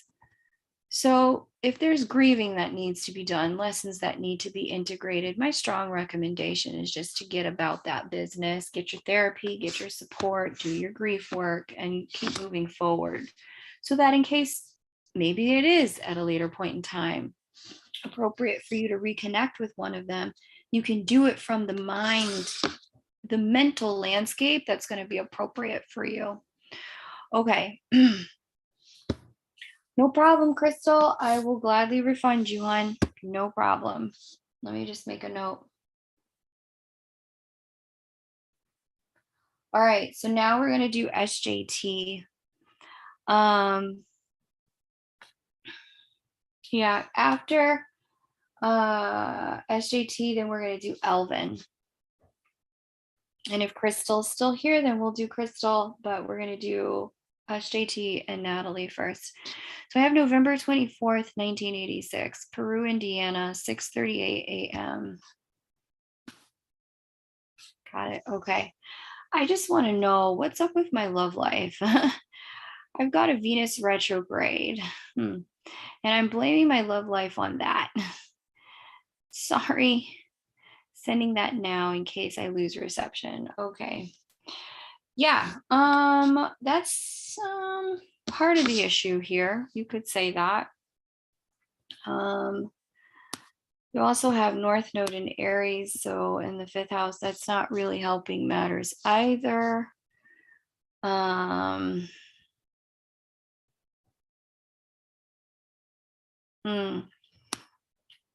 you have Juno conjunct Uranus and Neptune. All right. And you have Venus retrograde is part of it, but then you also have Venus conjunct Pluto in your chart in the 12th house, no less. There's a few different things going on here. And I can say with Venus retrograde, it's part of it, but then you also have Venus conjunct Pluto in your chart in the 12th house, no less. There's a few different things going on here. And I can say with Venus retrograde, it's part of it, but then you also have Venus conjunct Pluto in your chart in the 12th house, no less. There's a few different things going on here. And I can say with Yeah, and the Scorpio Venus, when Venus is in the sign of Scorpio, in other words, in the sign of its fall, you get some of the worst of Venus. In particular, you get people who, especially because you have the Pluto here, you're kind of prone to sometimes people who might take advantage of you financially at times. You're kind of prone to people who might be in a place where what they like, they're just secrets. Sometimes you're exposed at a much higher level than other people to secrets, to betrayal, to people hiding things from you and then it coming out later. But in particular, um, being financially disadvantaged, specifically by love partners. Unfortunately, I'm sorry to say that. I'm sorry to see it. What's interesting about this for you, and there's some other very interesting energies too. Juno speaking to Uranus and Neptune in this way is a difficult energy to master. It's it's an energy of like Uranus wants things to be on and off. And so you may have a lot of on and off again relationships. Neptune never lets things come to full fruition. So you may have relationships that seem almost all the way there, only for the person or you to back out because something, quote unquote, is just not right. Something not being known what it is. Again, secrets, illusion, deception with Neptune in the mix. And then with the Aries North Node, the thing that's really standing out overall true about all of this is that you already know how to do relationships with the South Node in Libra. That's a strong muscle that you came in with in this lifetime. You know how to partner, you know how to be fair, you know how to be just and balanced, you know how to look out for the other person, you know how to be equitable, you know how to have conversation that allows each person to feel like they have an equal stake in the relationship and share and seat at the table. You're here to learn the opposite. Aries North Node. You're here to learn how to be independent, ambitious, self focused, self starting, self driven. You're here to learn how to be centered in yourself. And not only that, but you're also here to learn how to do it in the world of relationships because this beautiful North Node Aries is in the fifth house. That fifth house is the beginning of relationships, the jump off point. It's dating, it's flirting, it's romance, just kind of going with those. And so you're here to learn how to be in the act of being in the world of dating without jumping into a commitment right away and not even looking for the commitment, but just literally be in it for the shits and giggles it gives you, just for the entertainment value of it. Make it play, make it fun, and do it because it's entertaining for you. When you get into the dating arena and you're sourcing from a place of how can this become a relationship and are you relationship worthy, you're relying too heavily on your South Node. And then that just brings in all this other corruptive energy from the Venus retrograde and the Pluto conjunction in your chart. When you can focus on, is this fun and is it me? And just date from that place. What you start to get into the vibration and frequency of is this North Node. And when you operate from your North Node, it allows things that have been previously tangled or a clusterfuck or problematic in your life to get detangled, to get smoothed out, for the knots to unravel. And so the other thing I want to say about this for you is with that Venus retrograde and Pluto here in Scorpio in the 12th house, on top of it with Mercury in the 12th house and the Scorpio rising. Honey, you're really psychic. And I think you know that. This is a mitigating factor to support you with steering clear of rotten eggs. And I do see that because you can be so loving, you can be so giving, you can be a rotten egg magnet, but you incarnated with a lot of psychic ability to smell that coming long before it lands. And so there's a real need for you to start to work to maintain your independence until somebody really proves themselves worthy of your significant contributions to relationship. Because I see here, you're a real lover. You're a real giver. Anyone chooses to partner with you, they're probably going to have the best girlfriend they have ever had, Natalie. It's just a matter of giving yourself the permission to stop messing around with fuck boys. It's the best way I can put it, because I see you're a bit of a fuck boy magnet. Sorry to put it that way, but real time wasters have a way of being interested in your energy. But some of that is why you built yourself that way, so that you could lean into that north node. So that you could get disillusioned enough to just say, hold it right there, sucker. Let's have fun and let's see where this goes. I'll let you know if you're worth it. That's part of what that north node would do. But when you're coming at relationships from your south node, are you relationship ready? Are you relationship material? Let's see how we can make this a really, no, boo. That is the wrong approach for you. Wrong approach. So yeah, have fun with that. That energy of needing to have fun as a way of dating and a way of starting things with people. And use that considerable intuition to only deal with the right people. Know you can smell it a mile away when somebody is trouble with that configuration in your chart. We should all be running our dating partners by you. You could tell us if somebody's bad news.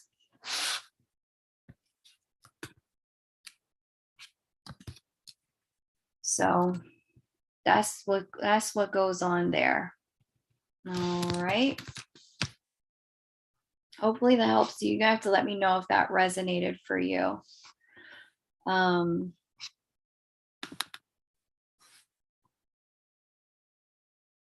Venus retrograde conjunct Pluto in the 12th. I mean, that's trying to help you. Honestly, it's trying to help you get to a place where what you're doing is slowing down. You're not trying to get into relationships so fast, and you're not letting anyone else push you into a relationship so fast either. Instead, you're really you're vetting people more carefully. Let me get you the oracle card that you had paid for, because you paid for an oracle card to go with this. Hang on one second, Alvin. Yeah, SJ, that's the right move. That is the right move, honey. Ooh, I love this card for you. This is the right card. I remember when this card came out the last time, we were all live and we were all like, yes, like we were all like, we stand this card. This card is the Queen. And so this is your message. I pulled an oracle card for you. Hope that's okay. You are receiving and honoring all spirits, waking path, receptive, sleeping path, unworthy. Now, I wish you could see this card, because they've got this woman laid out on a chaise longue with her arms behind her head, like, what? Serve me. The Queen represents one who protects. Your protection is given by honoring all human life. And in this honoring, you too are honored. To the Queen, everyone has the right to well-being. By believing that all human life should be valued, you make it your life mission to encourage people to honor their own and other spirits. With Queen qualities, you tend toward philosophy and grapple with ways of sustaining life. You are seen as esoteric or private. You are often known for providing motivation by encouraging people to live life to its fullest. You display an air of deserving all the attention you receive, and in the waking path, you are able to receive everyone as you can see beyond the physical presence and into the spirit. On the sleeping path, you're often misunderstood and not trusted because of your dual task of honoring and being honored. This misunderstanding becomes of consequence if you forget the task of protecting, but look to be honored anyway. We have all seen this type of queen, the one who forgets she is only queen by virtue of the fact that there are people she must protect and honor, namely herself first. You suddenly acquire the stigma of being uppity when you move into a selfish state and forget about others, which is what you need to do. That was your advice looking at your chart. You need to think less about what other people think of you and think more about, does this even work for me? Queens without a sense of others are not queens at all. You may start to get a sense that no one's interested in your well-being any longer. And that's going to be a problem lifelong with Venus in Scorpio. Like, you really need to pay attention when people are actively looking out for you, because you're going to get, it's easy to get habituated to people who can be a little bit abusive or take advantage of your love with Venus and Scorpio. The sleeping path may also include your inability to access queen qualities because you do not feel you deserve to receive attention. You hide behind a nonchalant attitude when underneath you are longing to be more visible. And with Venus retrograde in the 12th house, it can be hard for people to know for sure that you like them. So you may get a lot of people who blow in hot just trying to get your attention. And then the minute you start to show you like them, they bounce. That can be one of the problems with that placement. And so it's really important to just stay super centered in yourself, like we were saying. Selecting this card could suggest you need to be seen and your work validated by all, again, starting with you, SJT. You have helped others over and over. You may have even found yourself stepping in front of the train for other people for no reason. Again, there's that unfortunate issue of finding yourself financially compromised by your love partners. And if you got hit, no one cared. This could have left you a harsh queen. Even in your protection work, you can hover over others, smothering their growth potential by doing everything for them. And that can really be a problem in relationship too, is with that particular Pluto conjunct Venus like that, and Venus being the ruler of the 7th house of committed partnership, Pluto being control, manipulation. You can find yourself being too controlling sometimes and then pushing people away, unfortunately. In your soul revival, you need to recognize that you have unwarranted expectations of others. And that is so good for you. I'm glad that that was said, because again, you can't keep worrying about what other people are doing. Are they going to give as much as you're giving? You actually need to stay really firmly North Node, Aries, 5th house, centered in yourself. Am I even giving what I want to give? Does this even feel good to me? Aries self, 5th house flirtation, keep it light.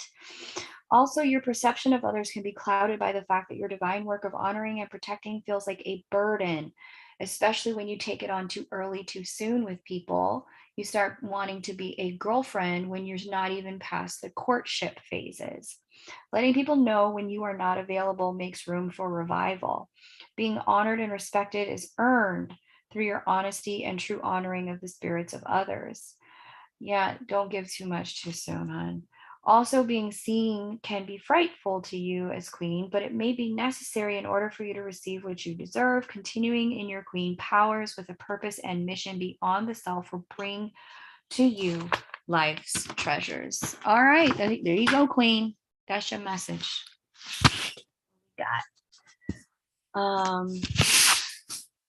So yeah. Well, there you go. It was right there in your chart. Right there in your chart. But all of that is a function of having relied too heavily on your South Node. You need to get into your Aries North Node energy. You're meant to be learning how to be more self-focused. Keep things, not super light, but just like pursue them, but don't dive in before it's time. Like one step at a time. Don't look too far into the future. Be present in the here and now. Okay. Adaparazi.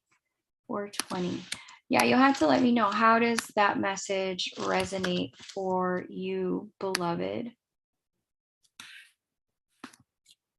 6:14 p.m. I should update my oracle decks, huh? I'm out here with the same 2 decks like every week. My 3D world is improving very fast. I am getting everything I want and dream of for myself. Any reason for it? Great question. And for anyone who's listening, the list is open. If anyone would like to jump on the list, you definitely can. You just follow the instructions up here if you'd like to get a reading Let me repaste that for you. I'm going to read for Elvin, and then if Crystal is still here, I'll read for her, and then it would be your turn. But I think Crystal said she had to go, so it would be your turn next.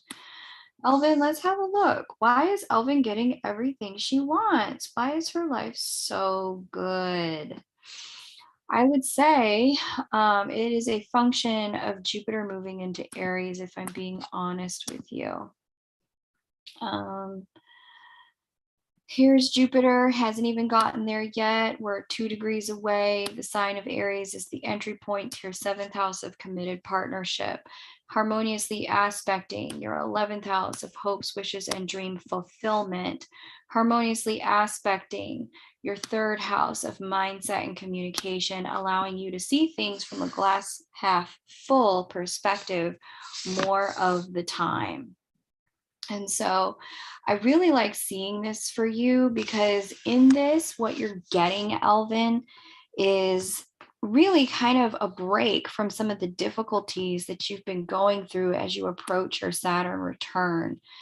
Your Saturn return, these last several years, they've just been rocky, which you knew. You've lived it, but it's been a period of time where you've really had to go dig deep and grow. I mean, the best way I can put it, and this isn't a pejorative because we can grow up at any time in our lives, but it's like it was a big growth period for you where you left behind some of the fantasies of what a life would be like as an adult, and you stepped into living the life of an adult person in real time. You know, eyes wide open, no fantasies or illusions about it, crystal clarity about the fact that sometimes it's just going to be hard and it's going to hurt. And that what you need to do is just give yourself permission to roll with it, to be with it, and how to be with some of the painful parts and the scary parts of adult life, without retreating or recoiling or gripping or holding on or any of that. And so I'm seeing this is going to be a very fruitful period for you, whereby you're getting some of the best of what life has to offer, especially with Jupiter trine Jupiter, natal Jupiter here in Scorpio, transit Jupiter here in water sign Pisces. Whenever you have that water to water connection between such an optimistic, hopeful planet, you do start to get the best of what that planet has to offer. And so this is really beautiful. I love seeing this for you. It's an inspired energy that's meant to help you understand how to launch, that's the word, into the next chapter of your life with a more optimistic outlook and positive attitude. This energy stays with you, Elvin. It stays with you for the remainder of this year. And as we get into next year, you can expect that you're going to start to move into a new energy. Frankly, it's going to be all about love. You have Jupiter transiting through your 7th house of committed partnership. And in that kind of transit, you get the opportunity for love to come in and land with you if you're willing to be open to the potential of it. And it's a once in 12-year transit during that period of time. So I love to see this for you. This is really beautiful. It's a great, great energy, great opportunity to really start to sow seeds and affirmations for what your life can be next and what can happen for you next. Because I see the potential for all of it to manifest is going to be very high. So well done, Elvin. Good stuff, babe. Like I said, that optimism that you've got now, that stays with you until the end of the year. And as long as you're willing to work with it as, you know, kind of speaking into existence the things that you want, it is an opportunity to live in a master manifestor energy for this year. Feels good to be with myself before love comes in. Very nice, Alvin. It does. Kylie, the nodal class will be in the fall. And SJT says, yeah, I needed that reminder today, actually. Yeah. Okay, good. I'm glad that I could support you with that. We know how that resonates, Alvin. Okay.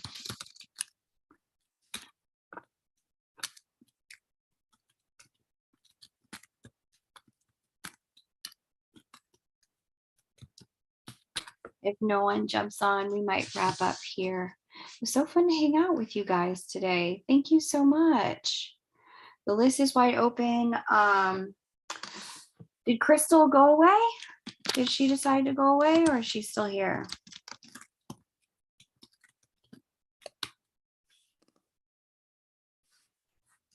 She's still here. We'll do her now. If she's not, then I will refund her. And if anybody would like a second question, you can certainly do that because the list is wide open.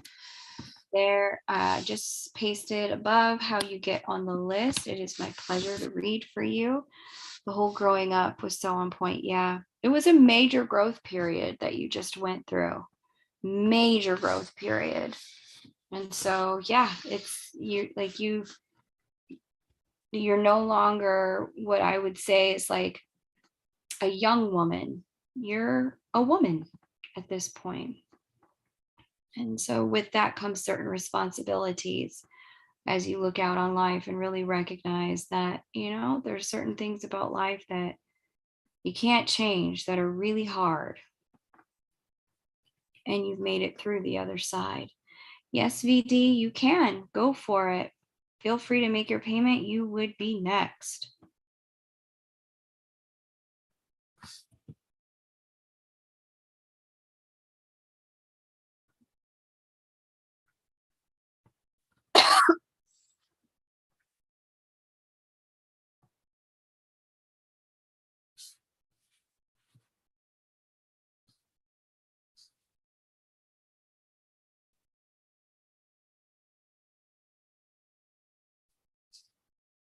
Yeah, you feel good. I feel good. Feel. Now I have that song in my head. So nice. I got you.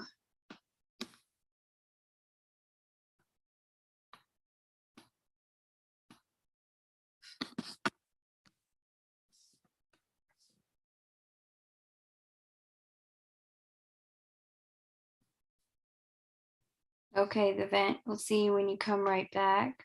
We'll have VD make payment, and then we will find our way to our next read. You guys are awesome. I want to say thank you for hanging out today. It's wonderful to connect with all of you.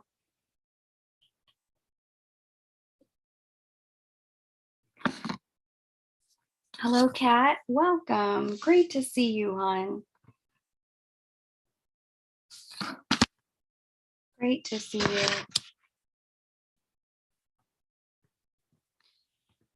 You know what's funny about yesterday? He told me, I do not expect you to respond. You can take all the time you need. It was as if the universe cut a cord and balanced the reins. Oh, wow. Wow. Oh, Kylie, that probably felt really amazing. That's awesome, honey. BD just made a payment. I love it. Thank you. All right, VD, what's your question? Kylie, that's awesome. New beginnings, whole new world, solar eclipse energy.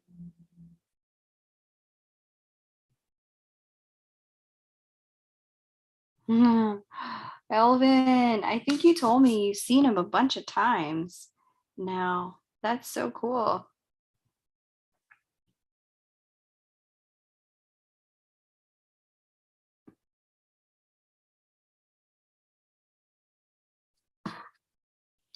Whole new world. I can't sing, but you know what song I'm referring to there.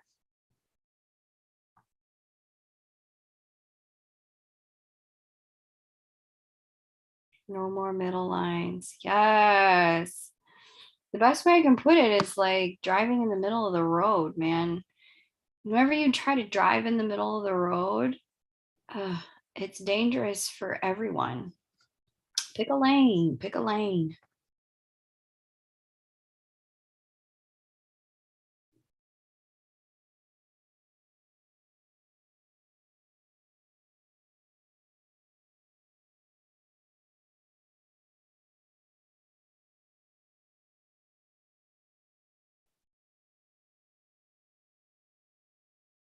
Bunch of times, yes, recently face to face, up close.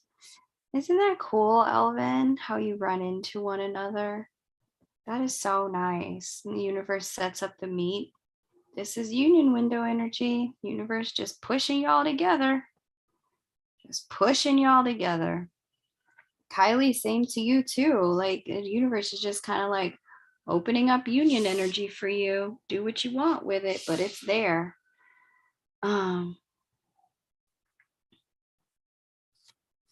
Angie, you've been refunded. I refunded the appropriate amount to you. Go look in your PayPal. I refunded you so that you only paid $35.35 for that first question, okay? I already took care of it.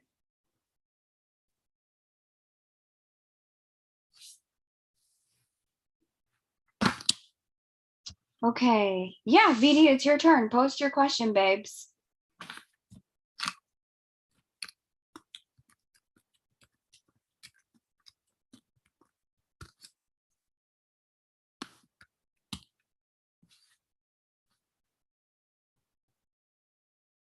You couldn't say anything. Not bad or heavy. That's great, Elvin. I'm so happy to hear that. That's wonderful. All right, Cat B is in the house. So we'll read for Cat B.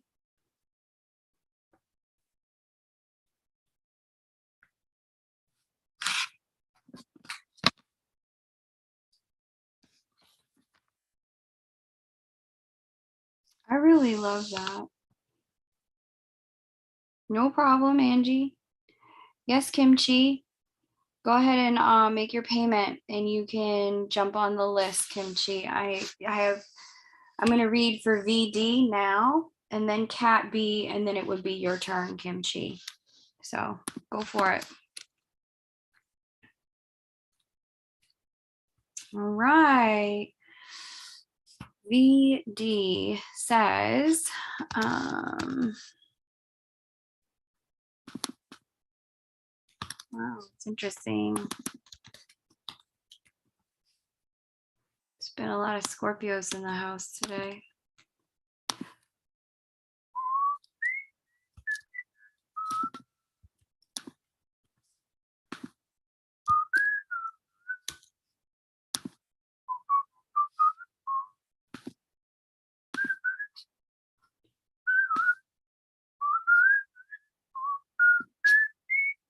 All right, Vivian, here we go. November 16th, 1992, Venice Beach, Los Angeles, unknown birth time. Wants to know,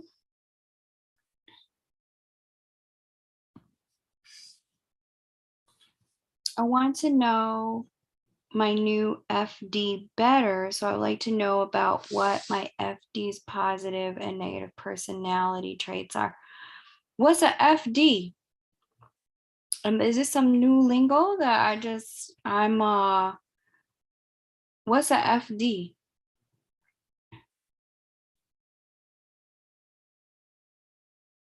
I'm conjuring a bird. Now I have that Nelly Furtado song in my head. I'm like a bird, only fly away. My new friend. Okay. Forgive me. You just want to know what your friend's personality is like. You just want an assessment of their personality. I mean, they seem cool. Like, what is your actual question about this person, Vivian? What's your actual question about them?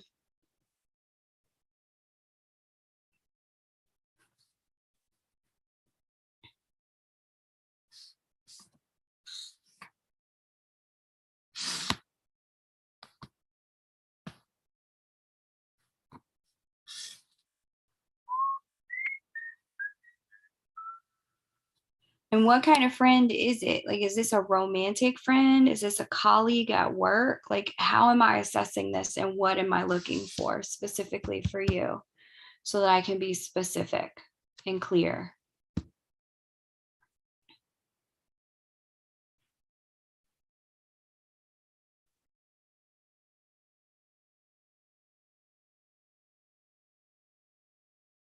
Leo moons are always cool.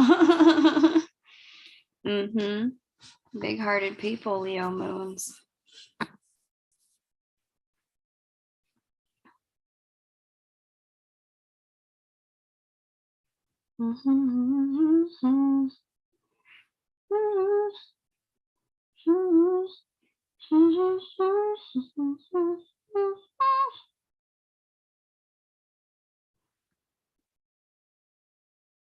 I think Vivian might be thinking, just fine. She'll give us her answer in a minute.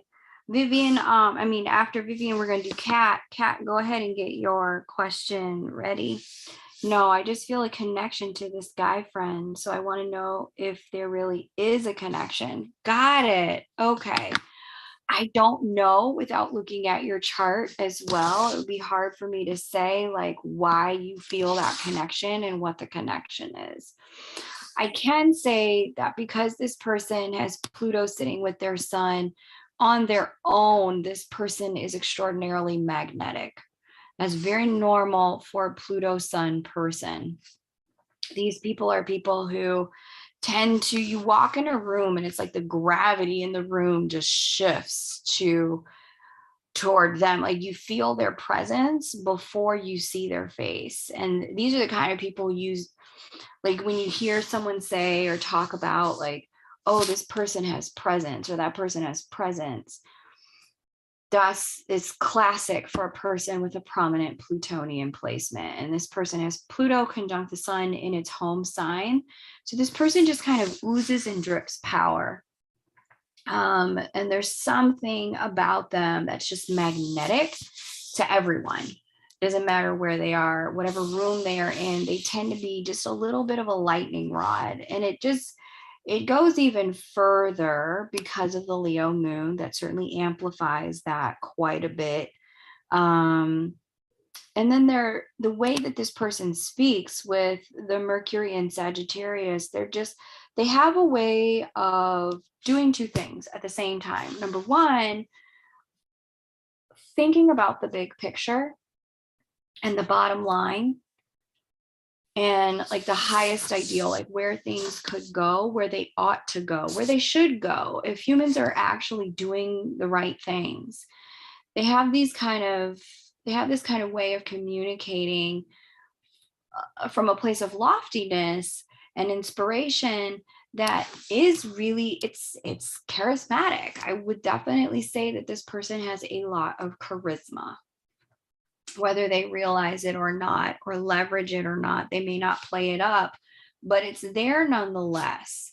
This is the kind of person who's just unignorable at all times. And so, Vivian, if you want to look at your own chart for why you might feel certain chemistry, you want to pay attention to what planets you have sitting in water, what planets you have sitting in fire, because your planets sitting in water or fire are going to be harmoniously aspecting this person's sun and this person's moon, especially anything that you have in late degrees of fire, because his Chiron is in late degree Leo. Good night, Elvin. Lovely to see you, beloved. Thanks for stopping by and blessing us with your lucky energy. That Chiron placement, if you have anything in late degree Leo, late degree Sag, late degree Aries, his Chiron placement is going to feel very healing for you to be around. And so that could constitute a bit of a connection, especially if you have any of your personal planets in water: Sun, Moon, Rising, Venus, Mars, Mercury. If you have any of those planets in any of the water signs, you're going to find that this person, there's a draw, there's a pull from you toward them. And if you have any of your personal planets in fire, Vivian, Sun, Moon, Rising, Mercury, Mars, or Venus in fire signs, Leo, Sagittarius, or Aries, then yeah, that would constitute a huge draw from them toward you. So that's what you're looking for here. If you want to dig deeper, we can always do a private reading where I can compare the two charts for you, but that's the Cliff Notes version of what you're dealing with. This is a powerful person with incredible charisma, magnetism on their own. many people feel a connection to them because of the way they communicate with that Sagittarius Mercury placement. And simultaneously, they're just unignorable. And so if you want to dig deeper into, are you and them personally connected, you'd need to compare to your own chart. And I just gave you the cliff notes for how to do that. You have to let me know when, like, what about what I shared about them is things that you've noticed about them so far. What kind of things have you seen? Like, do you notice their charisma? Do you notice their magnetism? Do you notice that people respond to them in certain ways? They certainly have a kind of mystique, which is really lovely. Hey, Kat, welcome. They can be a little bit of a control freak, that person. They like to have their way, and they are stubborn to a fault.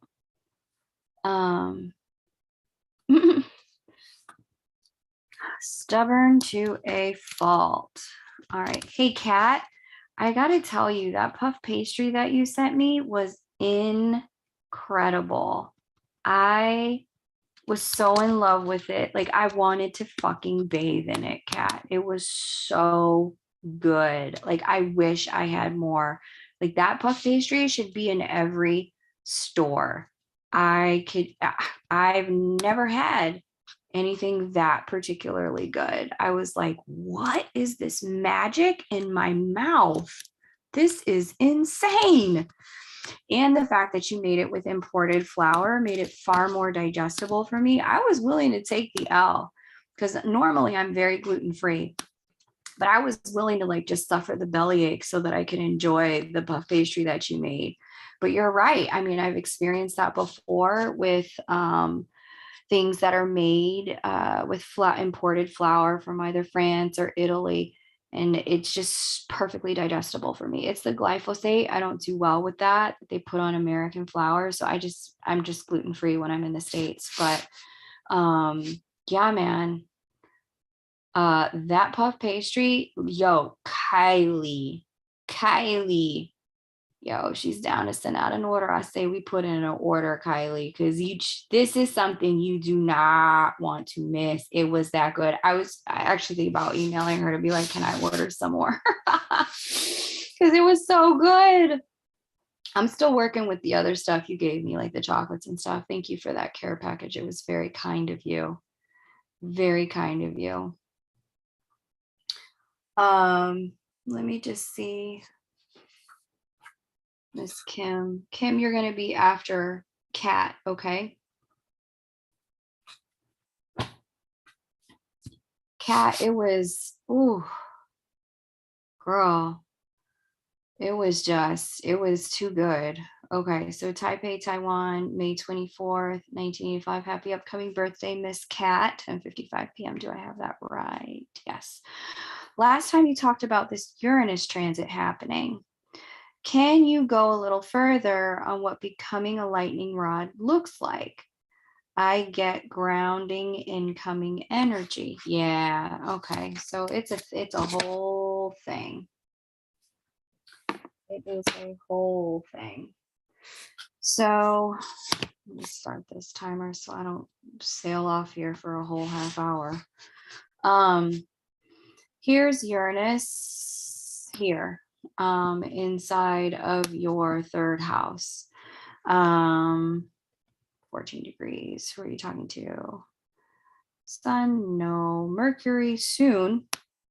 Very soon. Now time. Moon, no. Venus, no. Mars, no. Okay. When Uranus speaks to your mind in the way that it speaks to your natal Mercury, this can really be an energy of like lightning quick energy, insights, inspiration, lightning quick kind of like ideas coming forward. And it's like they hit you. It's like the genie of inspiration hitting you and like rolling through you like a train. It's really crazy. I don't know if you've ever seen Elizabeth Gilbert's TED Talk about doing the work, inspiration, et cetera, et cetera. She's the author of that book, Eat, Pray, Love. And she did a beautiful TED Talk about what it means to be in the creative process, and that you have to show up for work in that process, whether inspiration ever shows up or not. And in the process, she talks about how, I think she was the singer-songwriter Tom Waits, how, or no, it wasn't, like how he'd be driving down the road and like this little piece of music would like come to him while he was driving. And he'd get so upset about it because he had no way to capture the beauty he was hearing. And that beauty was like an inspiration, like a genius, a genie that would roll through him, and he would have to catch it lest it be gone. She talks about this poet who would be out in the fields, and she would be doing something like picking flowers or gardening or what have you. And then the words of the poem would occur to her almost back. They would occur to her, and it would come like rolling through the field like a train, and then pass her by. And she'd have to run to the house to get pen and paper. And it would be like she would be writing it down almost backwards, word for word, the last thing she heard, until she got the poem out complete from the end to the beginning. With Uranus hitting Mercury in that way, you're in for a period of divine inspiration that can almost be akin to madness in certain ways, because things and information are coming through at a clip and at a pace that your conscious mind and body may not be able to handle unless you're actually in the process of having a place to put that kind of inspirational energy. And so I know I recommended working with the body because Taurus is a body-based sign. It's earth sign. It's all about the physical form and the body vehicle, the body vessel for the spirit. There's an electrification going on for your spirit at this time that is going to move through the body in such a way that it can make you feel a little bit tired.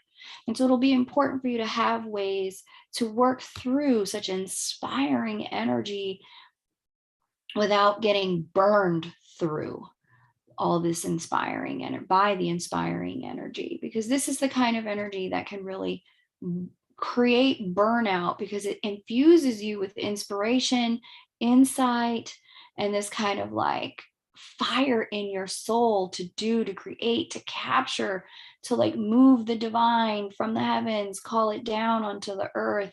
And simultaneously, there's only so much a human body can do. So it's really going to be important for you to have outlets for this incredible creative energy that's going to be moving through you. There's a lot of inspiration. I'd keep an idea book and an idea journal nearby, but I'd also get into a little like a way of like, I would get into, how do I put this? So, like I said, some form of physical practice with the body where you're just walking or you are exercising, getting body work and or massages.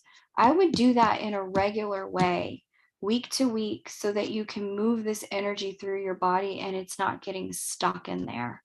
That's the most important thing, so that you have a place to kind of take the electricity from your crown chakra through your root without it getting stuck and then keeping you up at night and burning through you. That's what I mean by lightning rod.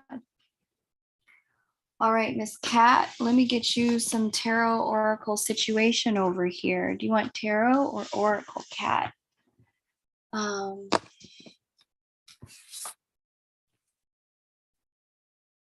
It can, unconditional love can fall into that. That's more of a Neptune Venus transit, and I didn't look to see what Neptune was doing with your Venus, but certainly enlightenment about divine light, divine love, all of that can be a part of it. Yeah. Good. Keep doing the yoga. Keep doing the yoga.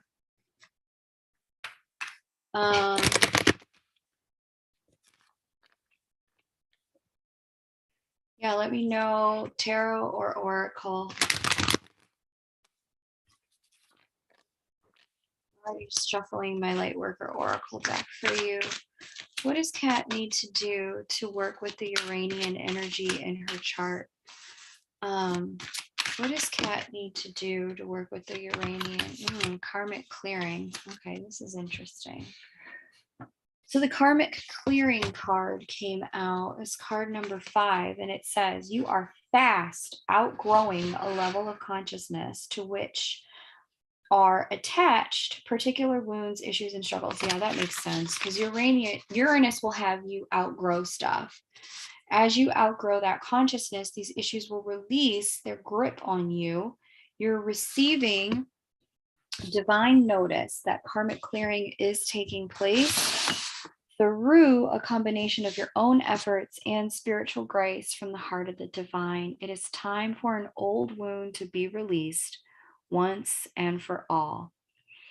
Here we go. Karma is not punishment. Karma is essentially our soul's lesson plan for this lifetime, carried over from past lifetimes. Hey, Kimchi, go ahead and paste your question. You're next. Go ahead and paste your question. It is the way we grow and develop a soul, sometimes through challenges and sometimes through blessings. Our positive karma is seen in the skills and talents we have mastered over many lifetimes. Also, when opportunities flow easily and healing happens swiftly, there's a sense of positive karma. Is an easy grace that effortlessly takes place in your life. This is what happens when we are clear enough of our own past pain to have little resistance between us and the natural flow of life. And I would also say little resistance between you and the natural flow of the divine wanting to incarnate through you and experience the earth realms. More challenging karma is revealed in the lessons we are still learning. These usually appear in the guise of painful circumstances or reactions that repeat themselves in our lives. The stronger the soul, the more challenging the lesson it is willing to master this lifetime. As with any education, the higher the level of training, the more demanding the work. When you're working through big challenges, it's often a sign that you are on an advanced soul path. Must you always have struggle in your life as an advanced soul? Of course not. As you master your lessons, you'll find you develop an ability to live your life more peacefully. However, it would be incorrect to interpret a struggle as a sign that you are not progressing spiritually. Sometimes the more painful a struggle has been, the more difficult it can be to release that pain and associated memories or scars. The spiritual worlds know you are in need of divine intervention to help clear a pattern that was once painfully lodged in your body, mind, and soul. Enough of the struggle. Divine love now offers healing and freedom. We clear karma by learning to trust and relax, by choosing not to punish ourselves with shame, guilt, fear, or unworthiness, by continuing to balance our efforts with a surrender into divine grace. We take responsibility for our healing, doing all that we can and trusting that the universe will lovingly and effectively handle everything else so that we can progress and succeed. If you've been struggling with a long-term issue, this card comes as a particular sign that the universe wants to step in and assist you. All right, there you go. I like to see it. Karmic healing, karmic cleansing, that sounds great. That sounds like it's helpful for everyone. Everyone. I love it. I love to see it. Super cool.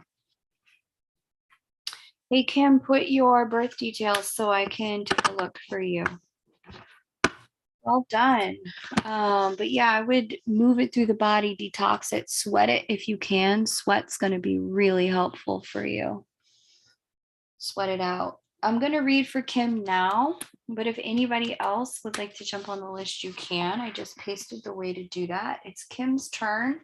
And then if you decide you'd like to be on the list, then you would be right after Kim. Let me pull up a chart for Kim.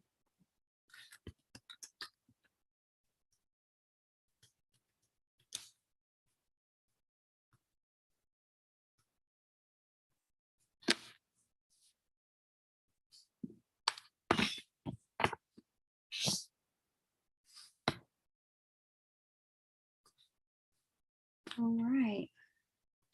Nice, Kat. Well, we can talk more about if Neptune's involved at that point with unconditional love. Slovakia.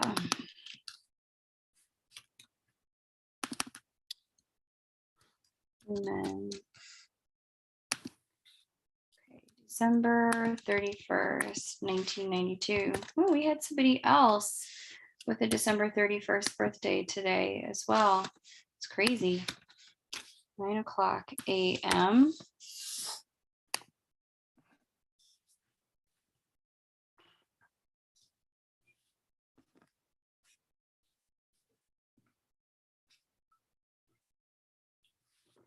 Yeah, sweat helps a lot. A lot. Just make sure you stay hydrated when you sweat. Okay, where is Kim at in her twin flame journey? Let's see where your divine counterparts sit in your chart. Natal divine masculine in the 8th house, natal divine feminine in the 5th.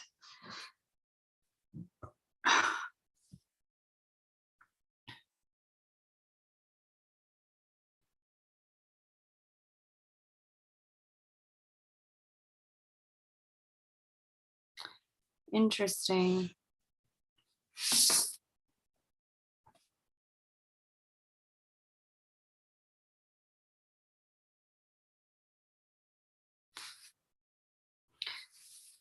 Interesting. So I see you're getting into a period of time of almost kind of like letting some of the smoke clear.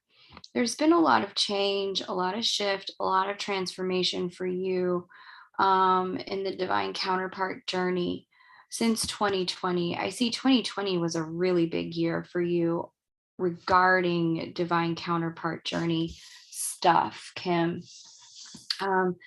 In the wake of 2020, last year was a year of integration, and so was the beginning of this year, but you're moving out of that now. And you're moving into a period of time where it's going to seem like things are just a little bit quiet. I don't know if you're in contact with your counterpart or not, but things look like they go just a tad bit quiet for a little while, giving you an opportunity to refocus on who you are now on the other side of whatever that 2020 experience was. Because like I said, I see it was a really big opening for you. On the other side of that experience right now, yeah, that's when it hits me the most. Okay.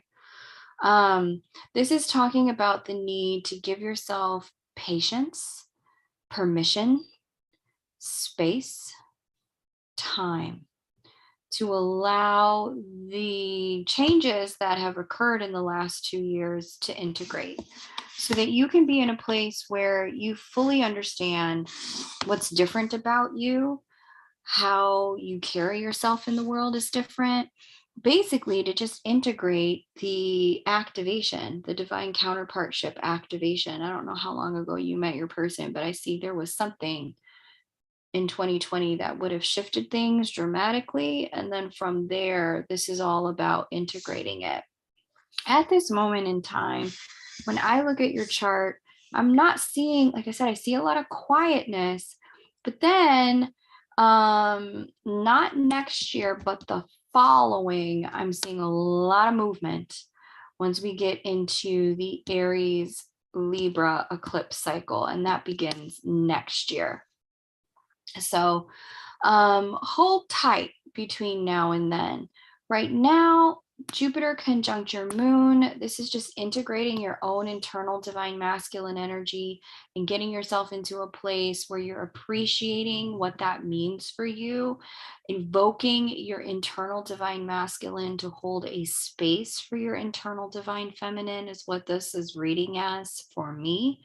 I see you had some psychic and spiritual gifts come online. You had a major activation around that was meant to help facilitate and bring those gifts forward.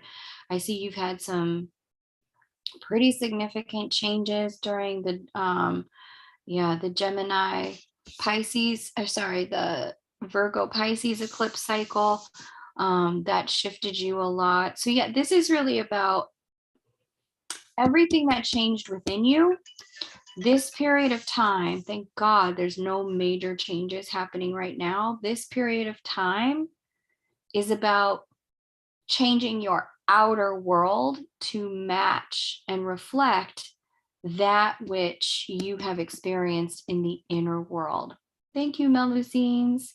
Enjoy the rest of your Sunday as well, beloved. Take care.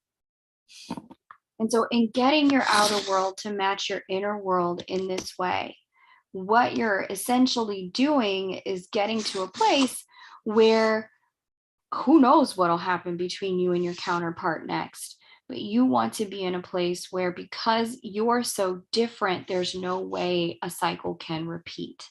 Because not only are you different on the outside, you're different on the inside. And so this is the period of time, that rebirth with all this stack of energy over here in your first house.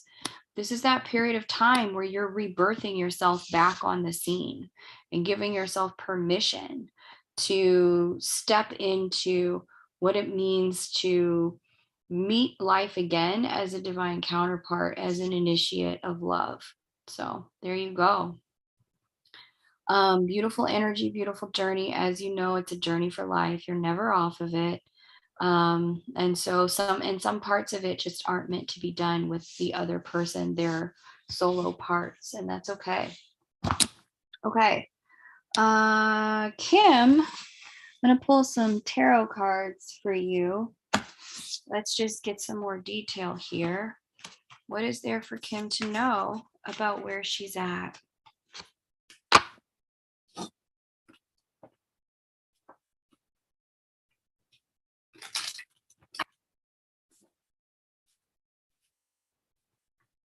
Sweet Angie, making a connection with Kim based on having that overlap in space, time, and place. It's nice.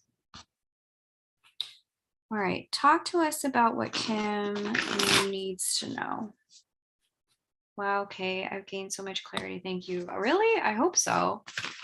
What's Kim need to know about where she's at in her?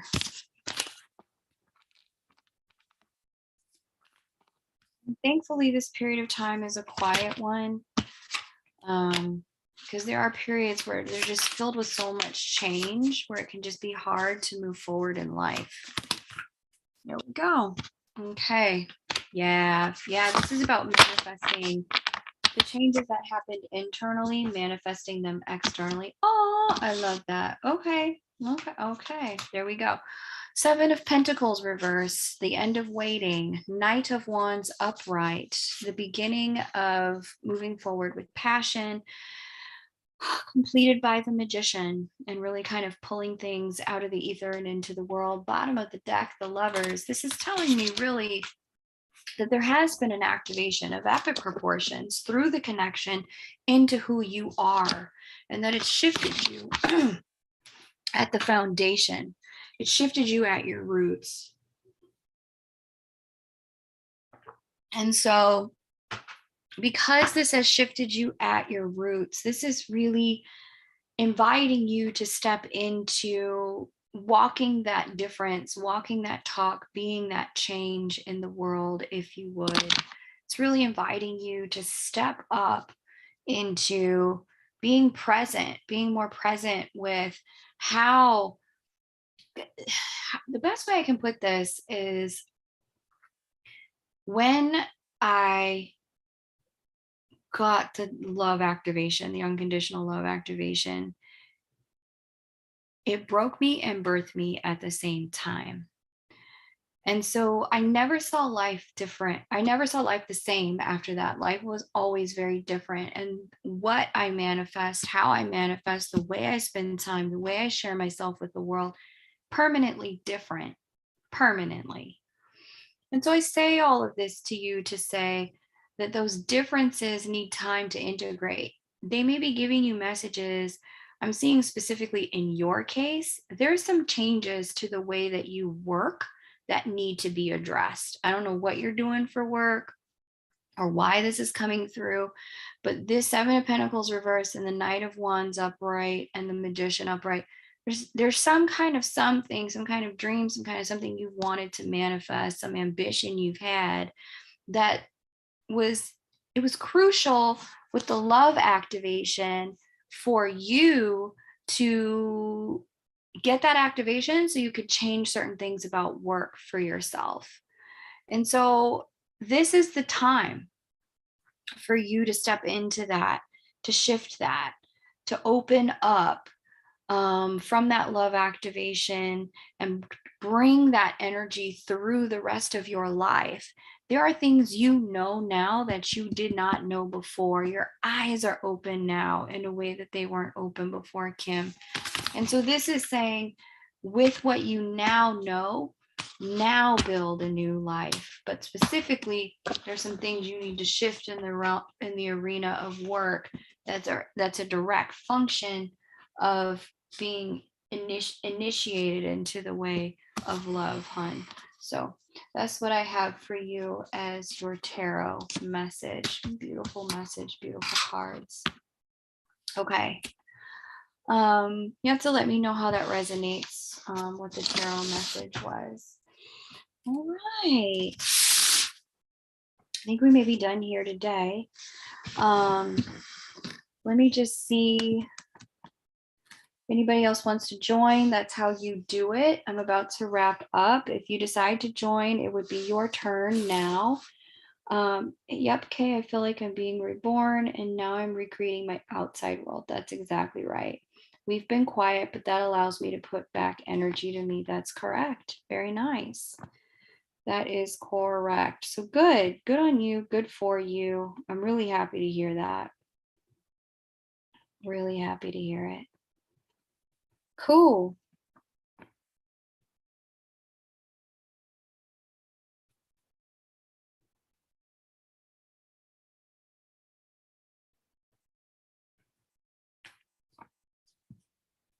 I'm feeling about work. I'm feeling a big shift in me and a need to change into a different route regarding what I really want to do. Yeah, this was talking about that tarot spread.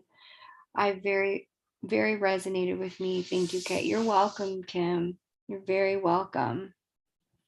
Okay. Amazing. Amazing. Very cool.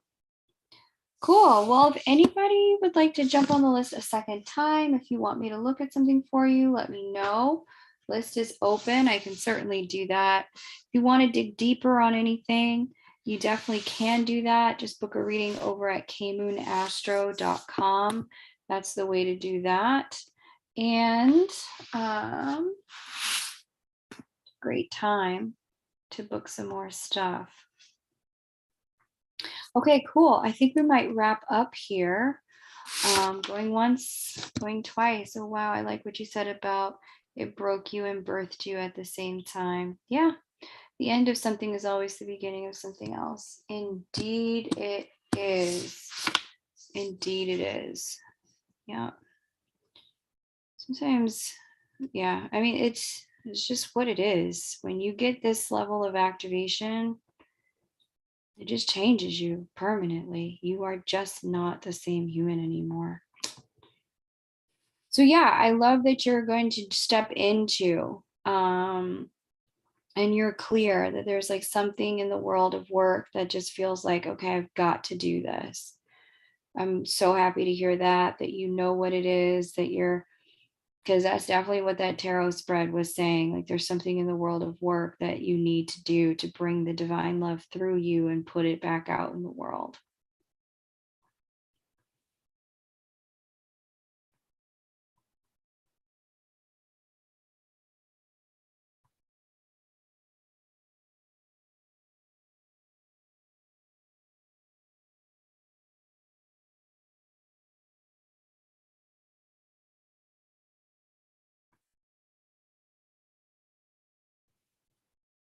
Frequencies are rising. I agree. I totally agree.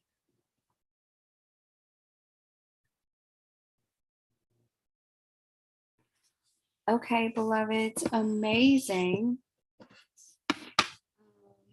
This has been such a treat to hang out with you guys. I'm going to wrap up here. Kylie, thank you for being such an amazing moderator. Kylie, where did the vent go? I know she said she'd be right back, but then she never came back. I hope she's all right.